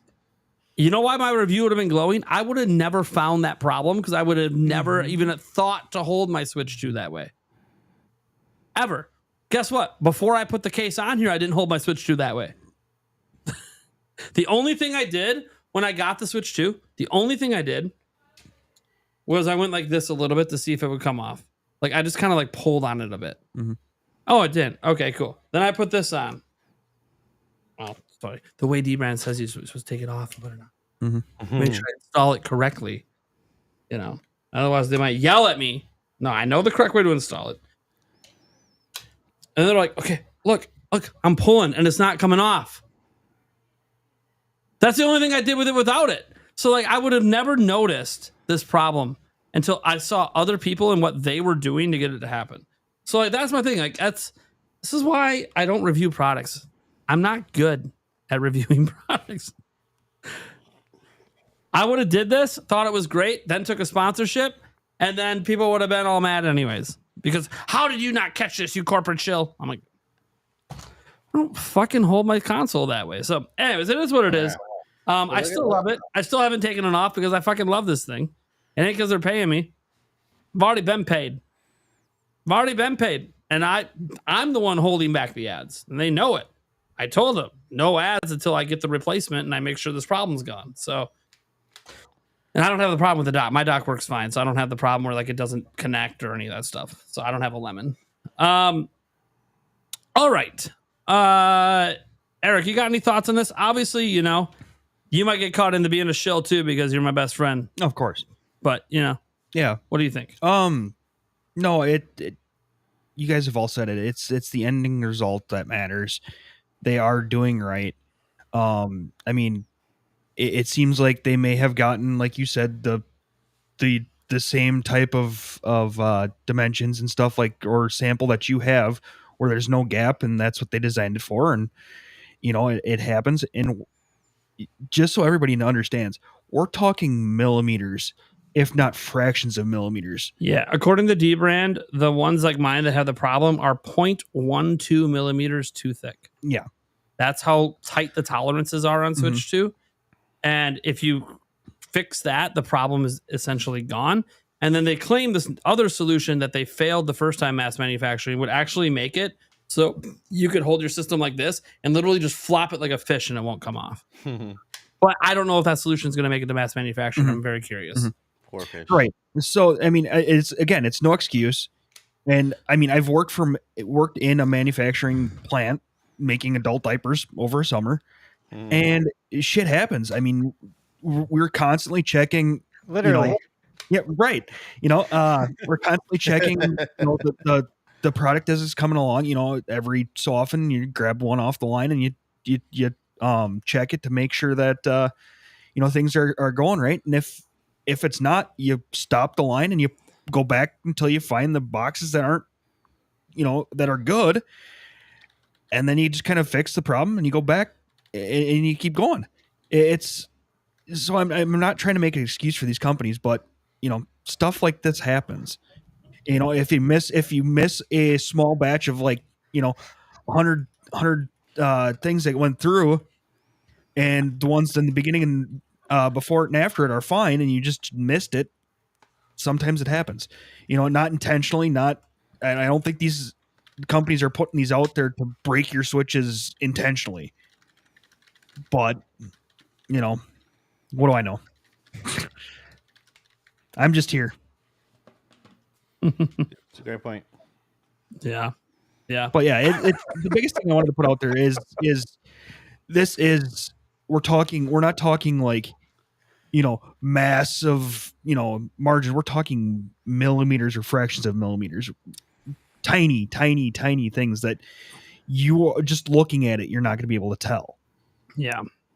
Yeah. You have to like laser measure and like machine this thing to Yep. to actually be able to tell if it's the right thickness. Yeah, if you go read that Dbrand post, guys, on the second method they want to use that they failed to mass manufacture the first time, they are making the tools for it right now, and it's taking weeks to even make the tool, and they're not even sure if it's going to work for mass manufacturing because they're not even going to attempt a mass run until July 10th to see if it works. And they explain how they do it. It's like every day making like micromillimeter shavings on the tool with lasers like 10,000 times a day just to even, and it just takes forever. Now Dbrand has the money to attempt to waste to make this happen. Genki doesn't have that kind of money. To give you an example, when all these issues broke down and Eddie was trying to deal with everything, he immediately stopped replying to people after like a day and flew to China. Why? Because they ain't got the money to fuck this up again. So he wants to be there personally overseeing the tool making. So, yeah. Dbrand, though, they can fuck around a little bit and try to make things work because they got the money for it. That said, as the private chat's just going crazy, let's get to the Q&A. Remember, guys, you super chat in your questions. We already have a bunch of questions and statements super chatted in. Some we featured during the show. But the very first thing we had come in, of course, bring back NFL Blitz, NBA Jam, and NHL Hits. Hell yeah. Not by the usual. Yeah. Wasn't by the usual person this time, but it don't need to have it by the usual person. It just has to happen every week. Tradition. Just for keeping the spirit alive. Keep that spirit alive. That's right. Demonic Brawler comes in and says Pokemon Coliseum makes more sense to be dropped at the Pokemon Presents. I think the reason that it'll be at the Direct is it's already announced. That's the thing. It's like already pre-announced, and they announced it in a Direct. Yeah. Also, I think we're probably going to be getting that Pokemon Stadium spiritual successor. That game that they teased already is a likely contender to see actual gameplay at this Pokemon Presents. Yeah. So they could want to focus on that and just let Nintendo do the Shadow Drop. They'll be within a week of each other anyways if that Direct happens. And again, this assumes that Beat 'em Ups has good information. Give me a Pokemon Ranger game with mouse controls. Oh, dude, that would be cool. That would be cool, dude. I haven't played Pokemon Ranger in a long time. What's Pokemon Ranger? It sounds so familiar, but I can't put a picture on it. Well, maybe you should Google it. Then you can put a literal picture. Fair point. I'm like, I could try to describe it to you, or you can literally just look up a picture of it. Anyways, the internet. Yeah, the internet will answer the question for you. Yeah, that reminds me of when people used to ask me that, and I'm like, dude, okay. Oh, I do remember this. Yeah. They'd be like, let me just go to that website. Let me Google it for you and send you the link. Yeah. It's a game where you drew on the screen with the stylus and everything to do like remember this. Yeah. It would be awesome with a mouse. Yeah. To be honest, guys, the mouse seems like a solution to almost every DS and 3DS port. Yeah, it does. Just stick drift. And stick drift. You don't hear too much about mouse optical drift. The lasers don't drift, guys. Sorry. Indie Mania and the Capcom Spotlight are both tomorrow. Yes, they are. Indie Mania's pre-show begins at 10:30 Central Time AM. Full show 11 a.m. Central Time. So there you guys go. I'll be live streaming it at 10.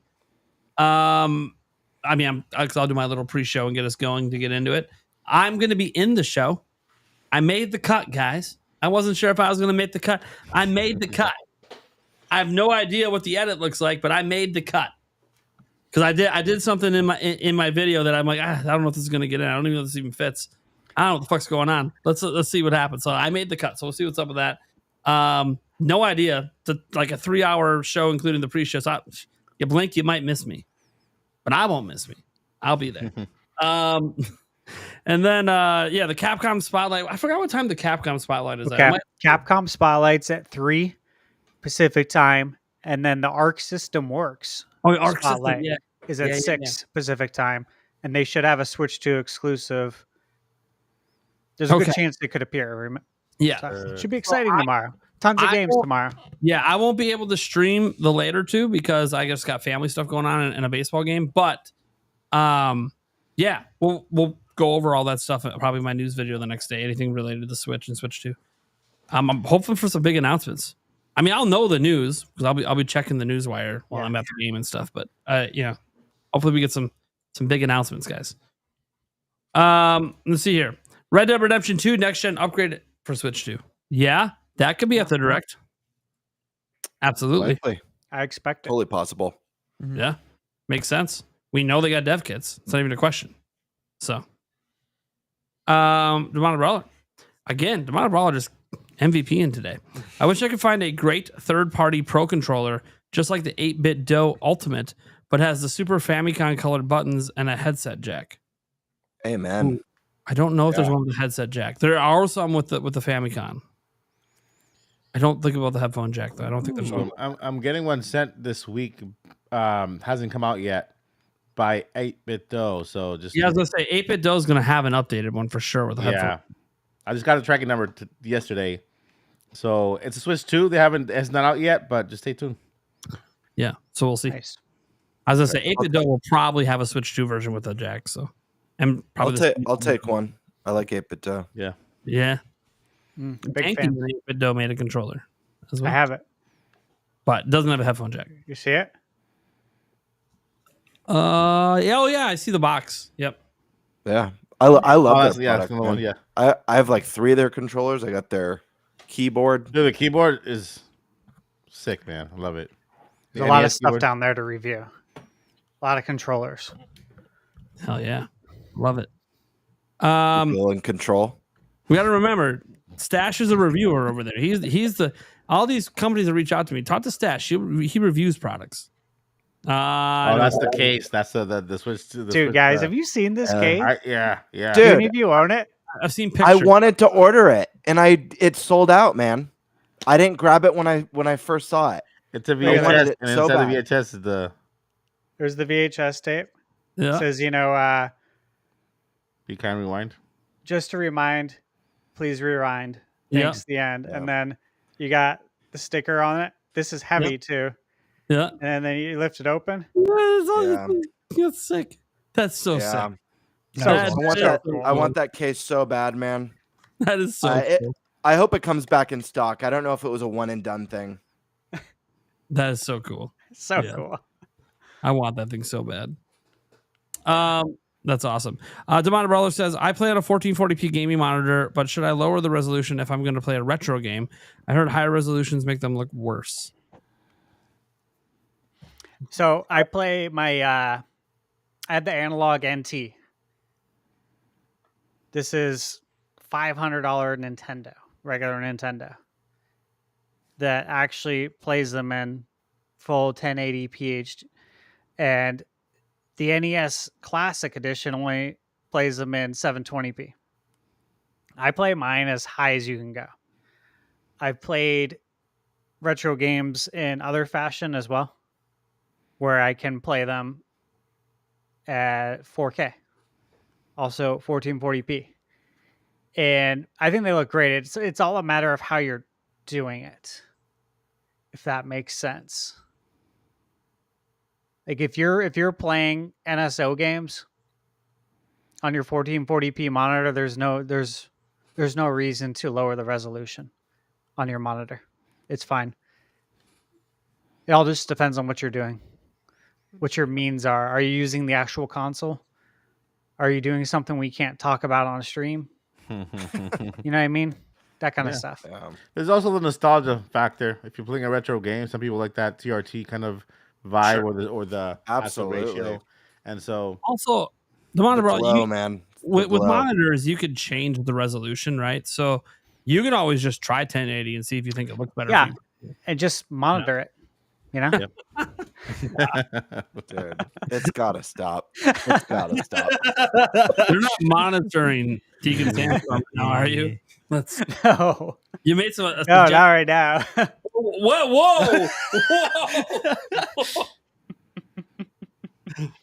Oh boy, you gonna watch? Why? Just because we know, not right now. I'm gonna watch the replay. I see. I don't know what's going on. I'm watching the replay on Friday. But not the replay. Mr. 3D Print Wizard.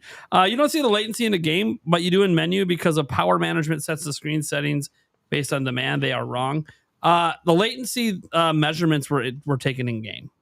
Now, I think you're referring to a Modern Vintage Gamer did a latency test, but he did that. That latency test was specifically with the GameCube emulator, was what he was focused on.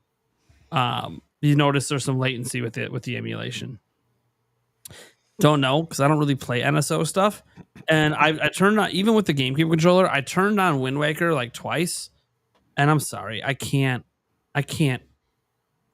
deal.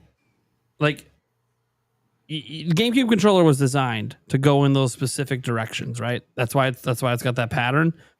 I can't handle characters that only move in those directions.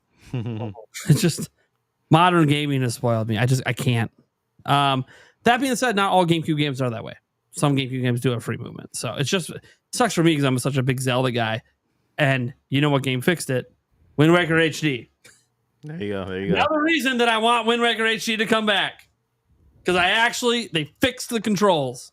I can't go back. I just can't do it. How's that Tingle content in Wind Waker HD? It's fine. Okay. I collect those bottles. You know you want a bottle from me, buddy. I do. Dude, can you imagine though? Because like I didn't really have any buddies back then. Now we have this podcast show. Can you imagine the messages we would leave each other in those bottles? Oh my gosh.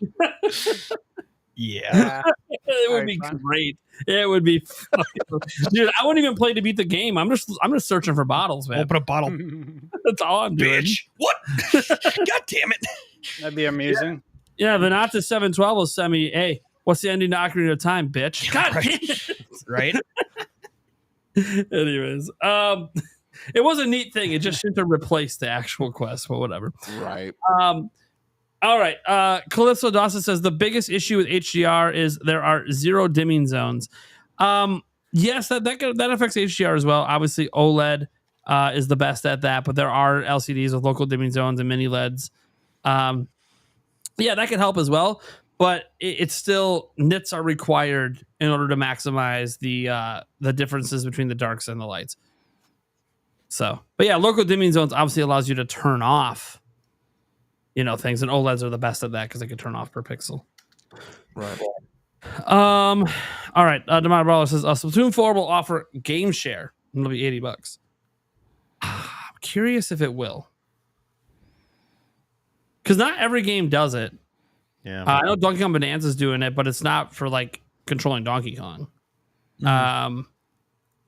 So I'm very curious if game share will be a thing for Splatoon 4, or because remember, to use game share, you are basically streaming 2 versions of the game. You have the one on your system, and you're streaming it again to a second system.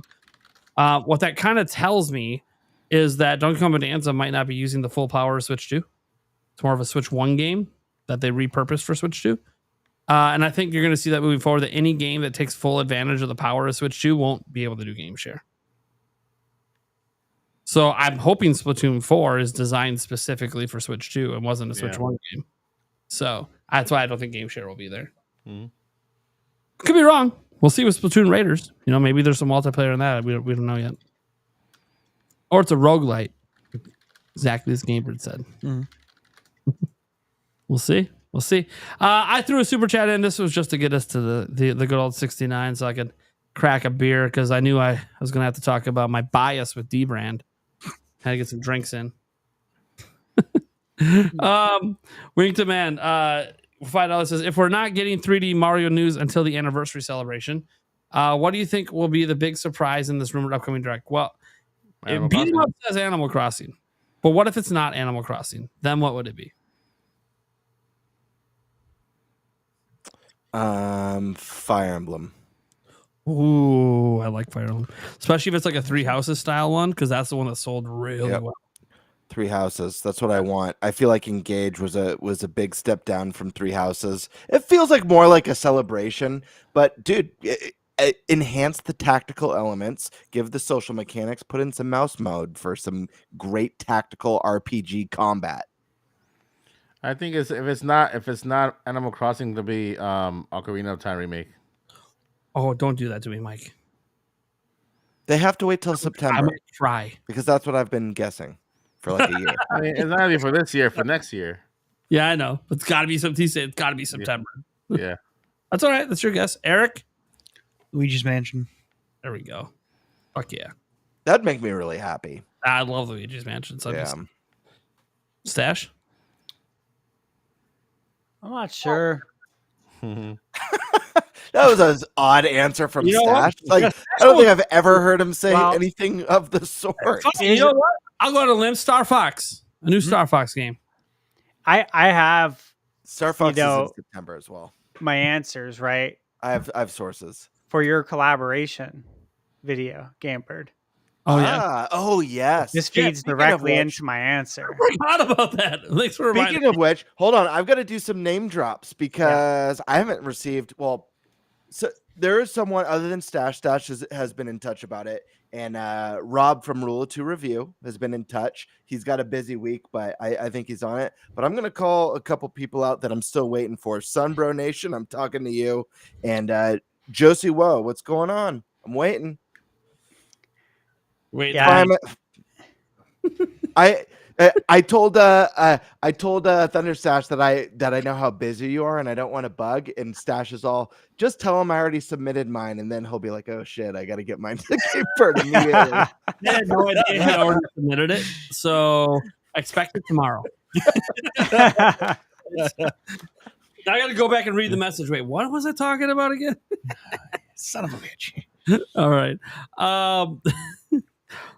Here we go. God damn it, Stash, of course, you fucker. And I told you, don't bug me. I like being bugged, all right? Look, I usually get bugged about dumb shit. This isn't dumb. I like to be bugged about things I actually want to do. Demonic Brawler. Calling it Luigi's Mansion 4 for October 30th. Damn. Dude, ZA and Dragon Quest 1+2 HD's coming out October 30th. Dude, that would be an insane month. Yeah. That would be, you're making me go broke. Maybe can we get it like November 1st instead? Give me a day. Right. Just a couple days. Pokemon fam. Have player essence on as well, Sandstorm. They're not going to do that because they don't want it to be like a tag team thing.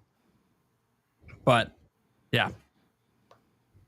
Venatus, not to minimize the issue, but literally every product that has existed has had issues. So does that mean you should never do ads for anything ever? There are some people that do think that YouTubers should never take on sponsors. That is an opinion some people have. You know, and often they say, hey, if you don't make enough money without sponsorships to do it for a living, then don't do it. I understand that sentiment. I disagree with it, but So- I'm a content creator, so like the NBA, NFL, everything. No, no sponsors anywhere. don't for mention that anybody. everything has sponsors. But I mean, don't No sponsorship for Good anything. point.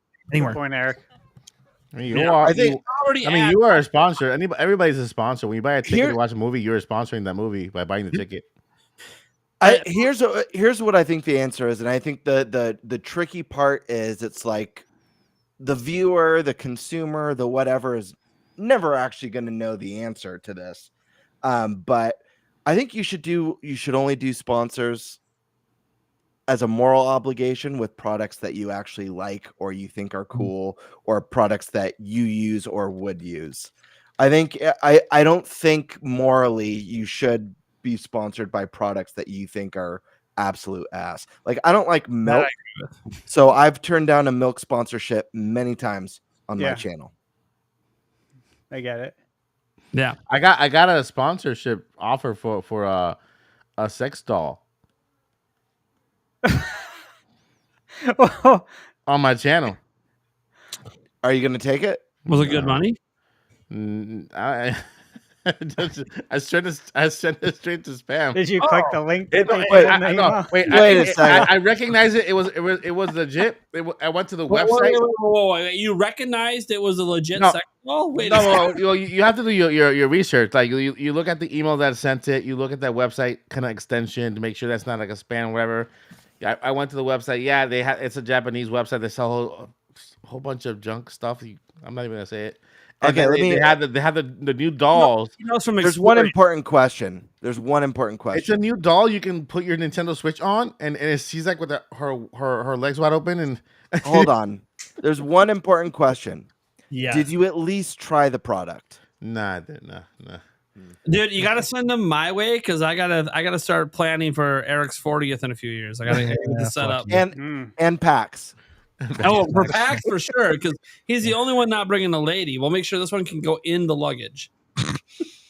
Can you imagine being a TSA agent? It's horrible. What the fuck is this? You would know your bag got his. Oh, they inspected my bag. What a shocker!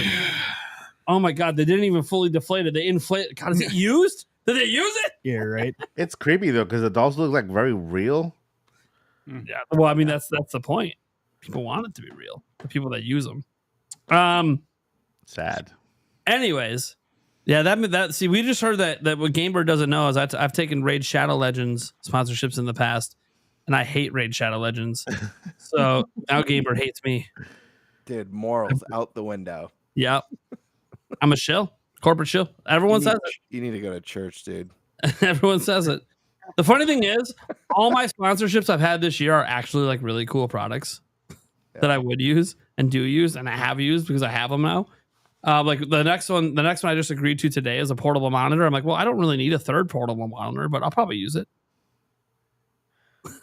Eric, you want a portable monitor? I'll give you one now because yeah, actually, So, anyways, that's the thing. Like, it is a product I will use it. I just happen to already buy two this year, but whatever. They're good. I mean, I have 3 of them by sponsorship, and I'm using them all.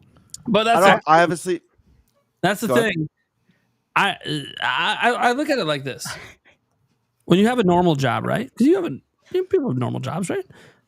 Do you have to do things at work you don't like to make sure you make your paycheck? That's right. No. Never?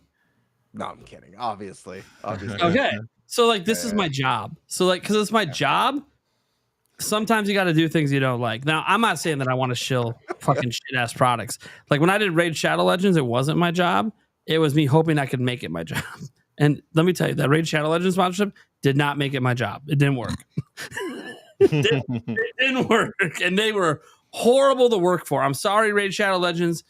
You made me do 72 edits. Wow. I never want to work with you again. I'll be honest, man. Ugh. When I click on a YouTube video and there's an iOS game as a sponsor in the beginning of the video, that's a huge red flag for me. So I think it's stick with the products, like actual tangible products. So I'm a big red flag for you. Got it. I've made mistakes in the past, okay? Now it's all good. I'm big time, and now the real companies want to work with me like D-Brand. Wait, fuck! Yeah. Listen, you made a deal with the devil, but now you've changed, man. You've seen the light. I respect that. Listen, man, there are companies I would love to be. I have 0 sponsors, obviously. Yeah. But man, I have an addiction to liquid death, like sparkling water. I go through so much sparkling water. I drink that mango chainsaw, liquid death, LaCroix too. I'd take almost any sparkling water sponsorship, and I will talk about it all day. I'll drink it every podcast, every Gamebird video. I had one for a while. Remember Poppy drinks? The Poppy one? That was the healthy soda. Yeah, I had that one. You know what? I'll start reaching out to some of these companies, Gamebird. We'll get the cast sponsored. I've been trying to get a sponsor by Gamer Sups. Oh God, it's so good. Yeah, it is. I've never had that. If they're at PAX West, you're in for a treat. Is that like the powder that you put in? Yeah, the drinker. Okay, but it's actually a good tasting one. Does it work? Does it wake you up? Does it get you alert? Well, not all of them are all of them are that. I think all of them have a caffeine and a non-caffeinated option. Wow. Okay. Yeah. But they give you such small portions at these events that you can't tell. Unless you're someone who doesn't have caffeine, then it'll probably wake you up. The only time I was ever able to tell anything was when Razer gave out their stuff because they gave you the full pack. Oh my God. Yeah, Razer gives you the full fucking packet. You put it in, you get a fucking giant glass of it, you drink it all, you're wired. Oh yeah. You're fucking wired. And then they were anyways. handing out boxes at the. We At each the took end. a box of it home. Dude, a case. Yeah, Like a full-on of- case. Yeah. That shit lasted years. It was. yeah. By the way, that's another one I really like. That one, but that one's really expensive. So, all right, lovable idiot. Those policies exist in this economy. Wow, I think talking about the open box can't return policy. Yeah, you'd be surprised, man. Some companies don't have any return policies. It's crazy. I don't even know if that's legal. Probably is. I have no clue. Demonic Brawler. Y'all remember when Prime said, "I'm not stupid"? I think they're talking about like I said this on a live stream when this first popped up, and I'm like, I don't know. I'm not stupid. I don't hold the fucking console by one fucking joint. Oh yeah. You know, but That was good. But also it's like, yeah, but as Gamebird said, it's not about me. Other people will. Children will. You know, does that make them stupid? Probably not. No. But it's still one of those that like I literally would have never noticed this problem. And the funny thing is, I just did it and it didn't fall. So I don't even know what's going on right now. I just showed this happening and now it's not happening. See, D-Brand, this is the problem. It doesn't always happen. God damn it. I'm trying to shit on your company and it's not working. It's backfiring. Anyways, don't worry. I still think it's a good product, D-Brand. Don't get too mad at me, all right? Yeah, I'm suckling up to the teat. If you fix it proper, I want to re-up. Double the pay for the hassle. Taker 610. Way back when I watched Transformers on HD DVD on a 720p Vizio, and man, did it look strange. Almost as if the effects were still at 480p or something. Yeah. I love that Taker bought the HD DVD. Yeah. You went the HD DVD route. That's pretty cool. That's Yeah, pretty man. cool. The wrong technology. Those are rare. Yeah. But you know, I don't blame you. Microsoft was pushing it. So you think, oh yeah, they're a big company. This would be a big deal. It didn't work out. Yeah. Blu-ray That was quick. quick, and there were many reasons, and that might be one of the reasons. What was PSP? What was it? UMDs? UMDs, yep. UMDs, yeah. They used I to have the release movies Labyrinth on that. Yeah, Labyrinth? I have the Labyrinth on UMD. Yeah, I have it on 4K. I got the Steelbook. that's awesome. Yeah, I'm I have a big fan buddy. of Labyrinth.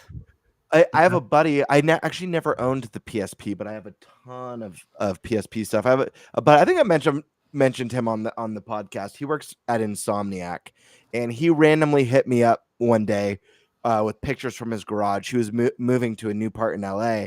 He's like, "Hey man, I'm cleaning out the garage. I've got 6 huge boxes of video games and consoles." He's like, "I feel like you would appreciate this stuff. Do you want them?" And I was like, "Yes." So, tons of them are still in my garage because I don't have any place for it. But just like tons. Just say you can tons store of them up crap. here on the mountain. I have like I know I have like 4 Is that game. I have something like a special Game Gear that had like a limited release that's pretty cool. Really? Yeah, In the box in your garage? the Game Gear. No, it's in here on one of the shelves. I was gonna say you left that in the garage for the rats. What's wrong with you? No, it's like airtight sealed in the garage and in good care. You have But kids. yeah, no, tons of stuff. I do have kids. They don't mess with it though. Although my youngest gets like he always, I've got my Super Nintendo from childhood plugged in back there, and he gets excited about like trying out the games that I used to play growing up and stuff like that. So Cool. it's pretty cool. Nice. Yeah. All right. And that's it. We have no more super chatty questions. And so let's go around the room, let people know what we got going on, where they can find us, and the fuck out of here, man. I got a stream tomorrow. Mike, Oh, yeah. I'll start with you. Mm-hmm. What? All right. So thank you guys so much for having me. Thank you guys so much for He having me. sounds drunk. It's great. I love when Mike's tired. So you can find me at the Odyssey Monday through Friday. Well, I haven't been uploading this week or the last week because Indie it's crazy, insane. And so I'll go back to almost a new normal. I want to call it that, a new normal after Indie Mania. Take a day out, another day off, and then after Indie Mania, I'll go back to new normal, new content. Doing a channel rebrand, completely rebrand from the ground up. I'll probably change my name too. maybe Big Mike or something like that. So tomorrow at 7, not 7, that's too early. At 11:30 at 11:30 p.m. East, not p.m. That's a.m. Eastern time. We have Indie Mania. That's the pre-show. Starts at 11:30. Show starts at 12 noon, and you can catch there myself, the Great Stash, and Paul, the Force Gale Network will also be there as well. So we start the pre-show and giveaways start at 11:30. So if you want to participate in the giveaways that we have on the show, which are very, very good, then you have to be there at 11:30 so you know how to enter. Throughout the show will just continue and end, and that's it. So the pre-show will have we'll have interviews with Way Forward. We also have from RetroWare, a really great interview by Mr. Stash over here that you're gonna catch tomorrow. And then of course we'll start the show at 12 noon with over 100 trailers from developers from all over the place. Amazing games you've probably never seen in your life, and I was shocked to have these developers approach the show and say, hey, I want to be part of the show. We were rejected by this big show. We were rejected by this one. And when I saw the trailer, I was like, what the heck? You know, a lot of them can't even afford because other shows are actually. I just found out that the one show I thought was free is not free. They charge for entry, so they can't afford to that. And so, are you allowed to reveal what show that is? No. Okay. I was just curious. I can tell you behind the scenes. Yeah, sure. Okay, but yeah. So we have amazing developers all stages. I know how they boast at the Game Awards. This developer is just one person. Well, half of our developers are just one person. You know what I mean? So you'll be amazed about how one developer can create crazy worlds there. I know Stash and I did half of the curating at the beginning, so he knows about a lot of the really good games that made it to the show. And there's new games there that surprised the Stash too. Like that just came towards the end, and we just let him in. So it's gonna be a great show. Indie Mania Year 2, the sequel, starts tomorrow at 11:30. Of course, you can watch it here at Nintendo Prime. Of course, you want to catch your very own Ninty Prime in the show. You have to stick through because he's in there. He's in there. He's in there. We also have Kid and Krista. Yeah, we also have other co-hosts that we have here. Kid and Krista, also presenters on the show. They did a good job on their presentation too. We also have the Slow Burn podcast as well. The entire Slow Burn podcast is with us on the show. They have their own little cozy section in the game, in the shows. They'll be introducing all the cozy games there. So we do have horror if you like horror. We have action if you have action. We have a little bit of everything. So it's gonna be fun. Indie Mania Year 2 tomorrow, and of course, the Indie Mania Game of the Year award, the first of its kind in the gaming industry. I saw a lot of outlets cover it today just because of the belt. It's an actual, real, live championship belt that is to be giving away to a Game of the Year award recipient from this show. This first title will be awarded to one of the developers in this show, and it is up to you to vote for that developer. Once you have that game has come out, you played it, we'll release another mini pre-recorded show so you guys can stay tuned, and then we'll basically announce when the voting begins, and then we'll have another show for that at a future date. So yeah, that's the whole thing. That's the spiel. Yeah. So yeah. It's Mr. Spice Lord. Yeah, I don't have anything like that at all. I'm just here and on our Clips channel, so I don't have this big elaborate outro. There you go. Yeah, you are the big elaborate outro. You're the reason everyone shows up. Yeah, I've been told you're the hottie on the show. So I read that too. I mean, to be fair, you see this? Taken. Available. There you go. Hey, chat right now. Just saying, get the socks ready. Make sure there's eyeballs on him. It's a requirement to even have a conversation with him. Gamer. Oh boy. Gamer. Oh, man. You could have spun that so many ways. Anyways, what is up? Gamebird here, the legend. I've got a video that dropped today. Ruffy in the Riverside. It's my first game review ever. But guess what? Stash also put out a Ruffy in the Riverside review. You both beat me to it. And I recommend everyone watch both our reviews, but in the order of release. Watch Stash's first. He uploaded first. And then when you're done watching that, come check out mine. That way you have two people telling you how rad this game actually is. On top of that, I have a collaborative video in the works. It's going to feature Prime. Hopefully, we'll find out. We'll see if he sends anything in. It'll be featuring Thunderstash, Sunbro Nation, Josie Woe, and Rob from Rule of Two Review. And yeah, that's what's going on right now. Oh, and I also did a video with a discussion with Angry Vigilante. Huge fan of the Nintenbyte Podcast, mega Gamebird Classic fan. So definitely check that out if you guys are interested in that. Do you know if he's bought any merch yet? I don't know that. I will ask him though, or I'll send him a shirt. There you go. I think his birthday is coming up. Last thing, my channel's Gamebird Classic. It's here on YouTube. You guys know his birthday is coming up. You really are best friends. Yeah. No, I'm invited. Okay. Damn. Stash man. Balls in your court, baby. All right. Yeah, so check out my video. Check out my review for Ruffy in the Riverside. Again, if you enjoyed games from Rare, the Rareware days of N64, Banjo-Kazooie, DK, Conquer, there's a lot to love there. I really, really enjoyed the game. But go check it out. I'll talk more in detail about it in the review. I got the collab, yes, with Gamebird, and I'm excited for that. I'm working on an accessory, quite a few accessory videos. I have stacks of this stuff, which is exciting. One of them is, I'll just say a different way to view your Switch 2 games. I'll leave it Do you wear it? purposely vague.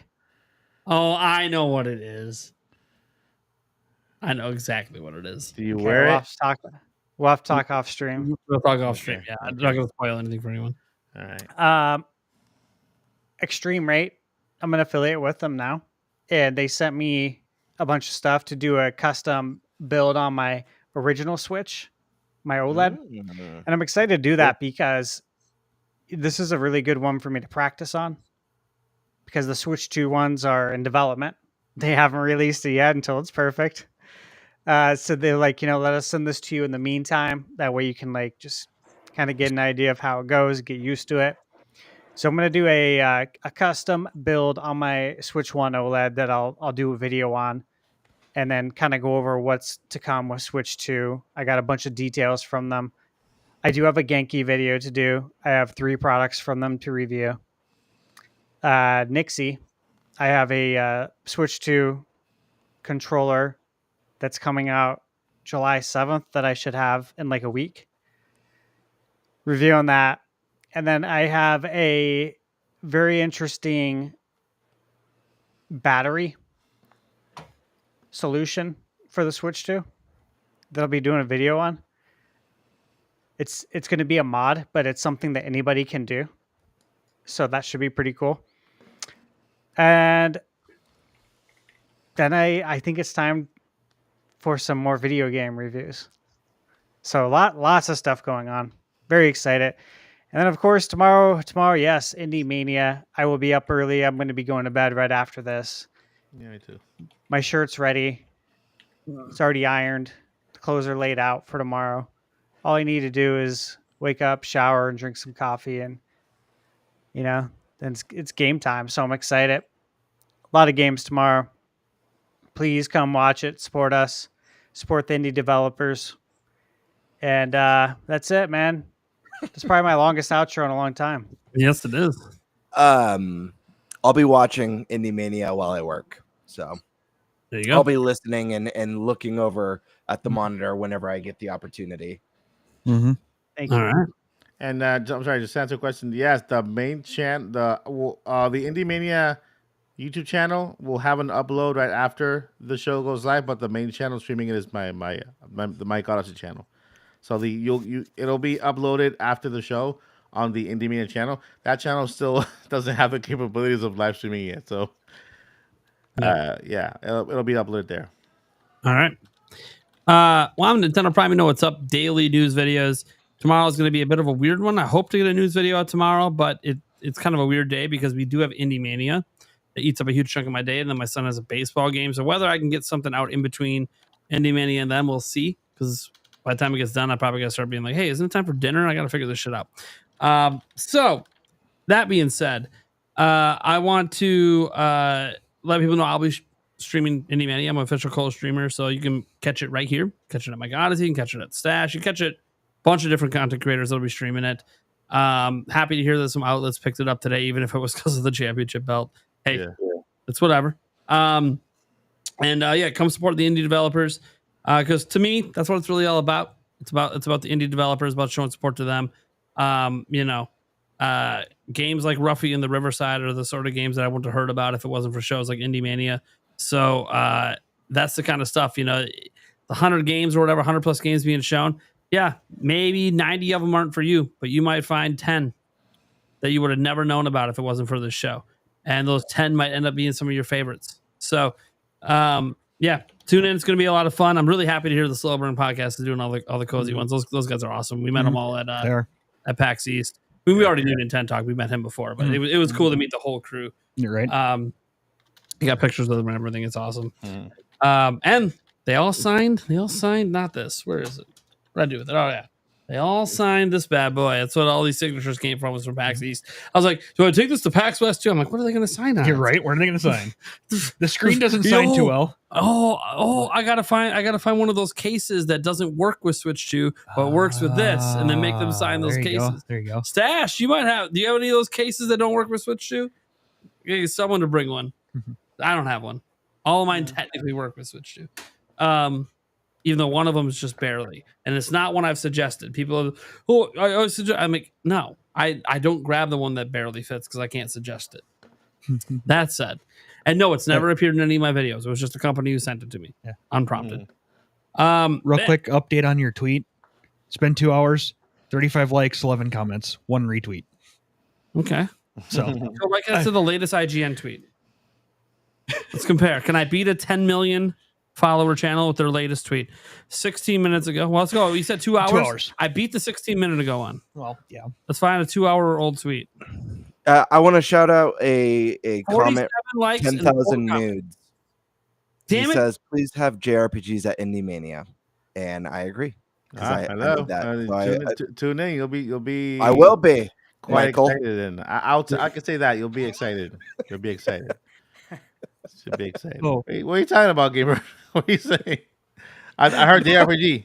That's all I heard. No, yeah, I want JRPGs. There was a direct not that long ago. I think it was right before Switch 2 came out, called like Indie Quest or something like that. Yeah. And it was like all JRPG indies. And some of those games look so cool. And I was like, man, because I want to start getting into like at least some reviews. Yeah. But if I could really pick the games that I'd love to review, obviously stuff like Ruffy that harkens back to the golden age of 3D platformers. Yep. But the other is throwbacks to Chrono Trigger and Final Fantasy VI and Secret of Mana and those games that really we have all that.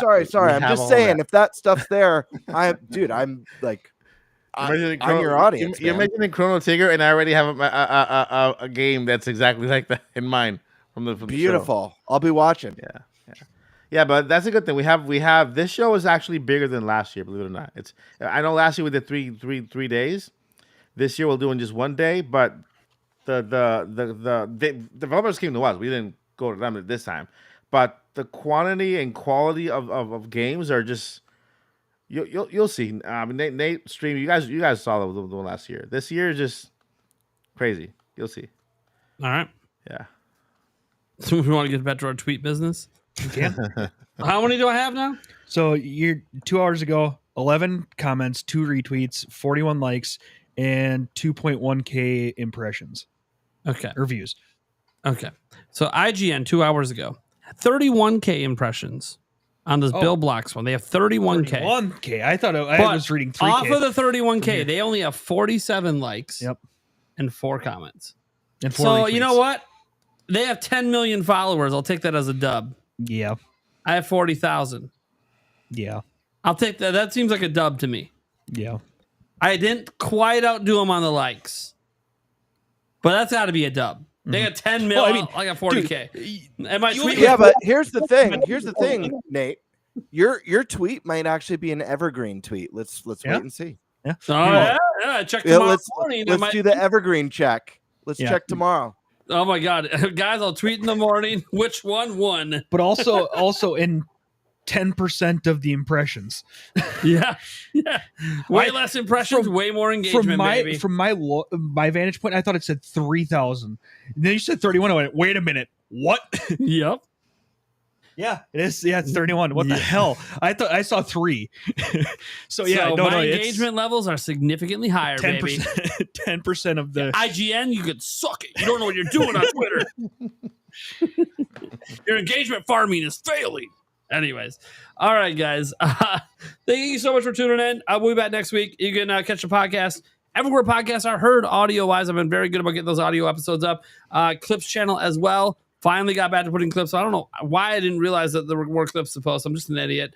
So there was like a week where no clips got posted. I started putting up clips again today. So clips are going back up. Everything's going good. Everything's running smooth.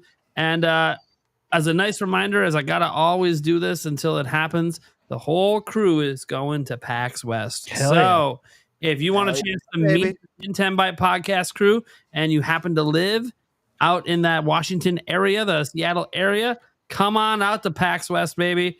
Also, there is an opportunity, a potential chance I might be giving away 4-day passes for that sumbitch. So stay tuned. We're still working out the details on that. But so if you happen to live out there and you can't afford to go, hey, I might be able to help you out a little bit. So we'll see what happens. That being said, we're going to be there. I am Nintendo Prime. And all I got really going on is I got the Indie Mania tomorrow stream. I got my reaction stream to the Shadow Fox Infinite versus Angry Vigilante stream on Friday. Otherwise, my news videos. So you guys know what's up. Catch you later. Peace out. Good night. Miss time. Now